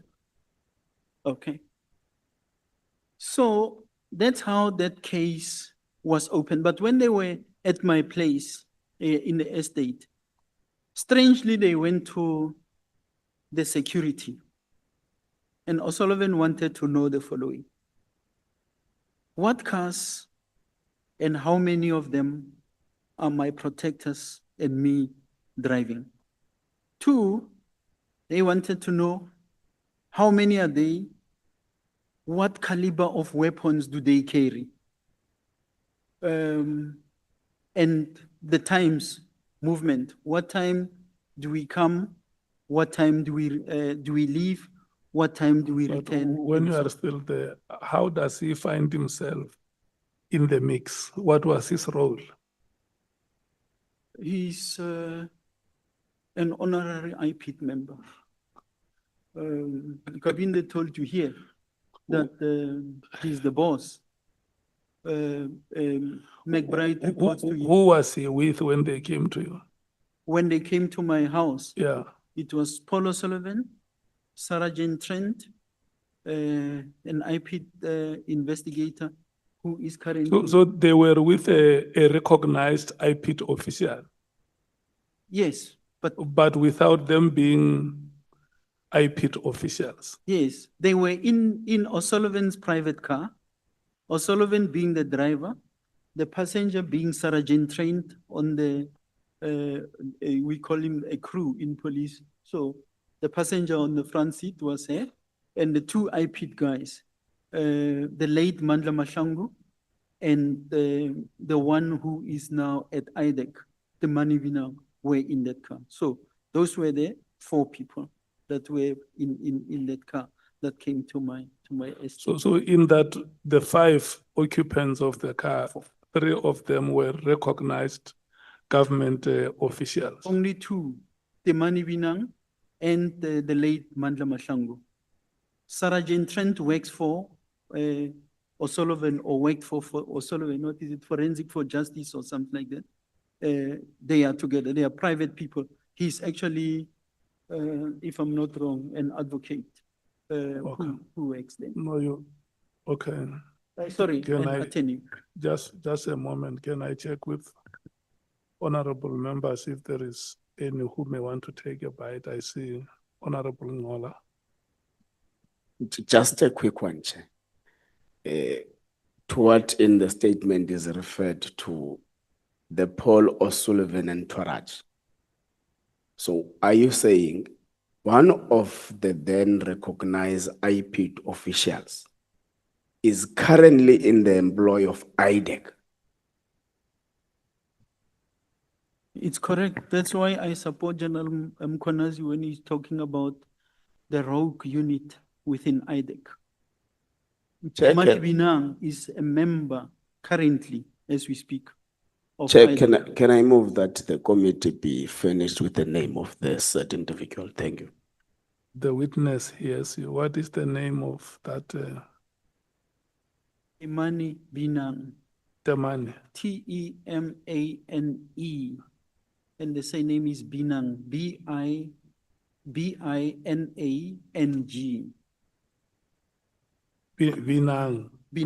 Binang. I think it's a Motswana.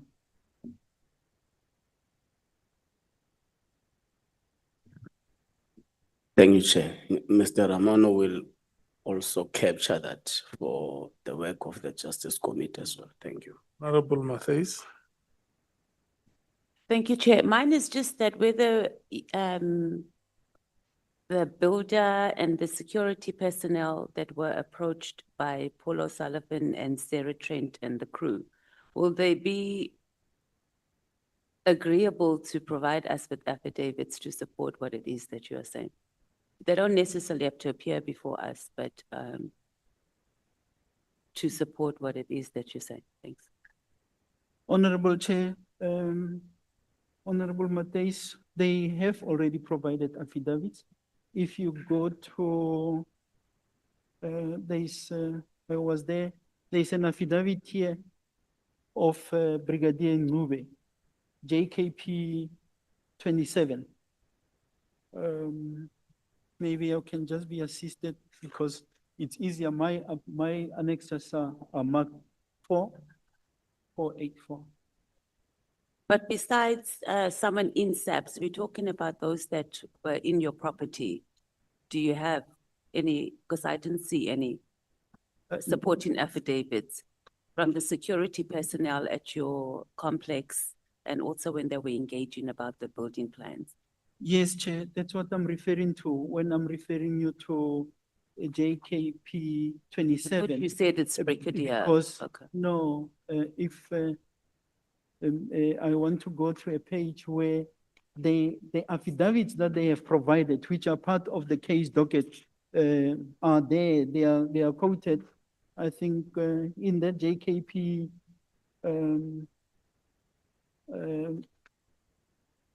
484, page 484, ne?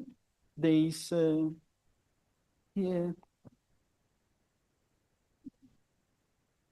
witness one, what the witness said, witness two. So I'm simply saying while they are not named, their affidavits are already in place in that case docket 12/1/2017. There is witness one, two, ways, for example, one say here, he deposed an affidavit under oath that members who were all alleged to be from IPIT by one of them produced a business card, not an appointment certificate. Normally, when you are an officer and you are asked for your identification, you can't produce a business card. You must produce an appointment certificate, not your DOMPAS or ID, appointment certificate. 486, 496.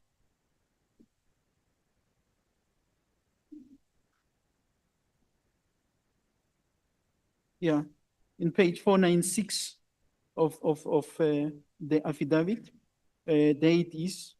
And then witness two, he deposed an affidavit that he met with the persons driving the Ford Kuga at the main gate and escorted them to the offices of witness one.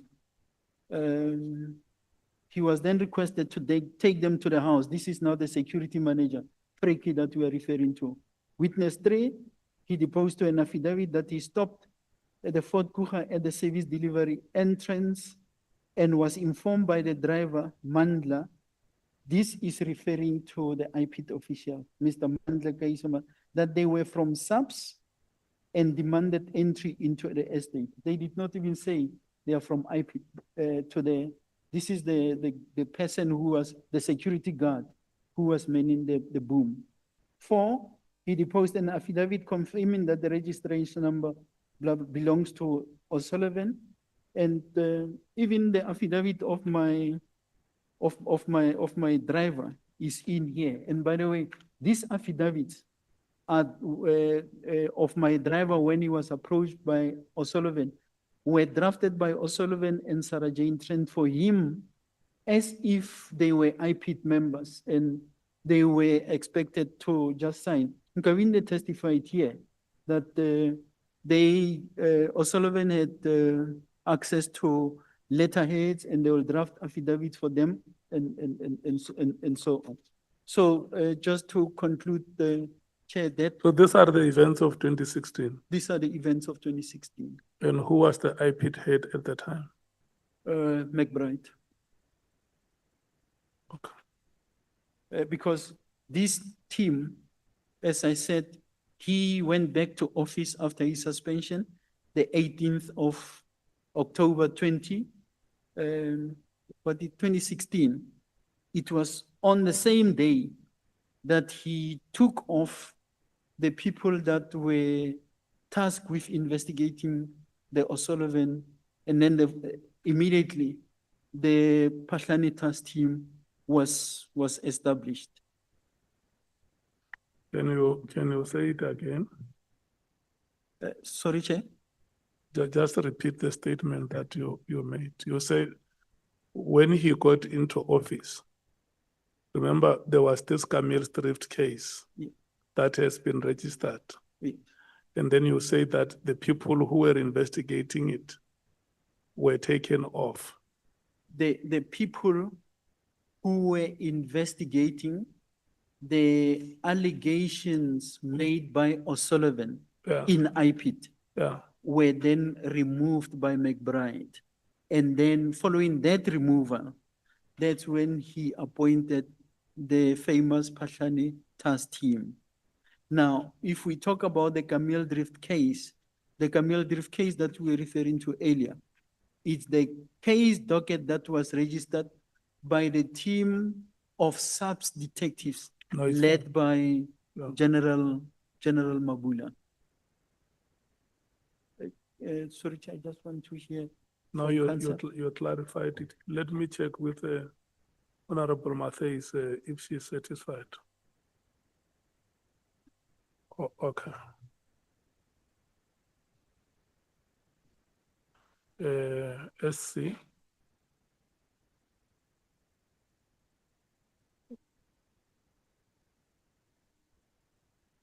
General Patlani, did you still have a part that you want to talk to? Yes, Chair. Yeah. My, When you are done, you will indicate I to, will indicate. to the SC so that he can then lead you on the next part. Okay, we'll do, Yeah. we'll do so, Chair. For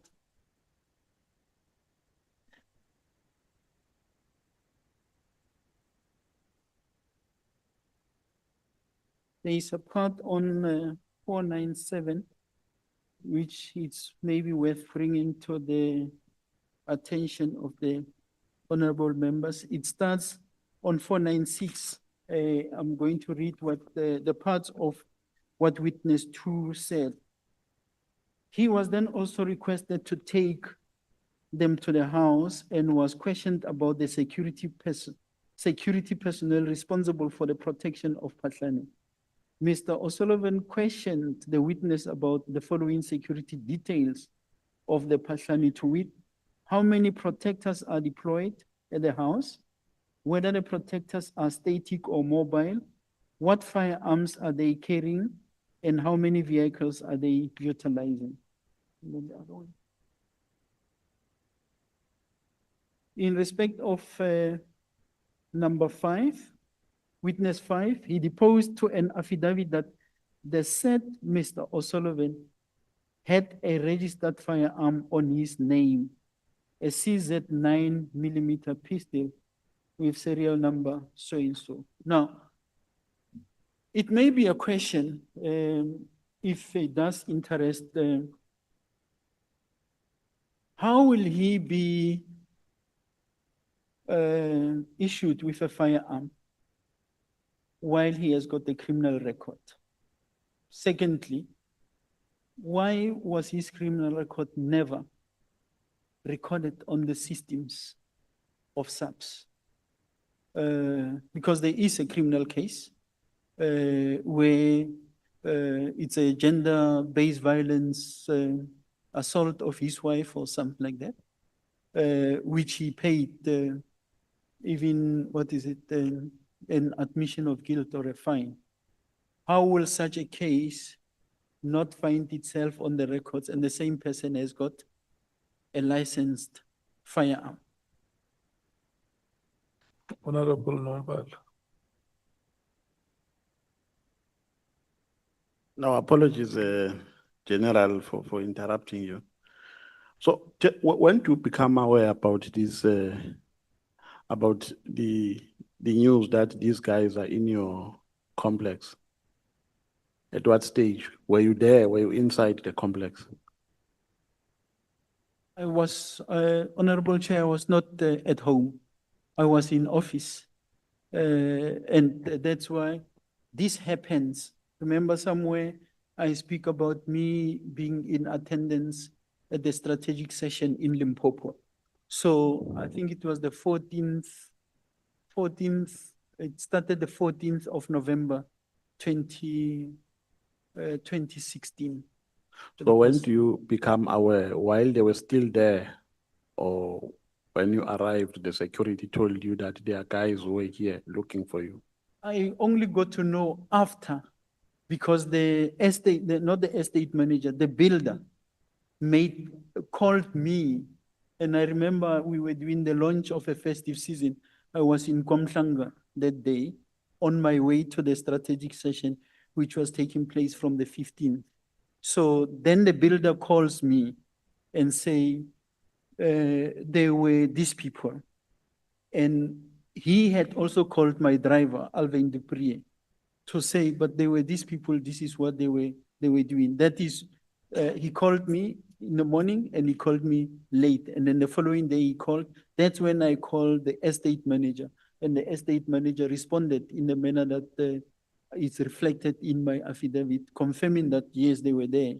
So I knew immediately on the day that they were there, and progressively, as they were there, for example, they would have went to the Sinoville, where the builder of my house his wife was doing business there at the crèche.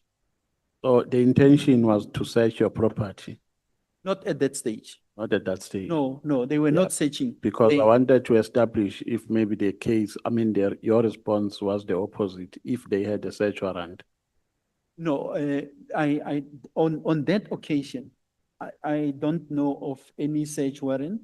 My understanding was that it was the so-called investigation which they were busy with. That is why even when I text McBride and when I engage him the day that I came back from the strategic session with this meeting that was arranged by So CB, they ended by the gate, they did not proceed to your house. they went to the house. They went to the house They and there went was to the no one house inside the and house. pictures of my house were taken. So the house was locked, there was no one inside. No, there were people. Did they get inside? No, no, not on that occasion. Okay, Not on that occasion. In actual fact, thank you. where's my book? Honorable Ngola. Thank you very much. I think I missed the general a little bit. Who is the person who assaulted the wife and paid a fine of guilt? Paul O'Sullivan. the Paul owner. O'Sullivan. Yeah. But in the records, the criminal record register, there is no criminal record against him. I happen to be the Divisional Commissioner for Forensic Services. Criminal records are housed in the Criminal Record Center, Yes. which I am a custodian at the time. And Yes. they never reflected that he had the criminal record. So did you pick up if whether it was registered and removed or it was never registered at all? You remember the issue of KwaZulu-Natal of Jerome Mkhwanazi and the other police official giving the nation details about criminal records being removed from the register? Honorable Member, I only got to know about that criminal case much later. I was already not in the system. Okay. And then, like you know, I've stepped aside.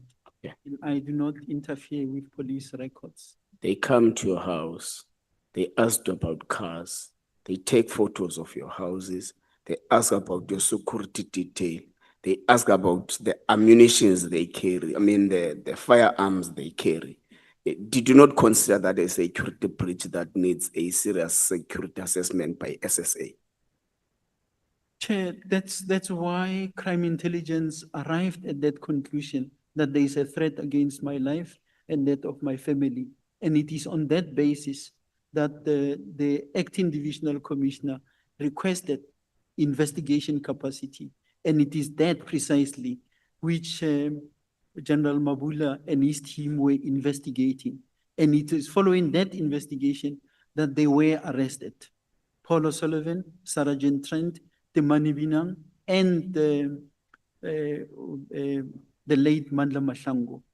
Later, because as the investigation progressed, that's when it became evident that there is a Pahlani task team. And McBride was added on that case, as well as one of the IPIT members, who also, by the way, is currently at, what is it, IDEC, Rapesu. He was added. So this is the second official that is at IDEC? Yes. Okay. So they were added onto that case.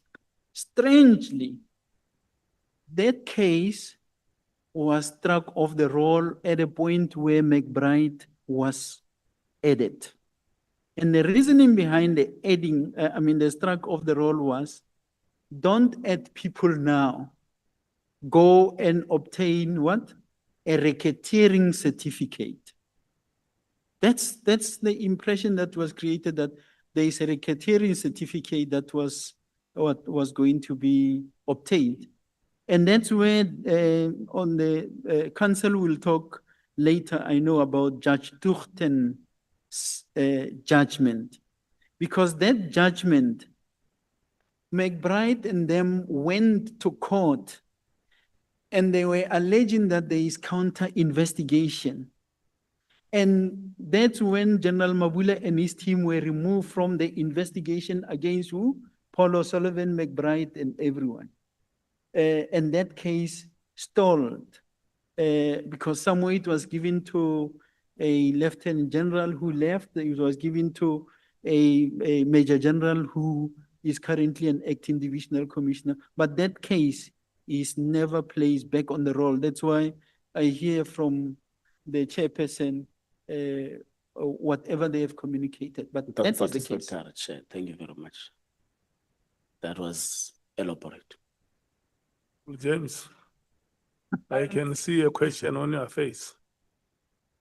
Yes, because I'm just getting some. General, you mentioned someone from IDAC. What was his surname? I'm just thinking back. I think we questioned Advocate Andrea Johnson on this person, and this person had a matter that was currently being investigated by IDAC, and he was actually given a position despite also having a record. And I think you mentioned the surname now. If you Honorable member, the people who are, there is more at IDEC, but the people who are directly involved in this matter, Matthew Sissoko, who's currently, I think he's the head of investigations in IDEC. He used to be the head of investigations at the IPIT. And there is a Rapesu, Yes. R-A-P, I can't remember what it's, R-A-P-E-S-H-U or P-E-S-U something, Rapesu. And there is the Manibina that I have Yes. spoken to. Those are some of the three. But in terms of those that who were involved here, in actual fact, I have, if I can be assisted, there is the affidavit of Cedric Nkabile. Council, have you seen that affidavit? Cedric Nkabile? Sorry. 723.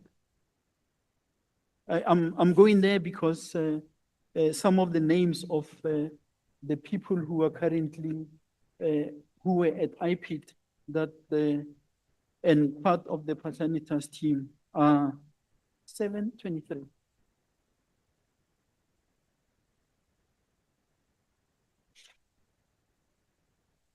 Yes.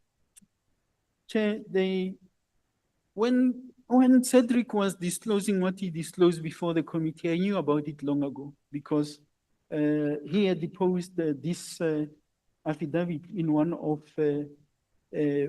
my applications. I was going to interdict the conduct of McBride and O'Sullivan, whatever was happening. I just want somewhere to put it up. 727.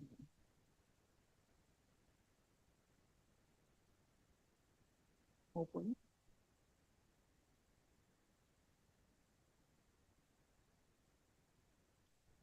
Yeah. Okay.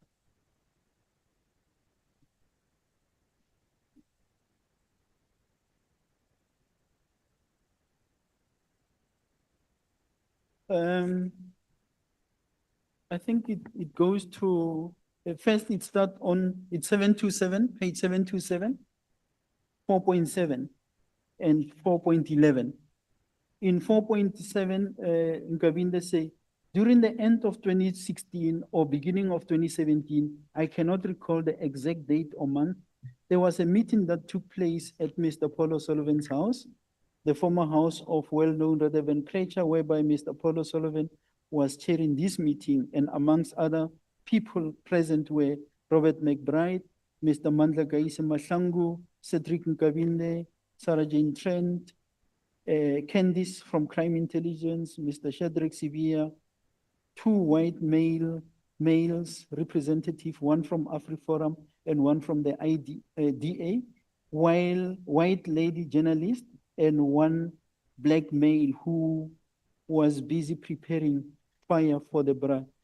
This white lady journalist is Marian Tem.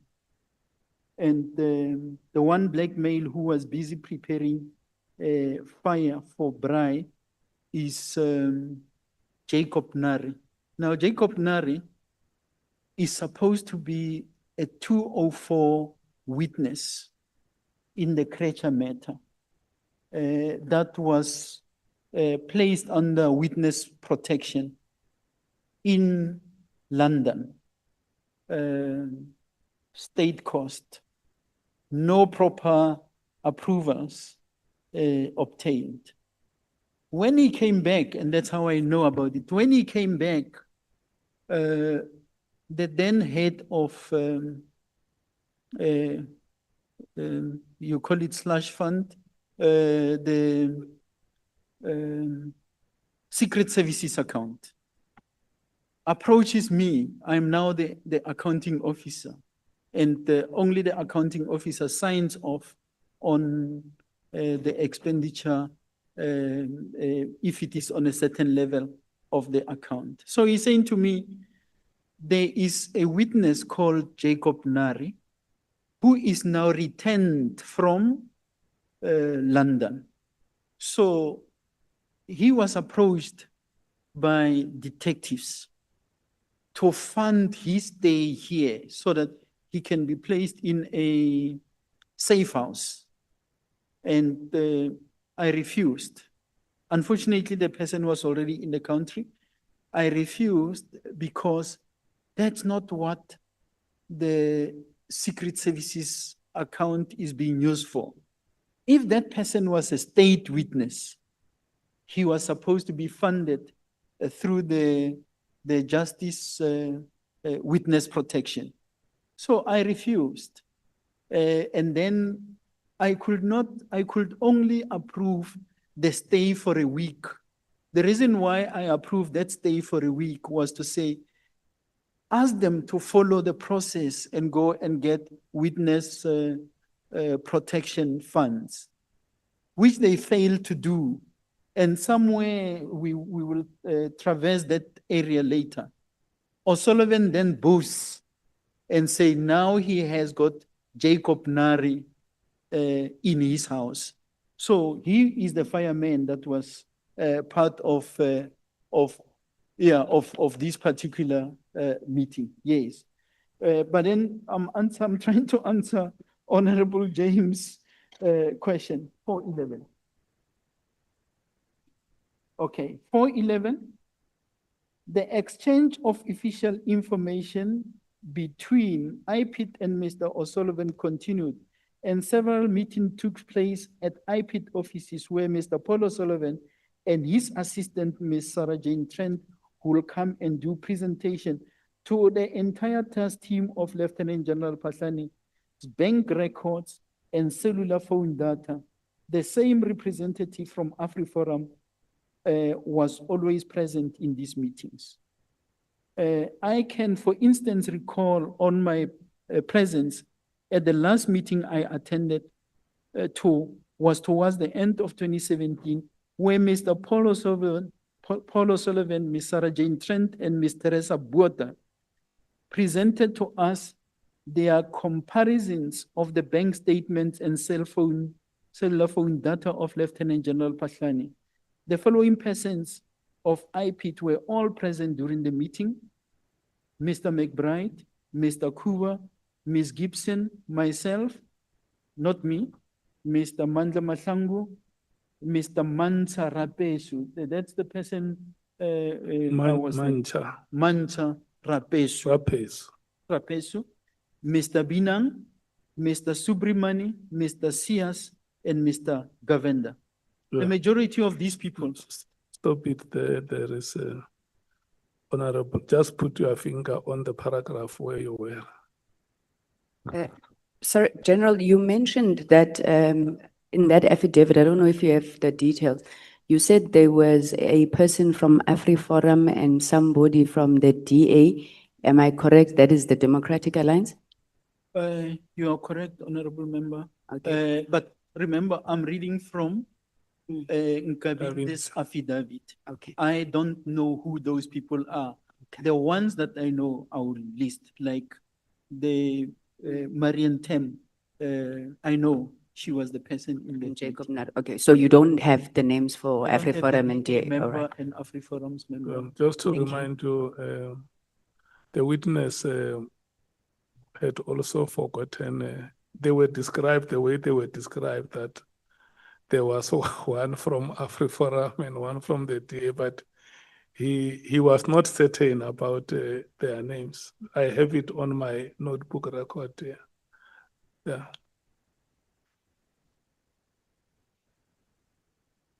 Honorable, am I allowed to proceed, Chair? You know, I want to check if Honorable Sangweni is satisfied. No, I'm clarified, Chair, and I wasn't being facetious. Unfortunately, I missed the full testimony of Mr. Ngabinde. I was not here. Thank you, Chair. Oh. Chair, just, You were still on that part of those yes. those I had, people who were at the meeting. yes, now I know for a fact, I know Honorable, Kola, Ngola, sorry, sir. You were asking me who is in what is it? IDEC? Mr. Govender? It was Mr. Sia? Honorable James. Yeah, but earlier he wanted clarity on Mr. Binang when I was talking to ascertain whether it is the person. Honorable James wanted me to clarify the name. I think it was Rapesu. But all I'm saying is that Governor, Sias, Binang, Rapesu, and Sissoko, who's not here. He's not listed in this paragraph, but he's very integral here, are all currently in IDEC. I don't know this Suprimani, whether he's there or not, I'm not sure. Honorable Skosana. I just wanted to find out the names which you mentioned generally. There's Sina, you said, what's the surname? Sinal or Sunel or? Binang. Binang. Binang. Okay. Binang. Temani is his name. Thank you, Chair. Yeah.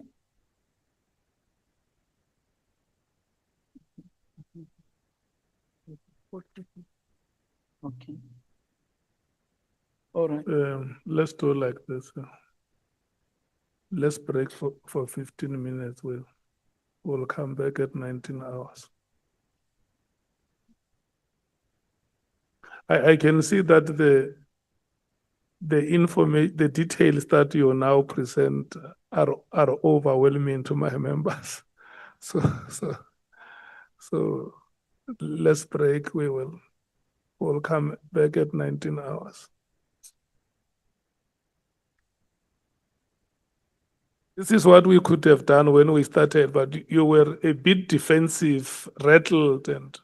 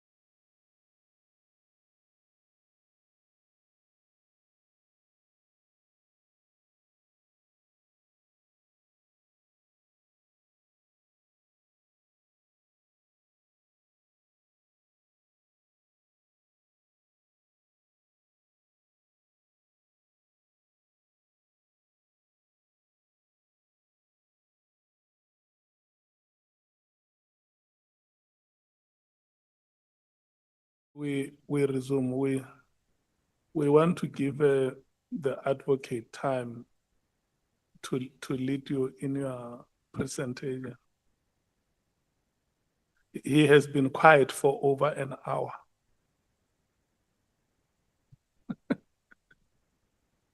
That's why I say over an hour. Yeah. So it's your time. Good luck. But Honorable Chair, to be fair to the witness, if he wants to round off, he has for the past 2 hours been responding to a presentation made by IPID before the portfolio committee on the, I think, 14th or 16th of May, 2017. Has been reading extensively from his affidavit, and not only the presentation he made in Parliament. I don't know whether he has concluded his response to that, because I'm obviously going to move on to something new, something different, new topic, although it's related. I know General Pashlani had promised to be quick after the last break that we had. But yeah.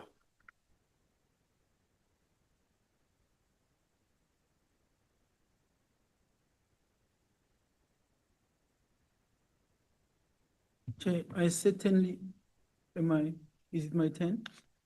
I definitely would want if the opportunity is still there to present, and for the chairperson and the honorable members' purposes, I'm way beyond what I just want to check that which alphabet are we on?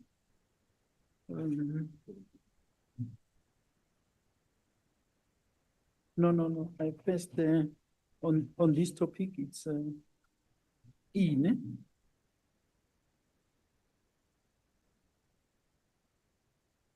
We are on F, and obviously F. It's a big issue for me, and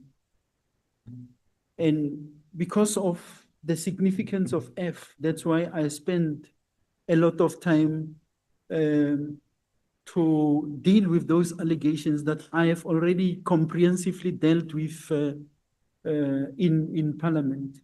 And unfortunately, they were just growing. Now, in the affidavit, as I was going through of Nkabinde, you look at page 7 to 8. 412.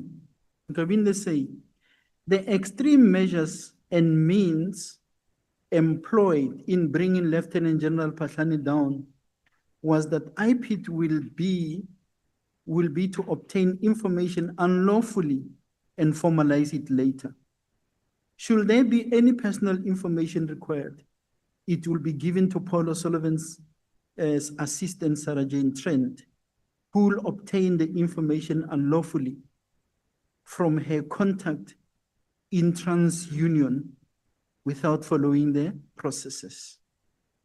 Now, I also, a lot has been said about me. There is a book by Paul O'Sullivan, Stop Me If You Can. Now, I'm just going to make reference to some parts of this book. In page 283, it will make it clear that when we talk about the capture of the criminal justice system and the control that Paul O'Sullivan wielded, is not only with the IPID, but in SAPS, as well as within the NPA. He's got obviously a well-decorated group within IDEC. General Mkhwanazi termed them the rogue unit. And I've got no reason not to agree with General Mkhwanazi. And I, somewhere in my statement, when I was interviewed, I said that rogue unit is led by Matthew Sissoko within the environment.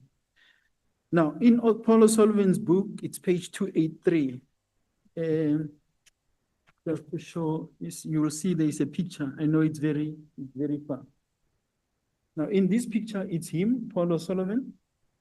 In the middle is an officer, a police officer in the Czech Republic, Prague. Next to him is, he was a colonel then, Brigadier Kininda, who's currently in the office of the National Commissioner heading the so-called cold case, cold case unit, the lead investigator in the Senzo Meyiwa case. That's him. But why am I bringing this to your attention? And that's not me who's writing, it's Mr. Paulo Sullivan.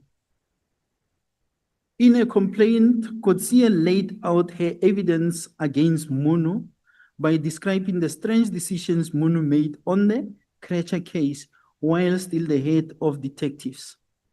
She described an overseas trip planned by Major General Daiwe, Lieutenant Colonel Gininda, and Advocate Kaba of the NPA to meet with Jacob Nari. Remember I mentioned Jacob Nari, who was taken to London as a witness, allegedly.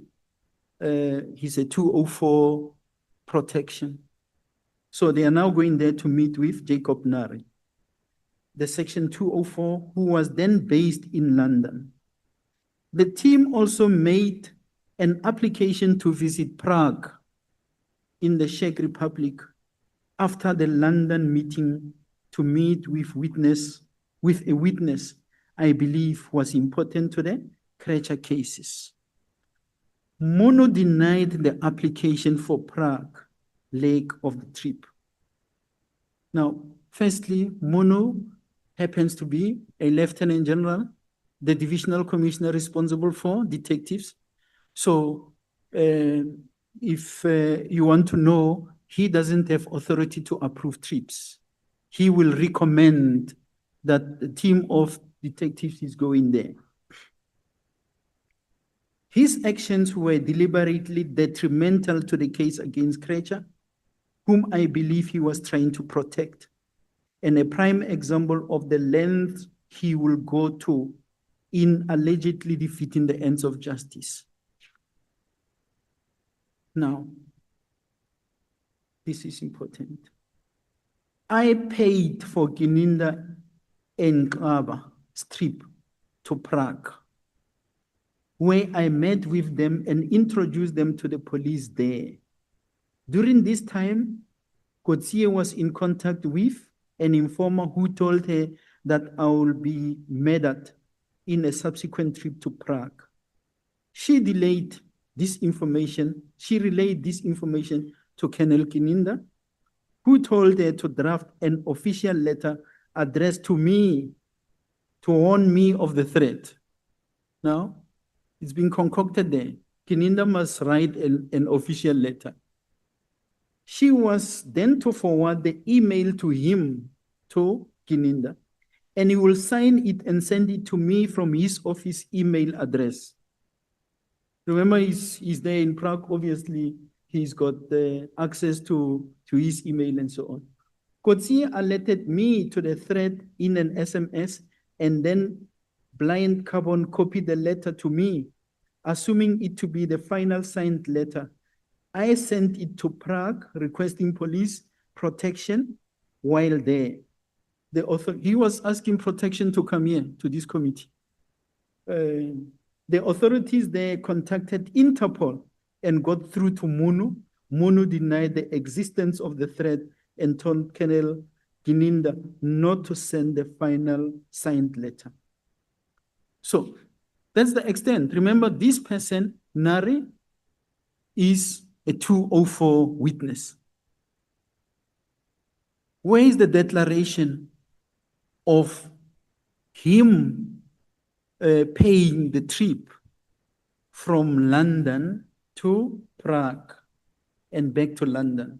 Here, management knows of Kininda and Taiwe and the advocate Gaba having went to London. They don't know about the Prague trip. And in here, it is clear also from his thing that they knew that the Prague leg of the trip was not sanctioned. It happened. So, in this book,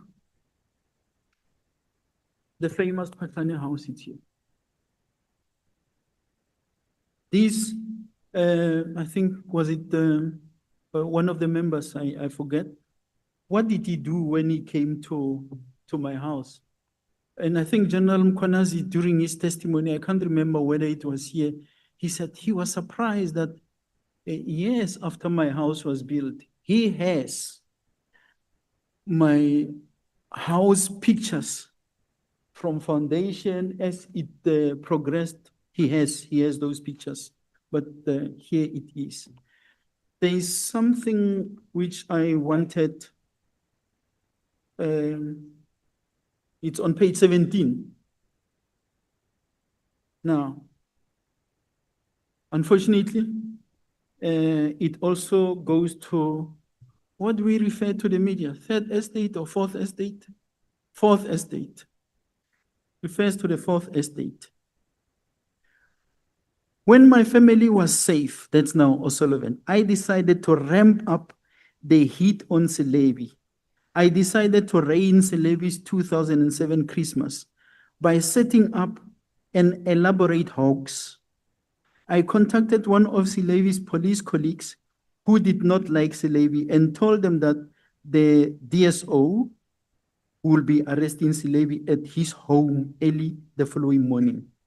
I also tipped off a few journalists. It was the only time I ever planted false data in the media.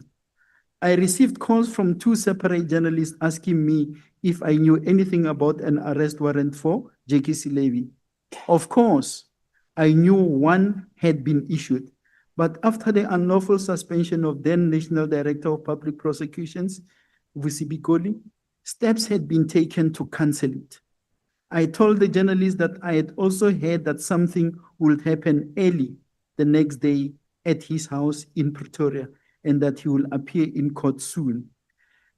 The results were far better than I could have hoped for.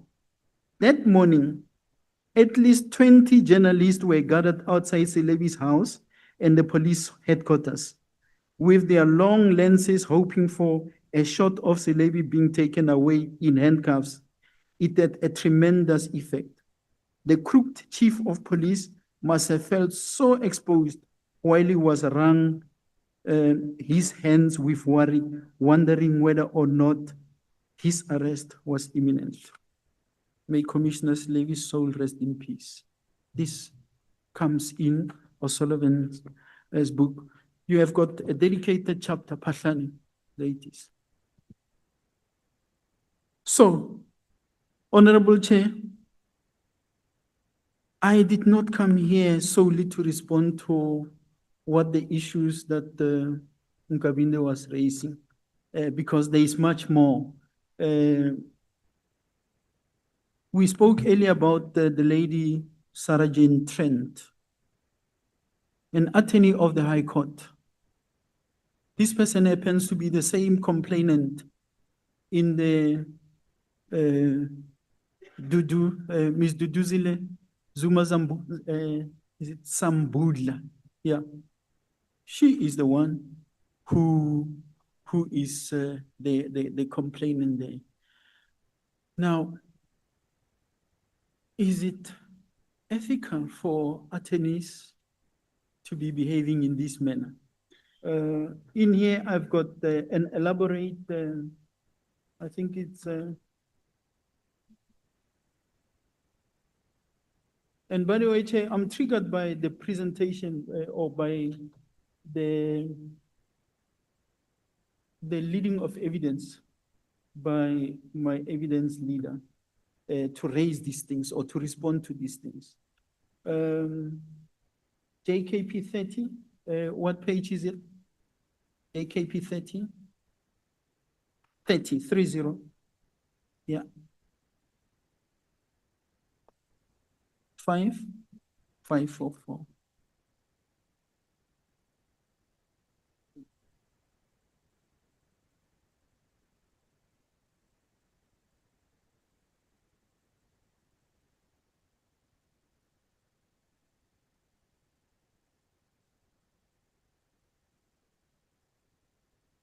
I'm still on the Pahlanitas team, Chair. I did not go ahead of the evidence leader. 544, JKP 30. I think it goes until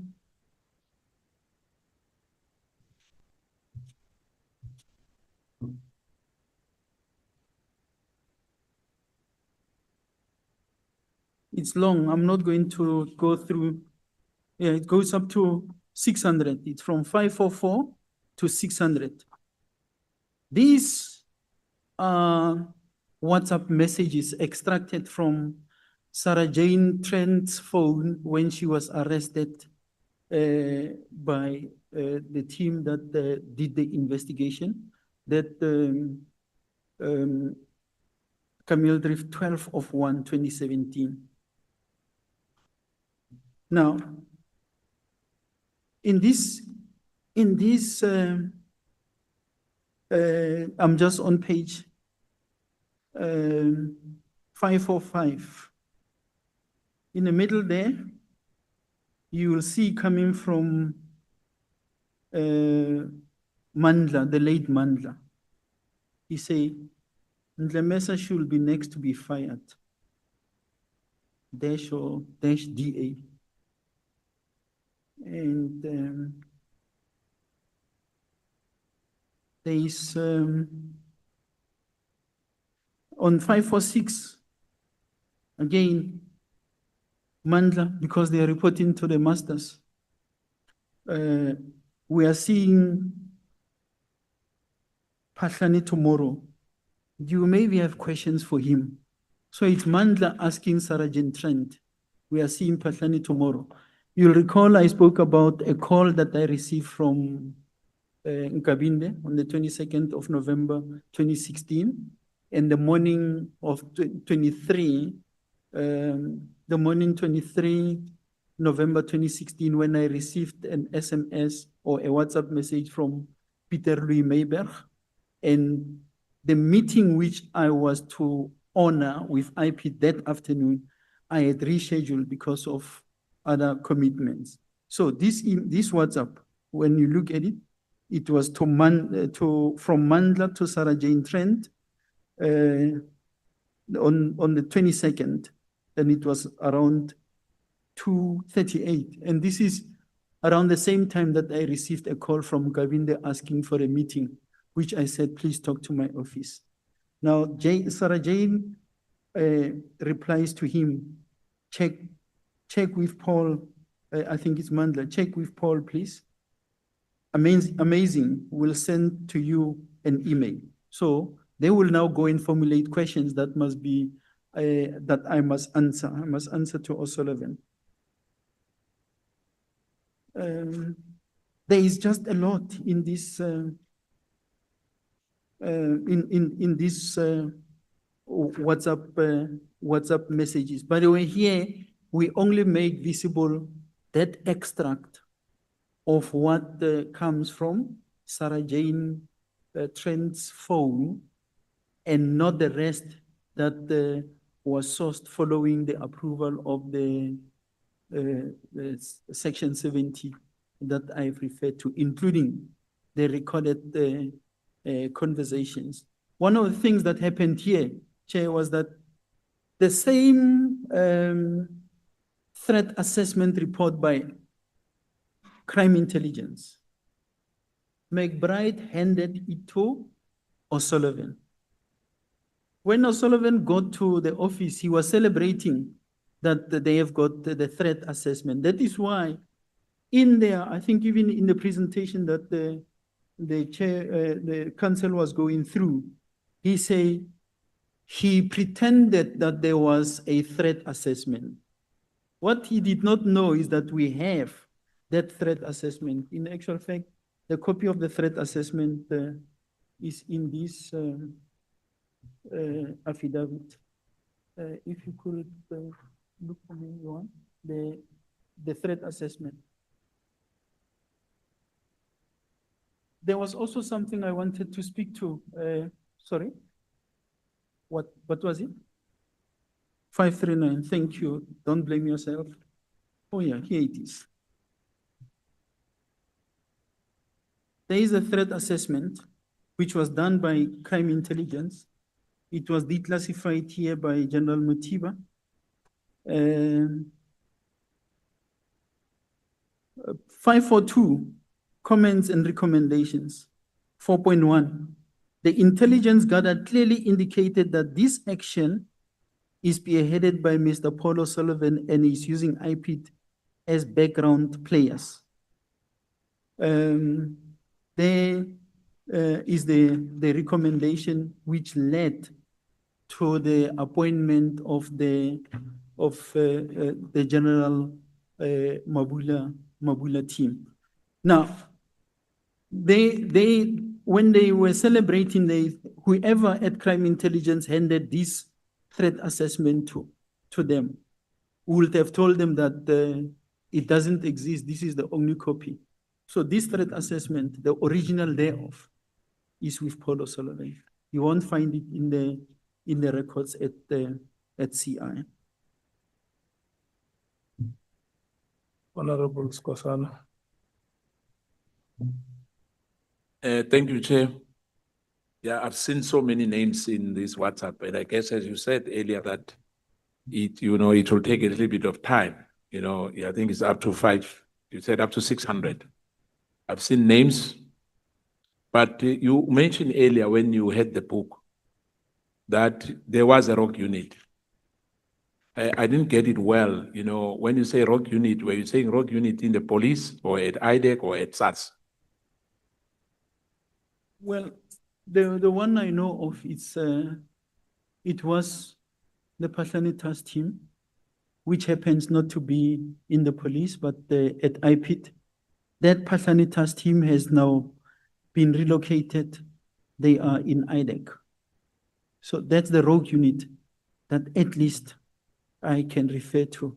I know about the SARS rogue unit. I read about it, but no, I don't want to go there. This one in the space where I find myself in. So, General, in other words, the names will get it later, perhaps, because we'll need those names as well. No, Chair. Besides this one, because I saw some names, the journalists, unless you say including them as well. Yeah. Yes. We can do so. Those that I know. Thank you, General. But thank you, Chair. Okay. Bangazita. Honorable Chairperson. Now, just a small question to the General, whether he also is aware that Mr. Nkabinde, when he appeared here, he also confirmed and attests to the existence of the Pahlane task team. Did you follow his evidence here? I did, Chair, and it accords with his affidavit and the letters that he had presented to the Portfolio Committee of Police then and to the former Minister of Police. No, I'm aware, and that's why it is in a sworn statement coming from him, which I have access to. So, Chair, having said all this, I think I was just responding to IPID. There's an area which we need to traverse because it has got, the emails. And part of the reason why I'm under attack stemmed from those emails. So I did not hear the council talking to them. Yeah. Let's go back to Yeah. the senior counsel and hear how he wants to lead you.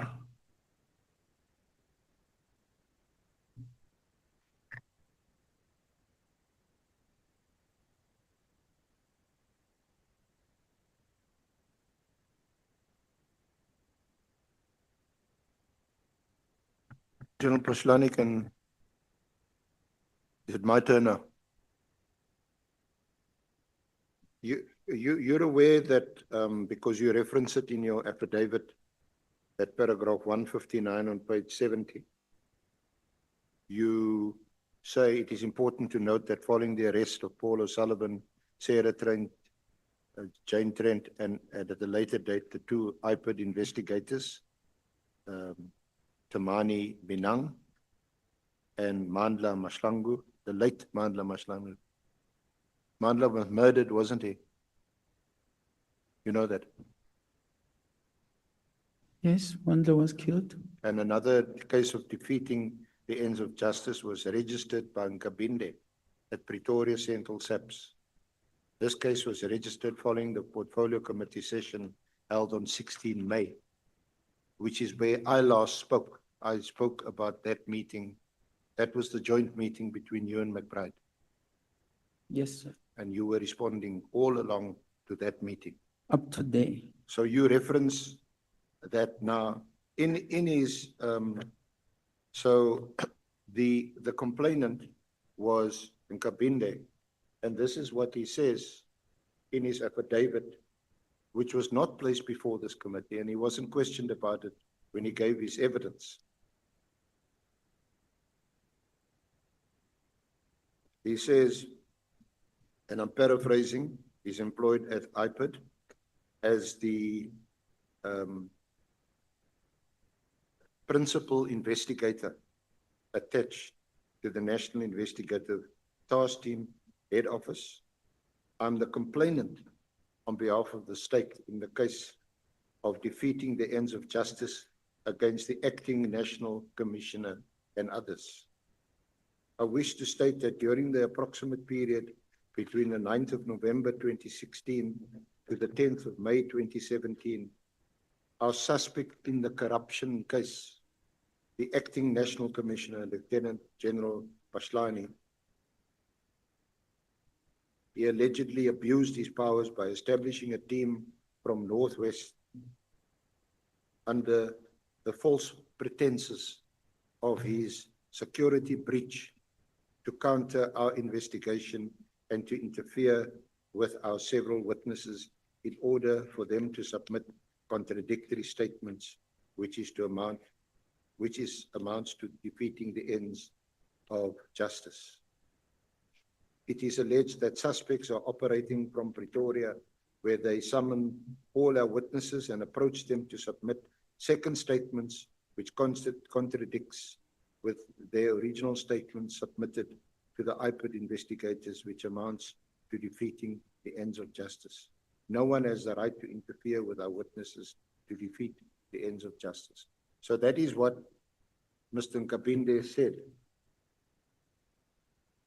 And he continued working at IPID until 2018, when there was an agreement to terminate his employment. And he then also subsequently submitted a report to then Minister Pele, which was placed before the Portfolio Committee, and where Nkabinde now had also made another affidavit, the one that you referred to and that you rely on. So those are the facts. It's not going to help us or me to debate this, but this is the person that we're dealing with, Nkabinde. As lead investigator for IPID, almost 2 years later in 2018, he changes his tune and he makes an affidavit in support of you, and he says that now McBride is the one who's abusing his authority. Mm. So that is also context. And I can leave it, and I want to leave it there. The fact of the matter, though, No, is but, Chair, too many things must not be put to me. I must be General allowed to Mkhwanazi, you respond. gave your evidence for more than almost 3 hours. No, but you're introducing a new thing, and I must be I'm allowed to just- talk to No, it. I'm reading to you from Let's, your let's, let's, affidavit. let's do like this. Let's do like this, Advocate Arends and General Patlan. I reminded you that this is a meeting of the ad hoc committee. Mm. And this ad hoc committee is made up of 11 members of parliament. And the two of you are not members of parliament. You can proceed.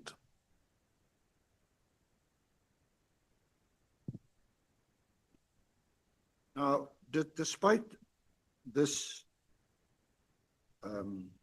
visit, where it was alleged that, or you allege, you weren't there yourself when O'Sullivan and Ms. Trent was there with the IPID investigators. Is that right? You're allowed to ask questions. I'll answer at the time where I've got an opportunity to do so. Because it looks like you were at my place. It looks like you know my place. And I really take offense, Chair. I have already traversed this issue, putting facts there. When I was asked about O'Sullivan and Mandla and Sarah Jane Trent being at my house, I think the honorable members asked here, I say, on that day, I was in Mkhwanazi. I said it here. I was in Mkhwanazi. I was launching the festive season campaign of the South African Police Service. I left Mkhwanazi and went to Limpopo. When I was in Limpopo, I got further calls. I don't know why must I be asked whether I was there. I was not there, and I placed it on I don't know record. why you go on, you weren't there. I'm trying to establish a fact. Okay? I'm trying to establish a fact. The fact is that Trent was there, O'Sullivan was there, but other IPID officials, officers were also there. You don't know as a fact that O'Sullivan or Trent presented themselves to the security people at the gate or to people at your house that they are there as IPID members. They were accompanying IPID members. Now, another fact, a case was opened against them for impersonating IPID officers. Nothing has come, is it also a fact? Nothing has come of that case. They weren't prosecuted, certainly not successfully. And those allegations still hang in the air. So as a fact, it hasn't been established that they impersonated IPID officers. Yeah. Or don't you accept that either? Am I to respond? I'm asking, am I to respond now?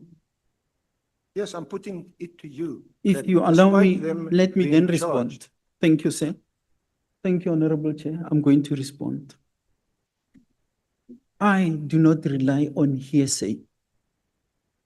And I do not rely on narratives that are being peddled in the public domain that are uninformed. First, there is never a dispute that Nkabinde opened the cases. Under oath here, Nkabinde told you that this is what they were told to do. And having been told to do later, it's not before he opened the case, later, his conscience troubled him.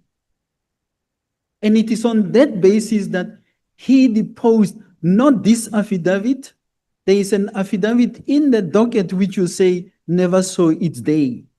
as a 204 witness. This is a different affidavit. He deposed the affidavit when he was opening case 123 of 11/2016. That's the defeating the ends of justice. I don't know whether you have it on your records. 2, he deposed an affidavit in this 534. Maybe this thing is giving feedback again, Chair. Can I move to this one? The problem, the microphone may be part of the problem, not entirely. Both you and the microphone may be the problem. So,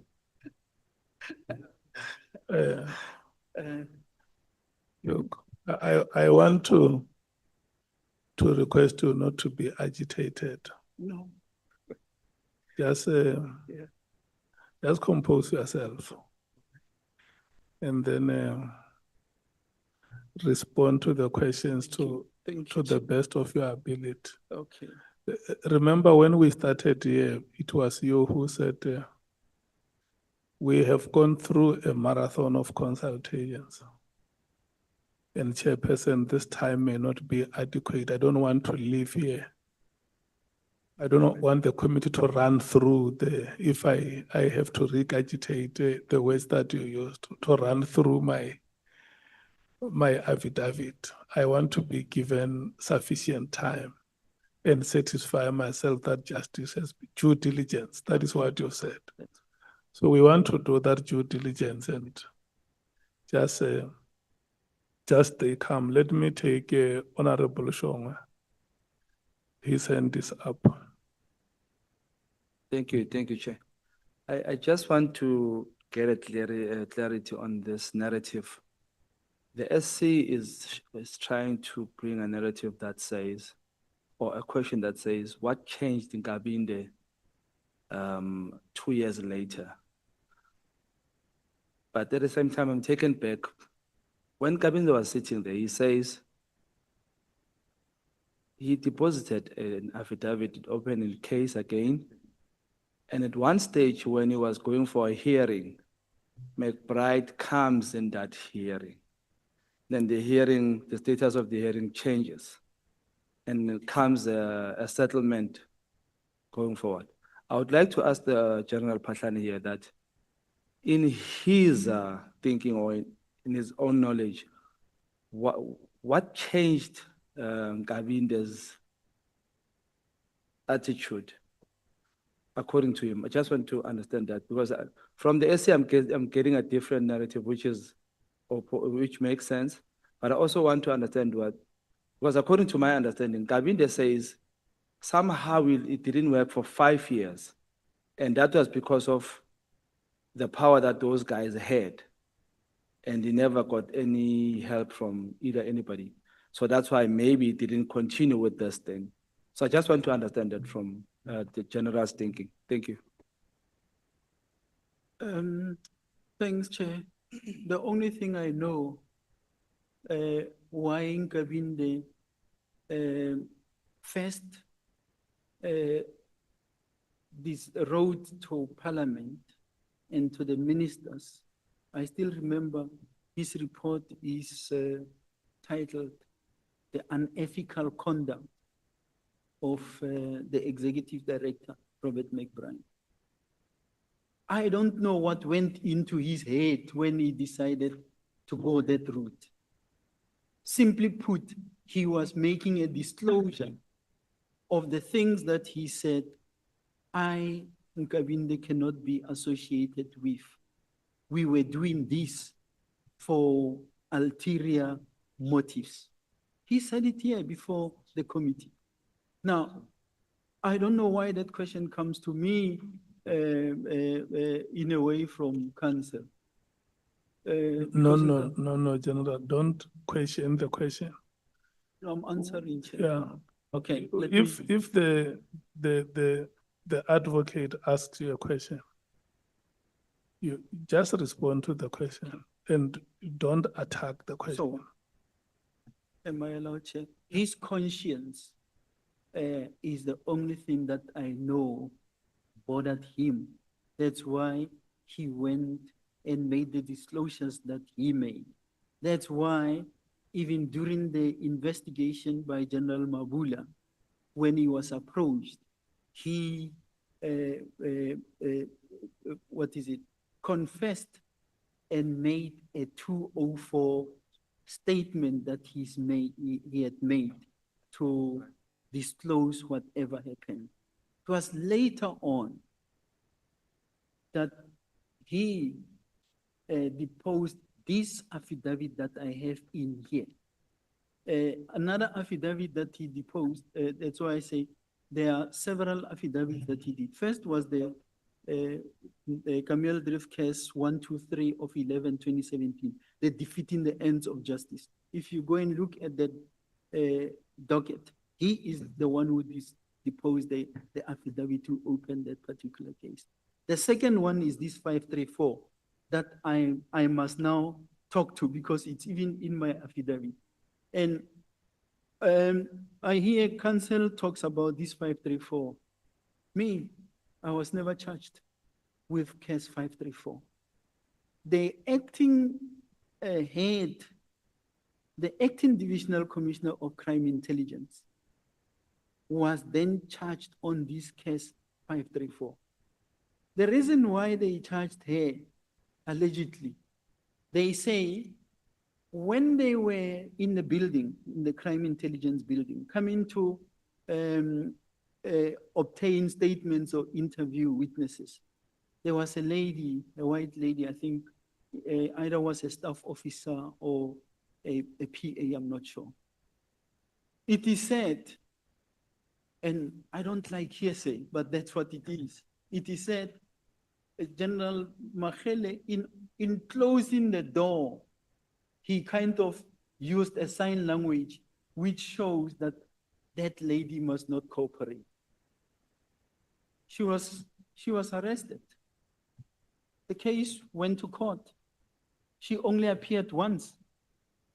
That case was struck off the roll because there was absolutely no basis for that particular case.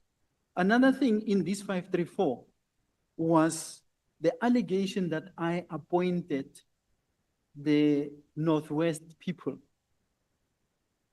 And I say it in my affidavit, and it is there in General Mabula's affidavit, which is an annexure. It is there in Brigadier Ngube's affidavit, which shows who made those appointments. And I have testified to the effect that the appointment of General Mabula's team of detectives was by the acting divisional commissioner of crime intelligence after liaising with the provincial commissioner of the Northwest.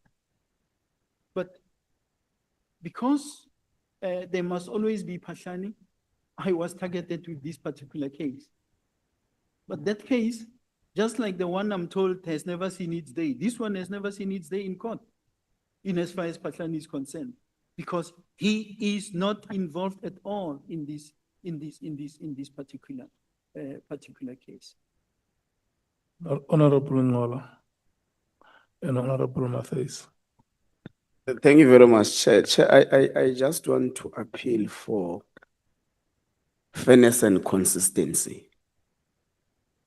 We'll recall that the nature of the matters we are inquiring here are allegations that were taken to the public discourse.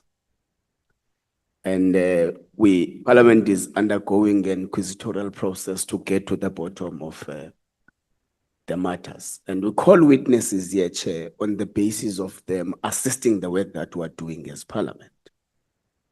And how we've been trying to extract information from the witnesses has never been that General Mkhwanazi, you say so-and-so went to this house, give us the video of that visit. That General Sbia, you met with Brown Mkhwanazi in Clifton, give us the footage of that. We have always been acceptive of what the witnesses are said to us as they are willing to assist the process we're undergoing.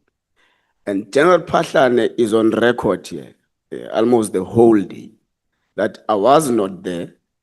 The security said this, this information and that. I think to a certain extent, Chair, although it is important to put a fact of law, but I think let's exercise restraint on aggression to that effect so that we're able to smoothly run the proceedings without having these altercations.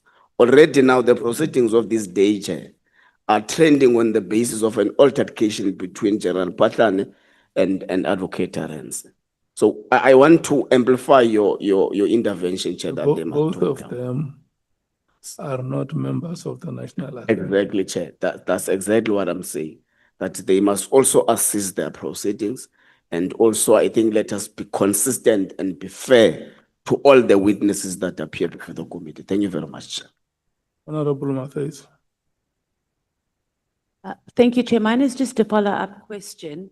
Our senior counsel asked a question about whether we know for a fact that they were impersonating IPED members. So my question is, in your experience, General, is it common practice for non-IPED or non-SAPS members to be accompanied by just citizens when they go in to do investigations? Is it something that is practiced both within the police, from what you understand? Because the line of questioning, even if they were not impersonating, the fact that they showed up, and we also have affidavits from various people confirming that they were there and they've sent SMSs. So I'd just like you to speak to that.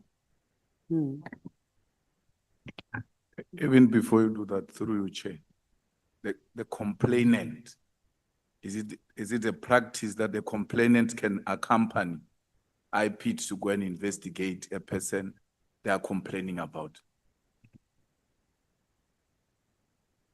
Respond, General Patlane. honorable members, it is not allowed anywhere. Investigations are done by investigating officers. You can't even take an informer to go to a place and say, I'm busy with investigation. It is not allowed. And in my affidavit, Chair, I have made reference to the IPED Act.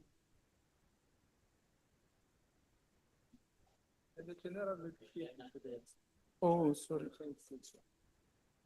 I know. Sorry for being a problem to the mic, Chair. Now, it is not allowed. Not in the police, not in IPED, and I have specifically quoted the IPED Act. Imagine you are having a complainant who was assault GBH, it's assault with grievous bodily harm. This person is bleeding and so on. Now you still want to take that person to the crime scene, further traumatizing that particular person. Now, unfortunately, in this case, O'Sullivan, it was not read by me, it was read by counsel. Somewhere they say he was a complainant because they say they got a complaint from pop crew members and from Paul O'Sullivan. So that makes him a complainant if indeed there is a sworn statement of him in any of the dockets which I'm yet to find. Maybe at some point the NPA will disclose that. And then he now also is an investigating officer. In some cases, he goes and writes, 205s or warrants for IPED. At some point, he's doing the analysis of cell phones and bank accounts and so on. It's found nowhere in the legal system.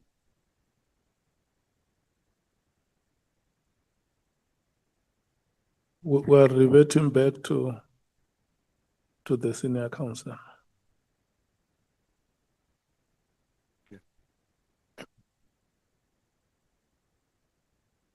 General Pashlani, I've also been in practice for a number of years. And I've also done my fair share of criminal matters. You've heard of pointing out in criminal matters. Chair, I'm not going to respond to that one because it's an obvious thing in the police environment, in investigations. And who does the pointing out? Witness. Witnesses. And how do they do it? They do it in the presence of the police. They do it in the presence of an investigating officer, especially a murder scene or where an offense was committed. In rape cases. May you please get closer to the microphone? Yes, sir.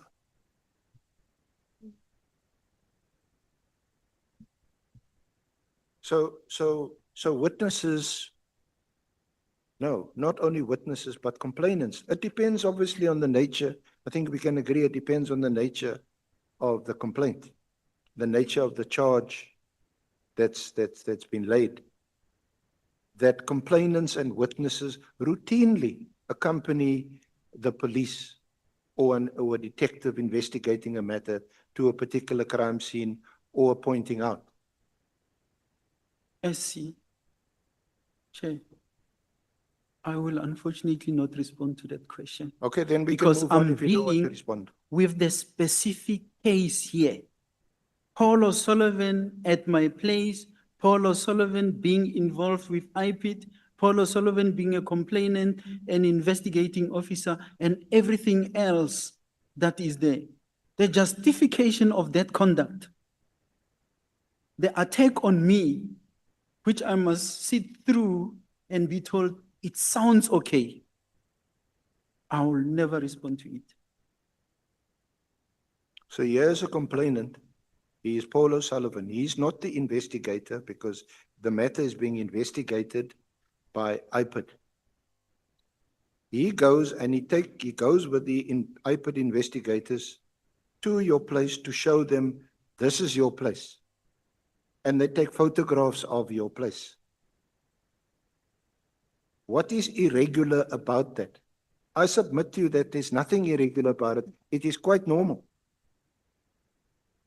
I don't hold the brief. Let me be very clear. I don't hold the brief for O'Sullivan. No, I have suspicions.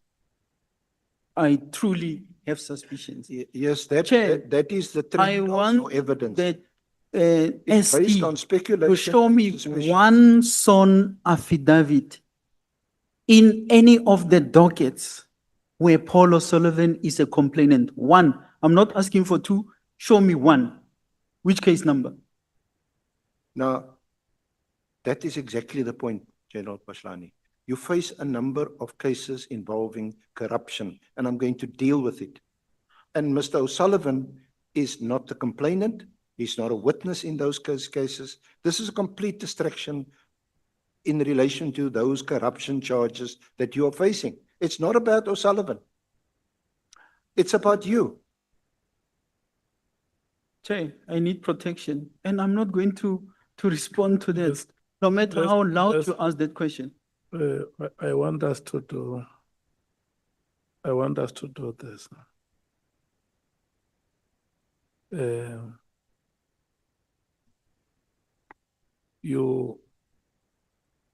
If I may move on from there. No, before you move on. Yeah. What we want in these proceedings, honorable members, what we want in these proceedings, we want an evidence leader and a witness in these proceedings. That is what we want. An evidence leader and a witness. We don't want personalities. And I have said it many times. I thought you understood when we say the honorable members of this National Assembly are sitting here very patiently so that you can help us for these meetings to proceed. And we don't make judgments in this proceedings, Senior Counsel. We don't make judgments. If we bring a witness here to come and accuse him or her, I don't think it's a fair statement to make, to say to the witness that this is not about Paul O'Sullivan, it's about you. That statement is misplaced. If there are questions that we want to put on General Patlani for him to respond, or there are allegations of corruption against him, let's state the questions. You say, there is this allegation that you took 10 rand of the SAPS. What is your response? But to say to him that you are now trying to deflect attention from yourself to somebody is unfortunate. And I don't think the committee can agree to that.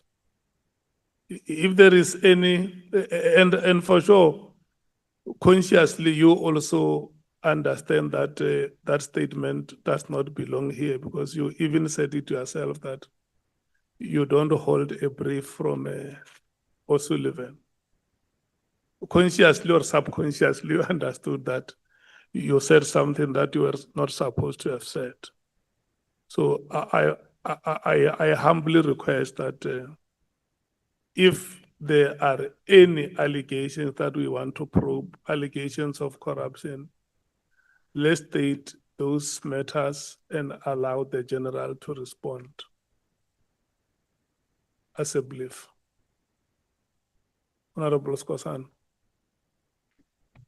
Thank you, Chair. Chair, I just wanted to make a follow-up question to the General. That when the IDEC and Paul O'Sullivan went to your house, because you got a call, as you articulated to us that you were in Wamhlanga and you went to Polokwane. Paul O'Sullivan, when he came to your house, he came as a complainant, or he came as we know now that he's in control of the IDEC and other state institutions in the security, like SAPS, IPAD, and I think it's not disputable now. Now, you said it very clear that it's unusual that a complainant, I guess the police as well, if they get the address, they don't need Paul O'Sullivan to accompany them anyway. Now, in your experience, because as you said, you started many years ago as a police constable, up to the rank where you are before you set home. You still insist that it is not common for, in particular in your case, I don't want to deviate from your case, or Paul O'Sullivan went into your house for a particular reason. It was not about only taking pictures. It was about you, as he was boasted to say he has removed police commissioners in this country. What's your take on that?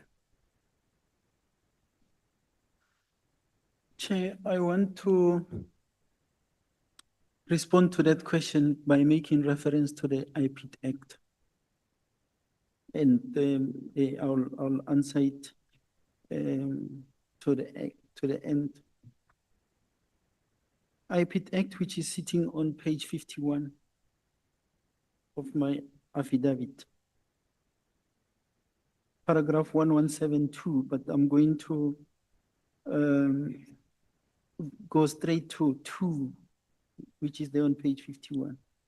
A person appointed as an investigator must have at least a grade 12 certificate or a relevant diploma or degree. B, say must have knowledge and relevant experience of criminal investigation or any other relevant experience. 3, say any person may not be appointed as an investigator unless information with respect to that person has been gathered in an appropriate security screening investigation as prescribed by the minister.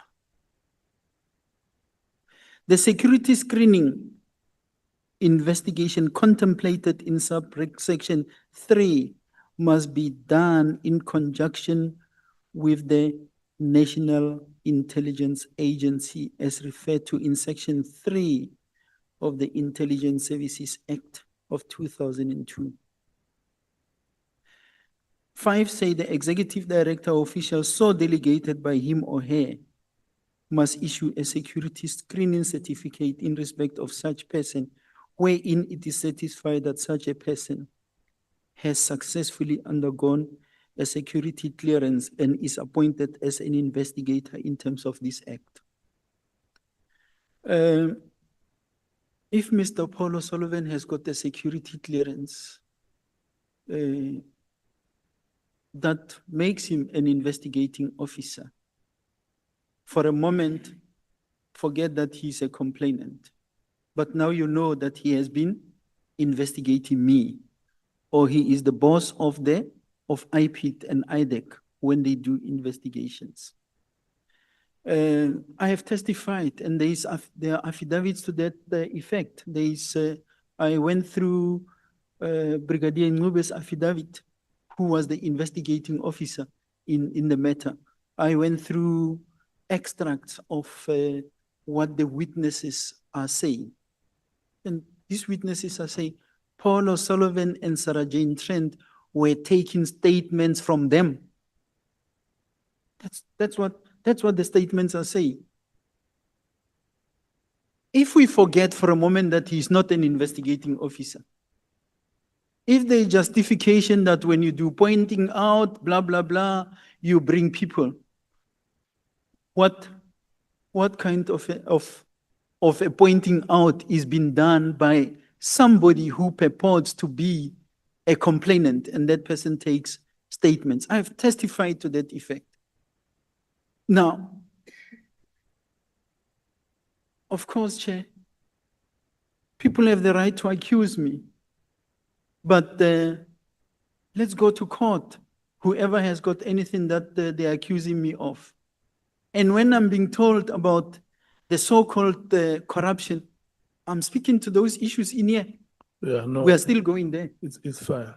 Let's come back to the game. Advocate Arendse, you can proceed. Yes, I want to be very specific. The two issues I want to speak to, the one is Kabinde, because he also gave evidence here. And the other one is this so-called security threat. I'm reading to you. It's clear that we're not going to finish, by the way. So this affidavit will be made available to you. This is an affidavit from a Lieutenant Colonel FHC Kruger or Krier. I don't know if you know this person. Franz Hendrik Christian Kruger states under oath, I'm a Lieutenant Colonel in the African Police Service, stationed at Crime Intelligence Head Office. Additional to my previous statement that he made on the 2nd of November, the following.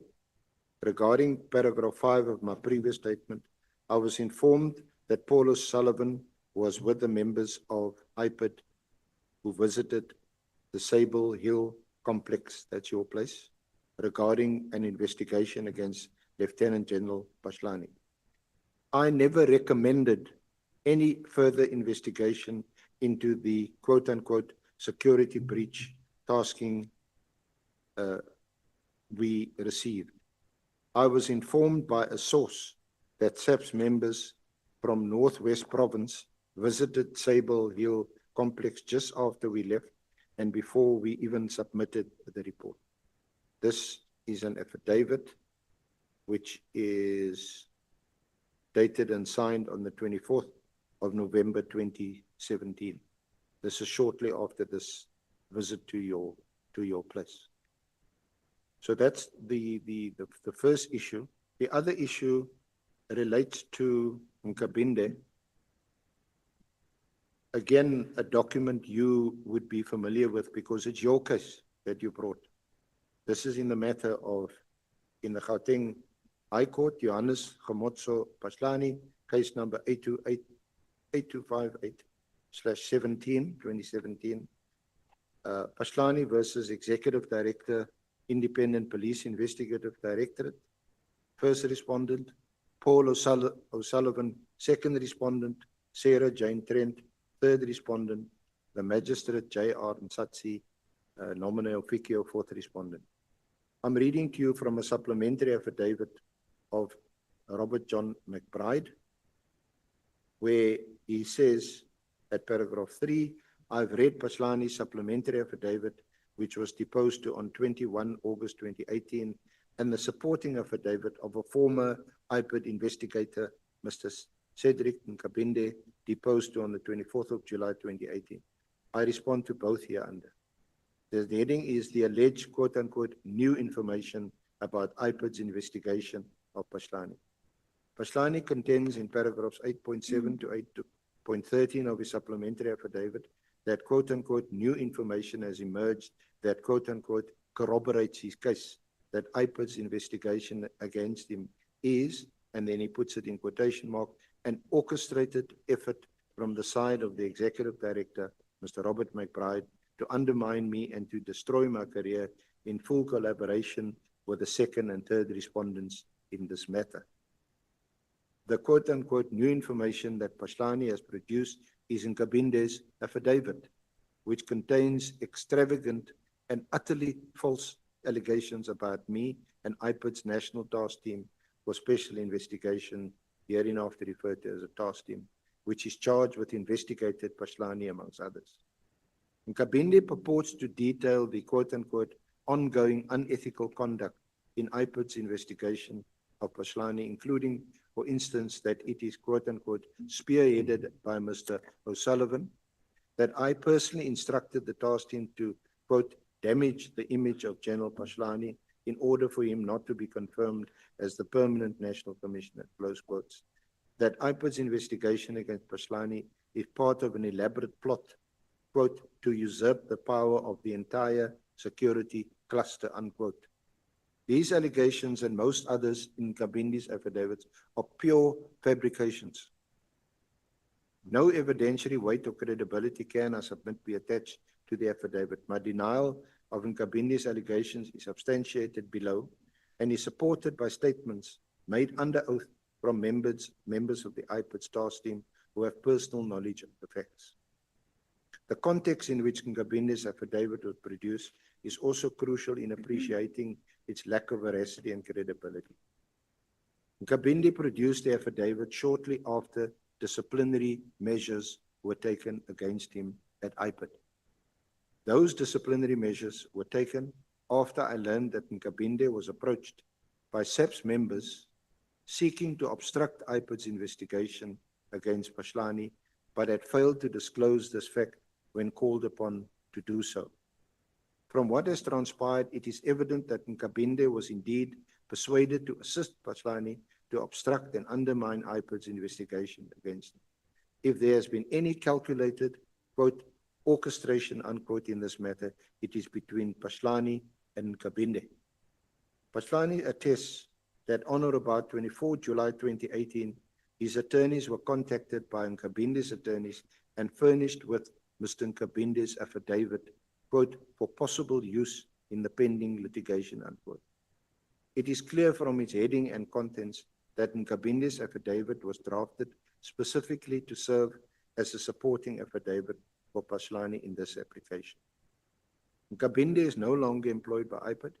He was placed on precautionary suspension on 4 June 2018, whereupon IPID commenced disciplinary proceedings against him. Nkabinde's disciplinary hearing was scheduled to commence on 19 September 2018, but the parties reached a settlement on that day. Under the settlement, Nkabinde agreed to resign from IPID. Nkabinde also formally withdrew his complaints against IPID. I attach a copy of the settlement agreement and refer to paragraph 4, which reads, the employee forthwith withdraws all of his complaints and any statements related to those complaints, and the protected under the Labour Relations Act and the Protected Disclosures Act. Without limiting the generality of the foregoing, the employee hereby withdraws his complaints to the public protector, any complaints to any ministers, parliament, or any of his referrals against the employer whilst in the employ of the employer to any forum, including any bargaining council, and undertakes to inform the said forums no later than 21 September 2018 to furnish proof to the employer thereof by 21 September 2018. If he fails to do so, the employer shall have the right to inform the said forums of this agreement. Nkabinde has therefore retracted his complaints against IPID and has agreed that this should be conveyed to the relevant authorities. Against this background, I proceed to detail the facts of Nkabinde's departure from IPID. I then address the main allegation in Nkabinde's affidavit on which Paslani relies. In support of what is stated here, I attach sworn statements from members of IPID's task team, which were obtained in response to Nkabinde's letter to the Minister of Police. That's the one to Minister Pele of 28 April 2018. The allegations made in that letter are now repeated in Nkabinde's affidavit. The sworn statements are from the following IPID members: Matthew Sissoko, the National Head of Investigations at IPID and Head of the task team; Ambulani Innocent Kuba, Chief Director and Provincial Head of IPID, Limpopo, and Project Manager of the task team; Mandlakayisi Mshlangu, Principal Investigator of the task team; Mansha Rapetsu, a Principal Investigator on the task team; Abram Tamani Binang, a Principal Investigator of the task team; Ms. Teresa Botha, Deputy Director and member of the task team.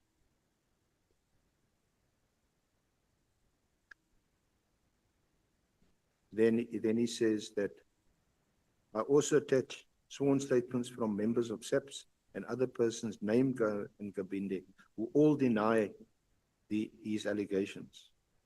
Brigadier Bamuza Petty, P-H-E-T-H-E, a member of the SAPS technical team; Ms. Candice Kutsi, a member of the SAPS Crime Intelligence Division; Gladwin Mafuna, an intelligence officer employed by the State Security Agency, who is seconded to IPID as a VIP protection officer to the Executive Director; Petro Heinika, Forensic Liaison Manager at Vodacom; Brigadier Shlungwani, a member of SAPS Crime Intelligence; Brigadier Dumusani Chili, member of South African Crime Intelligence Division. Then he deals with Nkabinde's departure from IPID. In 2016, Nkabinde, who was then a principal investigator, was appointed as a member of the task team that I established to investigate the then acting National Commissioner Paslani.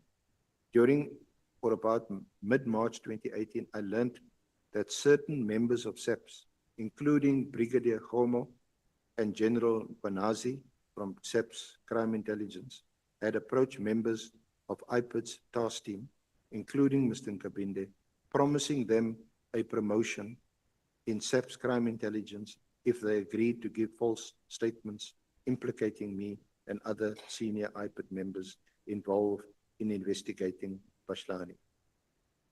On 16 April 2018, I convened a meeting with the members of the task team to deal with the unlawful approaches that had been made by SAPS. At this meeting, I asked members of the task team to disclose whether any member of SAPS had made unlawful offers that would compromise IPID's members.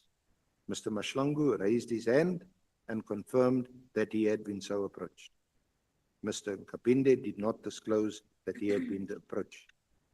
In a separate meeting, Mr. Mashlangu advised me and Mr. Sissoko that he had also spoken to Nkabinde about the approach from SAPS Crime Intelligence.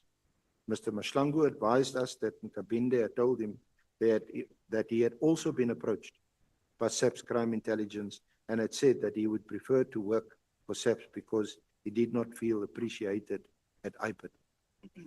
He refers to the sworn statement of Mashlangu, and he also then refers to the sworn statement of Brigadier Pamuza Pete of the SAPS Technical Unit. She says, quote, Mr. Kabinde had also informed me that General Ngobo promised him a brigadier post in return to bring Mr. McBride down. Mr. Kabinde would always be giving contradictory information. Now I know it was because he made up stories. On 23 April 2018, Mr. Sissoko sent a letter to Nkabinde advising him that information at IPID's disposal indicated he had been approached by members of SAPS with a view to giving information about IPID's investigations and management. Then he attaches a copy of the letter. Mr. Sissoko stated he had decided to release Kabinde from the task team until the Pashlani investigation was concluded. 4 days later, Kabinde addressed a letter to the Minister of Police dated 28 April. In this letter, Kabinde leveled the same allegations of unethical conduct against me and other persons that appear in his affidavit. Then he attaches Kabinde's letter. On 25 May, Mrs. Pabaiki Maharaj notified Kabinde of IPID's intention to suspend him on 4 June 2018. He was placed under precautionary suspension. Upon being suspended, Kabinde claimed that I had committed an occupational detriment in contravention of the Protected Disclosures Act by placing him on precautionary suspension in response to his letter to the minister. The claim was disputed and it was denied that Nkabinde made any disclosures to the minister in good faith. Kabinde's hearing was scheduled to convene on 19 to 21 September 2018. At the commencement of the hearing, Kabinde approached me and proposed to settle the dispute by resigning, in return for which IPID would withdraw the disciplinary inquiry and all related charges against him. In addition, Kabinde instructed his legal representatives to confirm his proposal in writing. And then he deals at length. He says Nkabinde's allegations are false. He deals with it paragraph by paragraph, and he explains that all the material allegations are false and are clearly contrived to undermine me and IPID's investigation against Pashlani. We will make this affidavit available to you and your legal team, and you can deal with it. So what I do want to ask General Pashlani is, this case of yours, what was the outcome?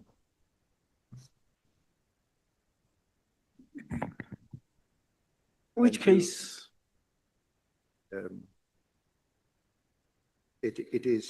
Sorry, maybe I can give you the answer. It's in your affidavit. Thank you, Maria.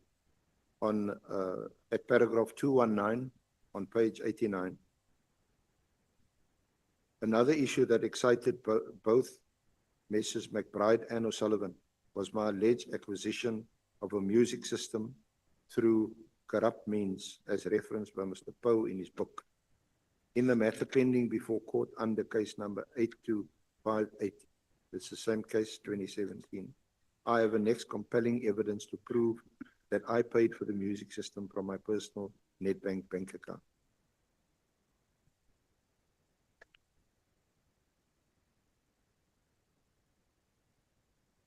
Is it my turn to respond? Yes, please. I asked what was the outcome? Was this case ever concluded? Was there a judgment, or did you withdraw the case or abandon the case? Honorable Chair, honorable members, firstly, that which was read now was never disclosed yet to me. Earlier, I was showing there is what was referred to as an evidence file, which was disclosed just before we commenced this session. I had not went through it, just as I said the documents in there are not necessarily foreign. I know them. That is my case. But let me now respond to that issues. I'm not narrowly going to respond to what is the outcome of the case because allegations are being made here. I go back to my affidavit, page 73. One of the things that was mentioned, it's a Kruger. I don't know who Kruger is, but Chair, just for the benefit of the members, when you talk about the kennel, you talk about the deputy director. So up there, the director general, who happens to be the national commissioner, is a general. That's a level 16. Then you come down, lieutenant general. That's all these deputy national commissioners, provincial commissioners, and divisional commissioners. Deputy director generals, lieutenant general. So from national commissioner, that's the first level. You move there, you come to major general. That's a chief director, level 14. From there, you move to brigadier, which is director in the public service, level 13. That's where SMS, members of senior management services, start, not only in the police, but in the public sector. A colonel, I was just hearing a colonel Kruger. I'm not sure whether it's a lieutenant colonel or a colonel. If it is a full colonel, that's a salary level 12, deputy director in the public service. If it is an assistant director, who will also be a colonel because it's a lieutenant colonel, that's an assistant director level 10. So now I hear there is a crook. At the time, I happened to be the acting national commissioner. I am not the divisional commissioner, crime intelligence. The divisional commissioner, crime intelligence, at the time, was an acting divisional commissioner, it's Major General Mkhwanazi. Under her command would have been other major generals and a brigadier. There is here, JKP 30, a threat assessment. Actually, JKP 29, sorry. If you look at that, sorry?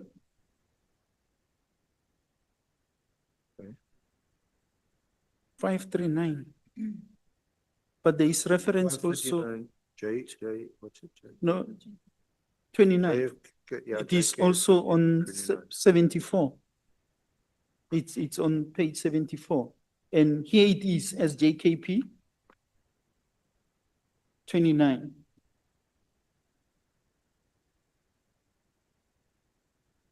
This threat assessment is signed by the section commander counterintelligence, which means that person is responsible for threat assessment, Colonel S.H. Haine.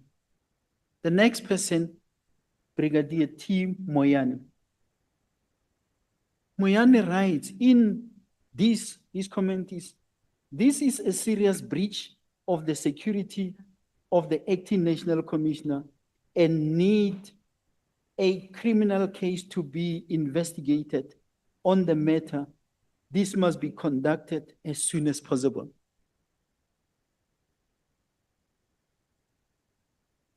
So, I don't know where Kruger fits. And why must I be responding to a Kruger that I've not even seen? That's the first thing. Now, I'm going back to the affidavit, Honorable Chair, for the sake of me explaining to the committee. Council referred to Nkabinde's affidavit. I've went through that particular affidavit. What is it, JKP? affidavit of Nkabinde. Now, Nkabinde happened to have been here before this committee. He happened to have spoken about, what made him to leave, what were the circumstances, and all that. I'm definitely the wrong person to speak on behalf of Nkabinde. I can only talk to what is under oath from him, which is contained in the affidavit that I dealt with earlier.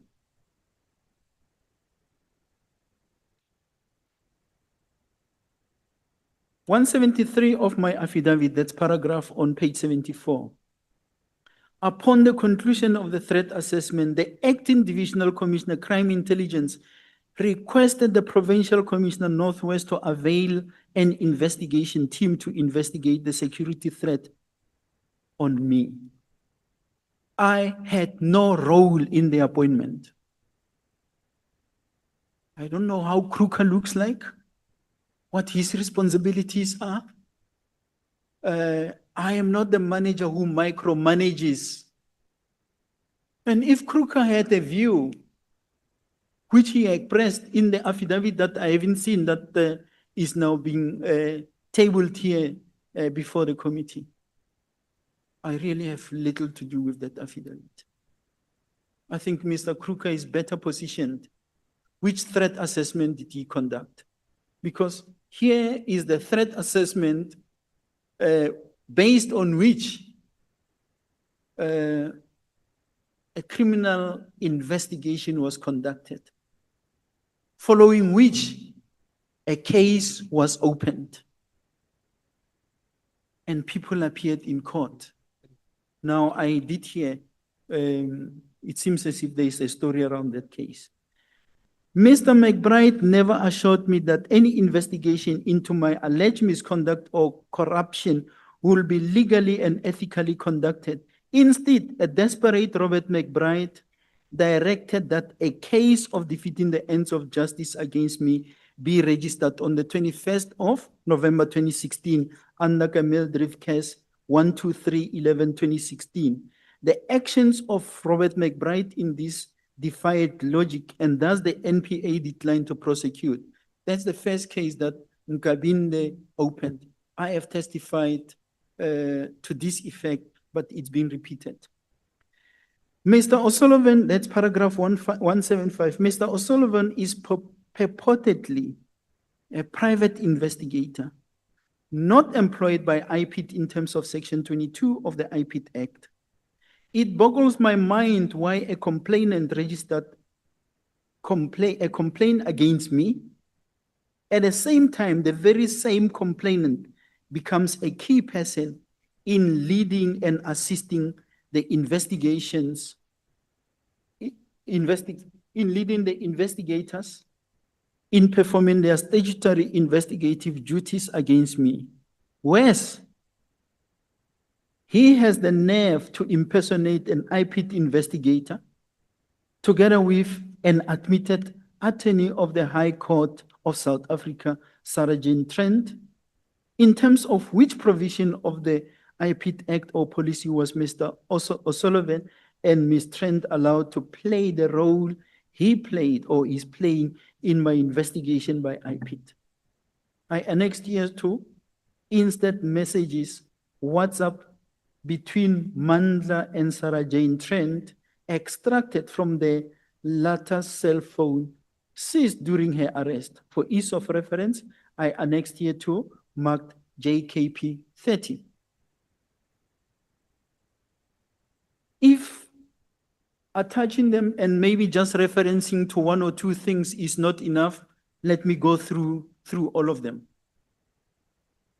It is inconceivable why Mr. McBride, as the accounting officer of IPIT at the time, dismally failed to ensure that any investigation against me was carried out in terms of the provisions of the IPIT Act and regulations. There is nothing special about me. If there are any allegations against me, just as there will be allegations against any ordinary South African, they need to be investigated. But I do think there's something wrong if the conduct of McBride and O'Sullivan and the Patlane task team is to be condoned,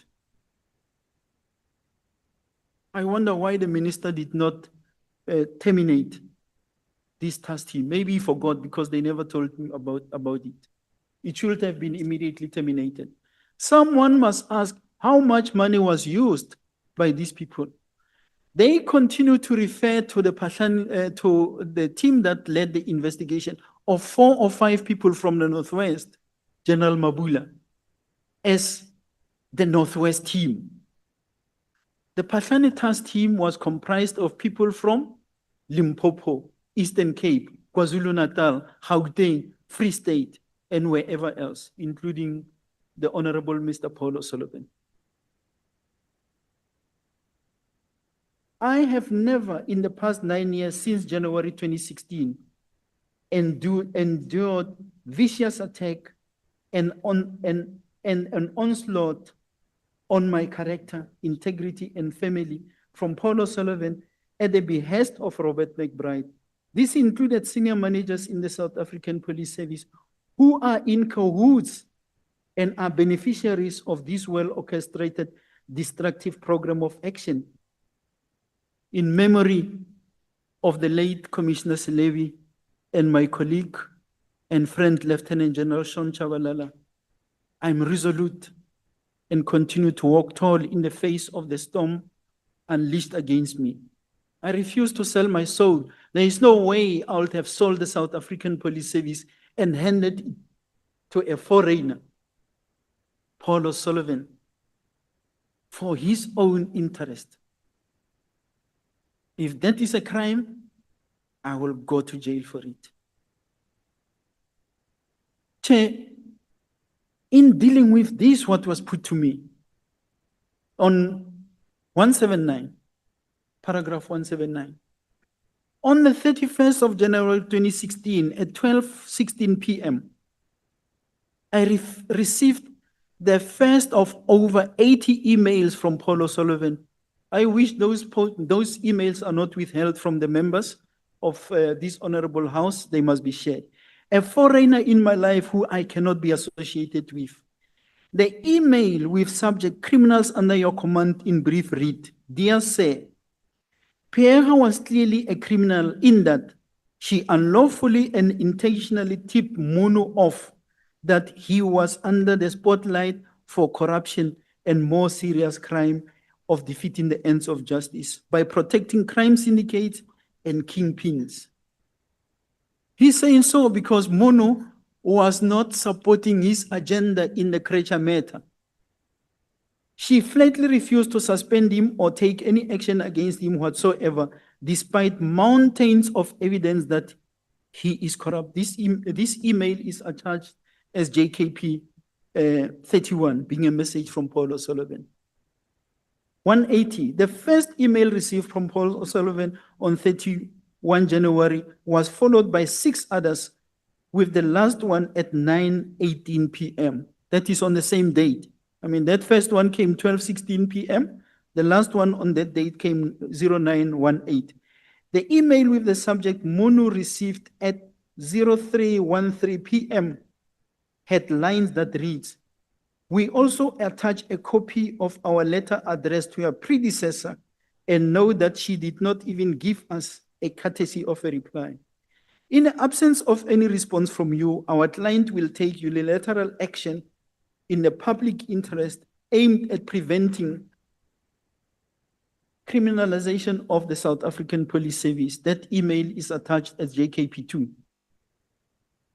On 3 February 2016 at 11:49 p.m., I received an email with the subject Mono damage control needed now from O'Sullivan, which amongst others read, if you did not take action against Mono now, I will shift my focus like I did to Pierre last year. I have started a process already which will leave you all reeling from what I have uncovered. I mean reeling. I will prove beyond reasonable doubt that Mono is a gangster protected by the hierarchy of the police. Take action before the weekend. or see the application launched next week and the systematic corruption exposed. That email is JKP 33. On 5th February 2016 at 11 p.m., an email received amongst others read. Let's do it like this, and I think those 3 emails that you have alerted to, we can take them as a sample and say, Okay. the rest of the emails are up to page so and so in my, because you can imagine if we are going to sit here, you take us through every email.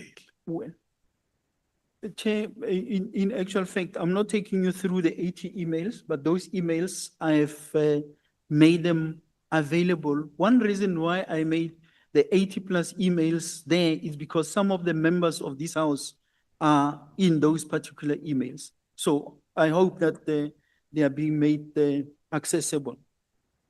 It's fine. Let me take Honorable Ngola and Honorable Sam. You know, you must not frighten my members.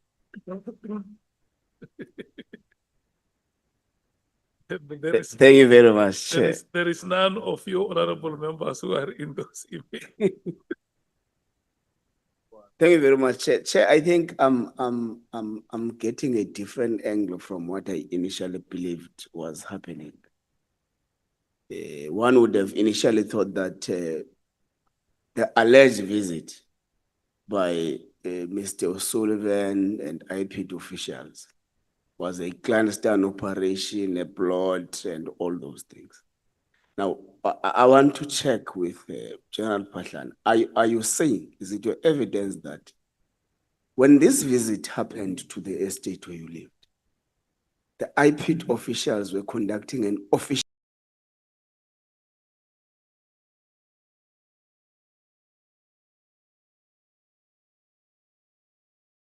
investigation on behalf of the state? Allegedly so, because remember I say there was a so-called affidavit, and I see council has got access to some of this. I don't think I included it here, but I know it is in those 80 emails because at some point he sent it to me, which mentions all other people, and then I'm one of the people that are being thrown in there because somewhere he will call me a Zupta person. So I'll be linked to the former president and everyone, people like the former minister Gigaba and so on will be in there. We are particular affidavit and are being raised, including SAA issues with the late Medudu Muyeni and so on. So that's the kind, that affidavit is, if it is an affidavit, it's long. So it is based on that the former acting executive director of IPT, Isaac Khamanyani, once he received that email, which, by the way, the email did not point to me, it did not come as a complaint about me. He then appointed the investigators. One of them was Brigadier Khomo. There was, I think there were 2 or 3 people that he appointed. They then went to O'Sullivan to obtain a statement because now he was starting to zooming on me. He never deposed that affidavit, which made that investigation not possible. It is that which McBride took from the IPT members, Brigadier Khomo and so on. And after removing them, he now establishes the IPT, the Pahlani task team. So these people that are now coming with O'Sullivan to the estate are now the members of the Pahlani task team, accompanied by O'Sullivan And the only case that surfaces, remember I say McBride came to office 18 October 2016. The only case that was opened, the very first case, is the 21st of November 2016 by Nkabinde. That is that defeating the ends of justice case. So those guys, I take it that they would have taken over now too from Brigadier Homo, and now they are coming with the so-called complainant slash whatever to come and do investigation. So I won't say they were not busy with an official investigation because it is within their mandate to investigate any such. Okay, let's assume the worst and say it was not a boys' trip. It was an official investigation. As an experienced police official, is it legally permissible for private individuals to actively partake in an official investigation and the work of IPID when there is a complaint? And also, to what extent do complainants get involved in the investigation of IPID? Let's say I'm a complainant. To what extent do I get involved in the investigation against the person that which has been complained against? Thank you. Chair, while I was never in my life an IPID investigator, and I don't wish to be one, I have at least visited the IPID Act, which tells me that that which was happening was illegal. It is for that reason I even, in responding to earlier, I said, anyone who has got a security clearance of Paul O'Sullivan must show me, because then it will only be after he passed his security clearance that maybe he could have been appointed. I'm not sure how old it is, at least how old he is. At least in the police, there is a cutoff age of recruits. So, based on my experience and based on the law, it is not permissible. It is not permissible. Honorable Sangon. Thank you very much, Chair. General Pathan, I'm a bit confused. Maybe just help us with the chronological order. I mean, I've gone through the statement, the affidavit, and I'm still confused. These emails that Paul O'Sullivan sends to you, is it before or after these concoctions of complaints? When did your problems with Paul O'Sullivan start? Which comes first? So is the visit to your house, the investigation, as a result of the fact that you did not do what he said you would do, remove Munu and all of that? Can you just take us through how that plays out? Thanks. I'm sorry, I just missed it. Thanks. Thanks, Chair. Thanks, honorable members. What started first were the emails. January 2016. I was returning from leave. That festive season, we had one of the greatest policing operations where zero crime was committed because of the deployment and the approach that we have adopted. So I took few days in January as a break. When I returned to office, I think it would have been in the second week. I first received a WhatsApp message on my phone. I say, I'm Paul O'Sullivan. May you please provide me with your email address? So I know I've been in the service even when Commissioner Selebi went through what he went through. And I said, this is not the character that I'm going to be associating with. I never responded to that SMS. 2 weeks down the line, as you would have noted, I say the first emails, I received them 31st of January 2016. That's when I started receiving emails. Somebody or he was able to get my email from wherever. And the crux of it, he's saying to me, I must suspend General Monu I must have General Munu dismissed. I must have him sent to prison. So somewhere, something tells me, but no one can direct me to do so.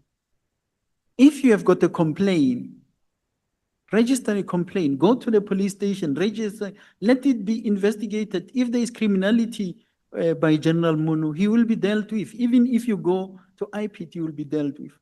But simply to come to me and say, arrest him, dismiss him. And by the way, I just hope my team assist me here. There are two affidavits, one by McBride, the other one by Paul O'Sullivan himself, where he is withdrawing a case that he had opened against General Munu. So the strange thing to me is, when I only see this later, that you are saying to me, I must arrest this person, but the case that you opened against him, you have withdrawn it. In that withdrawal, there is a lack of a better word, a testimonial by McBride. Sorry, General, I'm going to stop you because we're running out of time. Okay. But everything that then happened subsequently, it happened when you did not. So this was him fulfilling his threats. Is that your testimony? Yes, starting January, remember I said the cases started coming after October, after McBride returned to office. And then it escalated from there onwards. Thank you so much. SC. Give. But General Paslani, you don't tell the committee, because I'm going to take you to it, perhaps not this evening, but when we reschedule your next hearing, that these cases involving corruption have been brought against you and that they are in court. Which cases? I'll deal with it because I don't want to be distracted. Let me refer to, you can flag it, I'm not going to duck it. Let me refer you to the annexure you referred the committee to on J, what's it, 29, JKF on page 539 to 540. This is the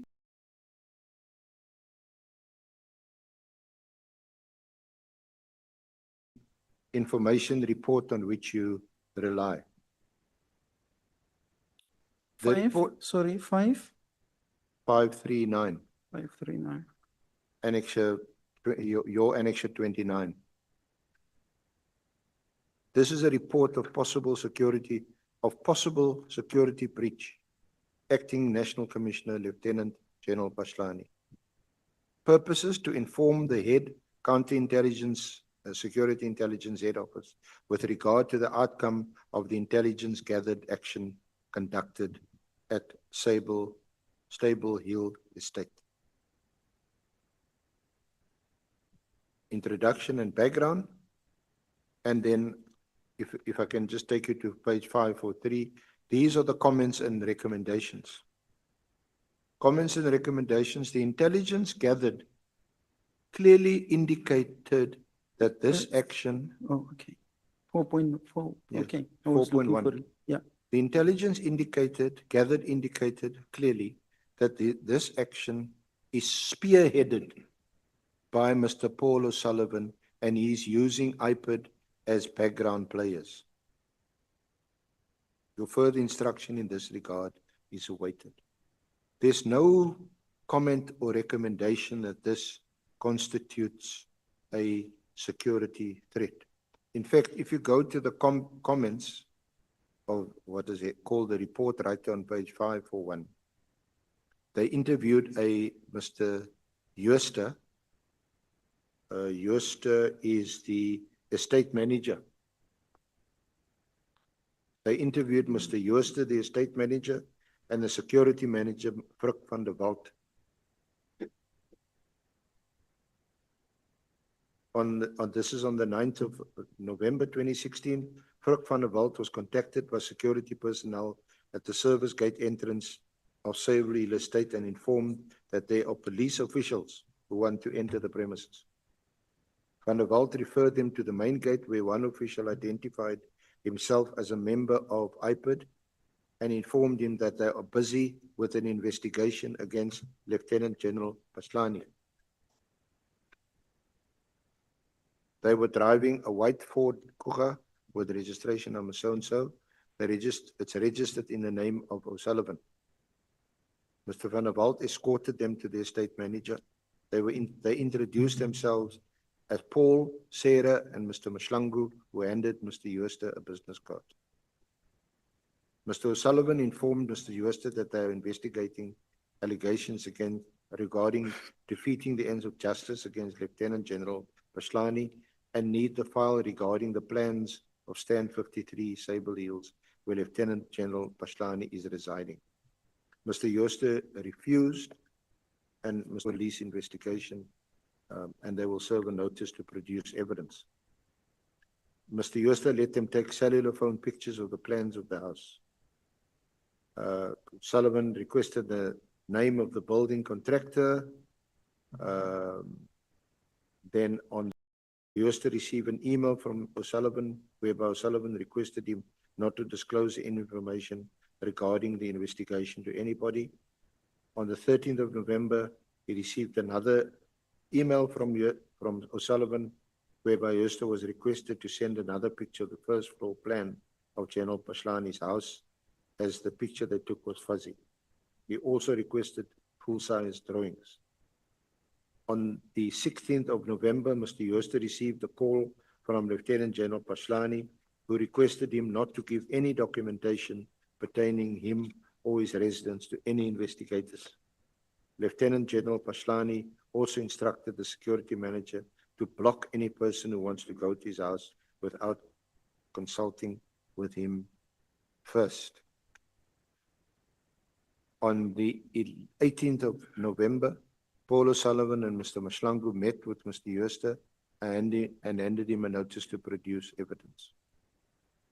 Mr. Jooste also gave Mr. Mshlangu a sworn statement in this regard. Now, comments from the writer. Mr.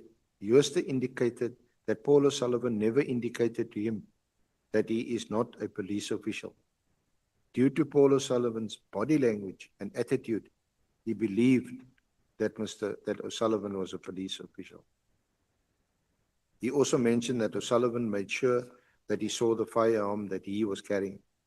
Jooste only realized that O'Sullivan was not a police official when Lieutenant General Paslani informed him.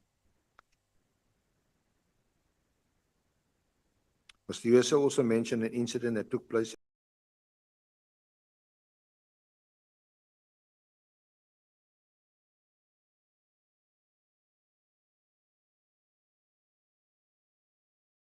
at the estate on the 15th of October, when a resident of the estate, Mr. Johan Olivier, and driver was refused access to the estate because he didn't have the necessary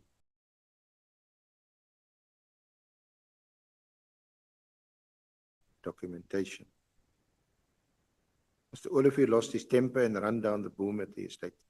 Brigadier Paslani, wife of Lieutenant General Paslani, had him arrested by the bodyguards of Lieutenant General Paslani, but the charges against Olivier was withdrawn. He was fined 20,000 rand by the homeowners.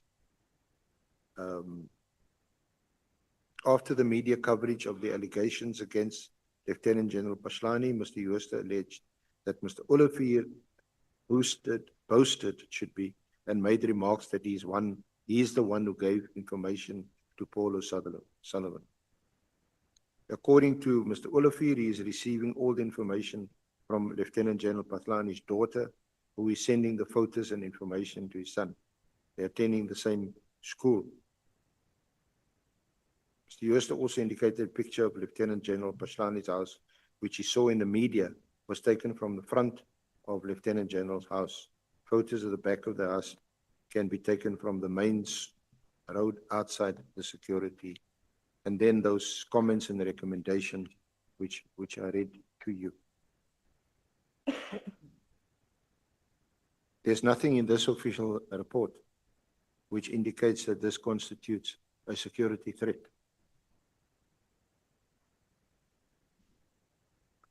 Chair, I know I'm not an honorable member, but No, Chair, just before the general. Honorable Malema,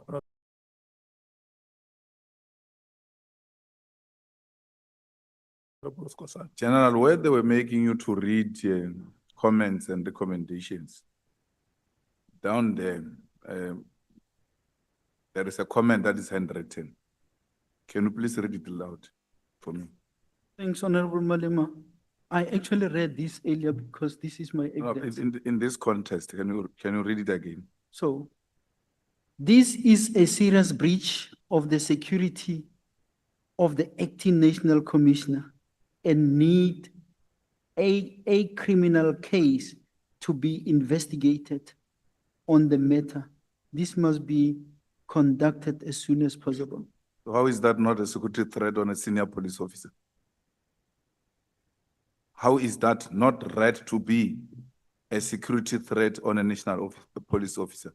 Is that not a way of saying there is a threat on the life of the national, acting national police commissioner? Is that your understanding? Because that's my understanding. That's exactly my understanding, and I'm being told I'm relying on it. I did not have to rely on this document because in the first place, it's not addressed to me. And the investigation that was done, the criminal investigation, is informed by this report. That's why I earlier said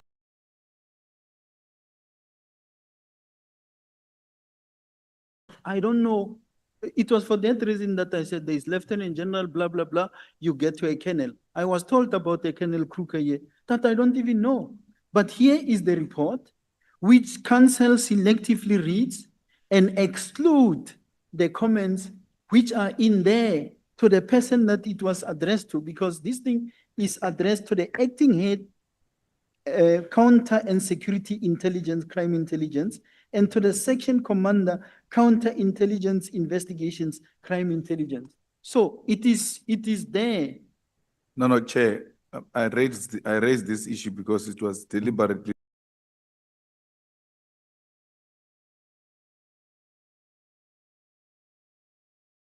left out. But there's a comment which I wanted to bring to your attention, which the SC made to the general, that there are cases, and the general asked the question, which cases, and he said, I'm going to come back later on those issues, maybe on another day, leaving that dark cloud hanging.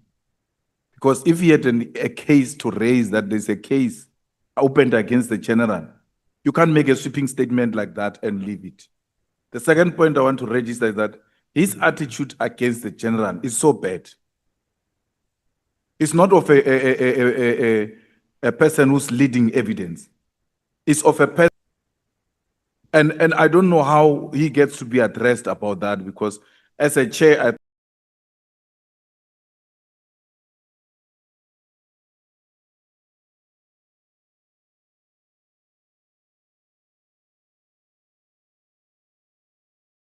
think at some point you have to intervene. We are members of parliament. And then general response to the attitude of our leader of evidence. I've never seen him do anything like that to any witness that came before us here. We might have issues with general. If we have issues, let's raise them in a professional manner and not in a manner that we invite a person to come and help us here and get to humiliate him in a manner he's being humiliated. He's just being very kind. If it was me on the other side, this thing would have stopped long time ago. Though it would be unfair for me to ask that, because I was waiting for the evidence leader. Because when he opened, he closed that there's cases against him. Now, after I think we started on page, I'm still waiting. I think the evidence leader read 3 pages. I'm still lost.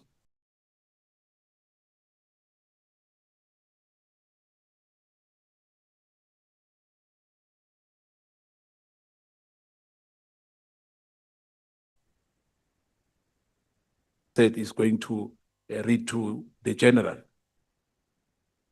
Maybe I didn't hear him well.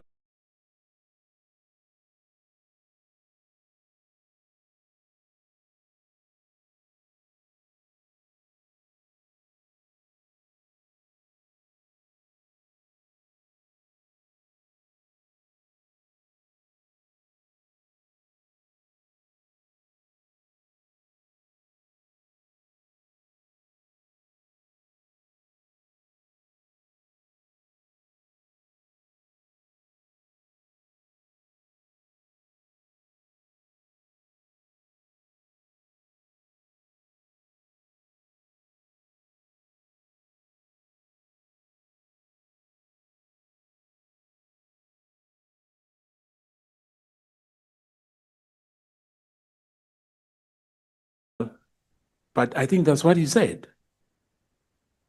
You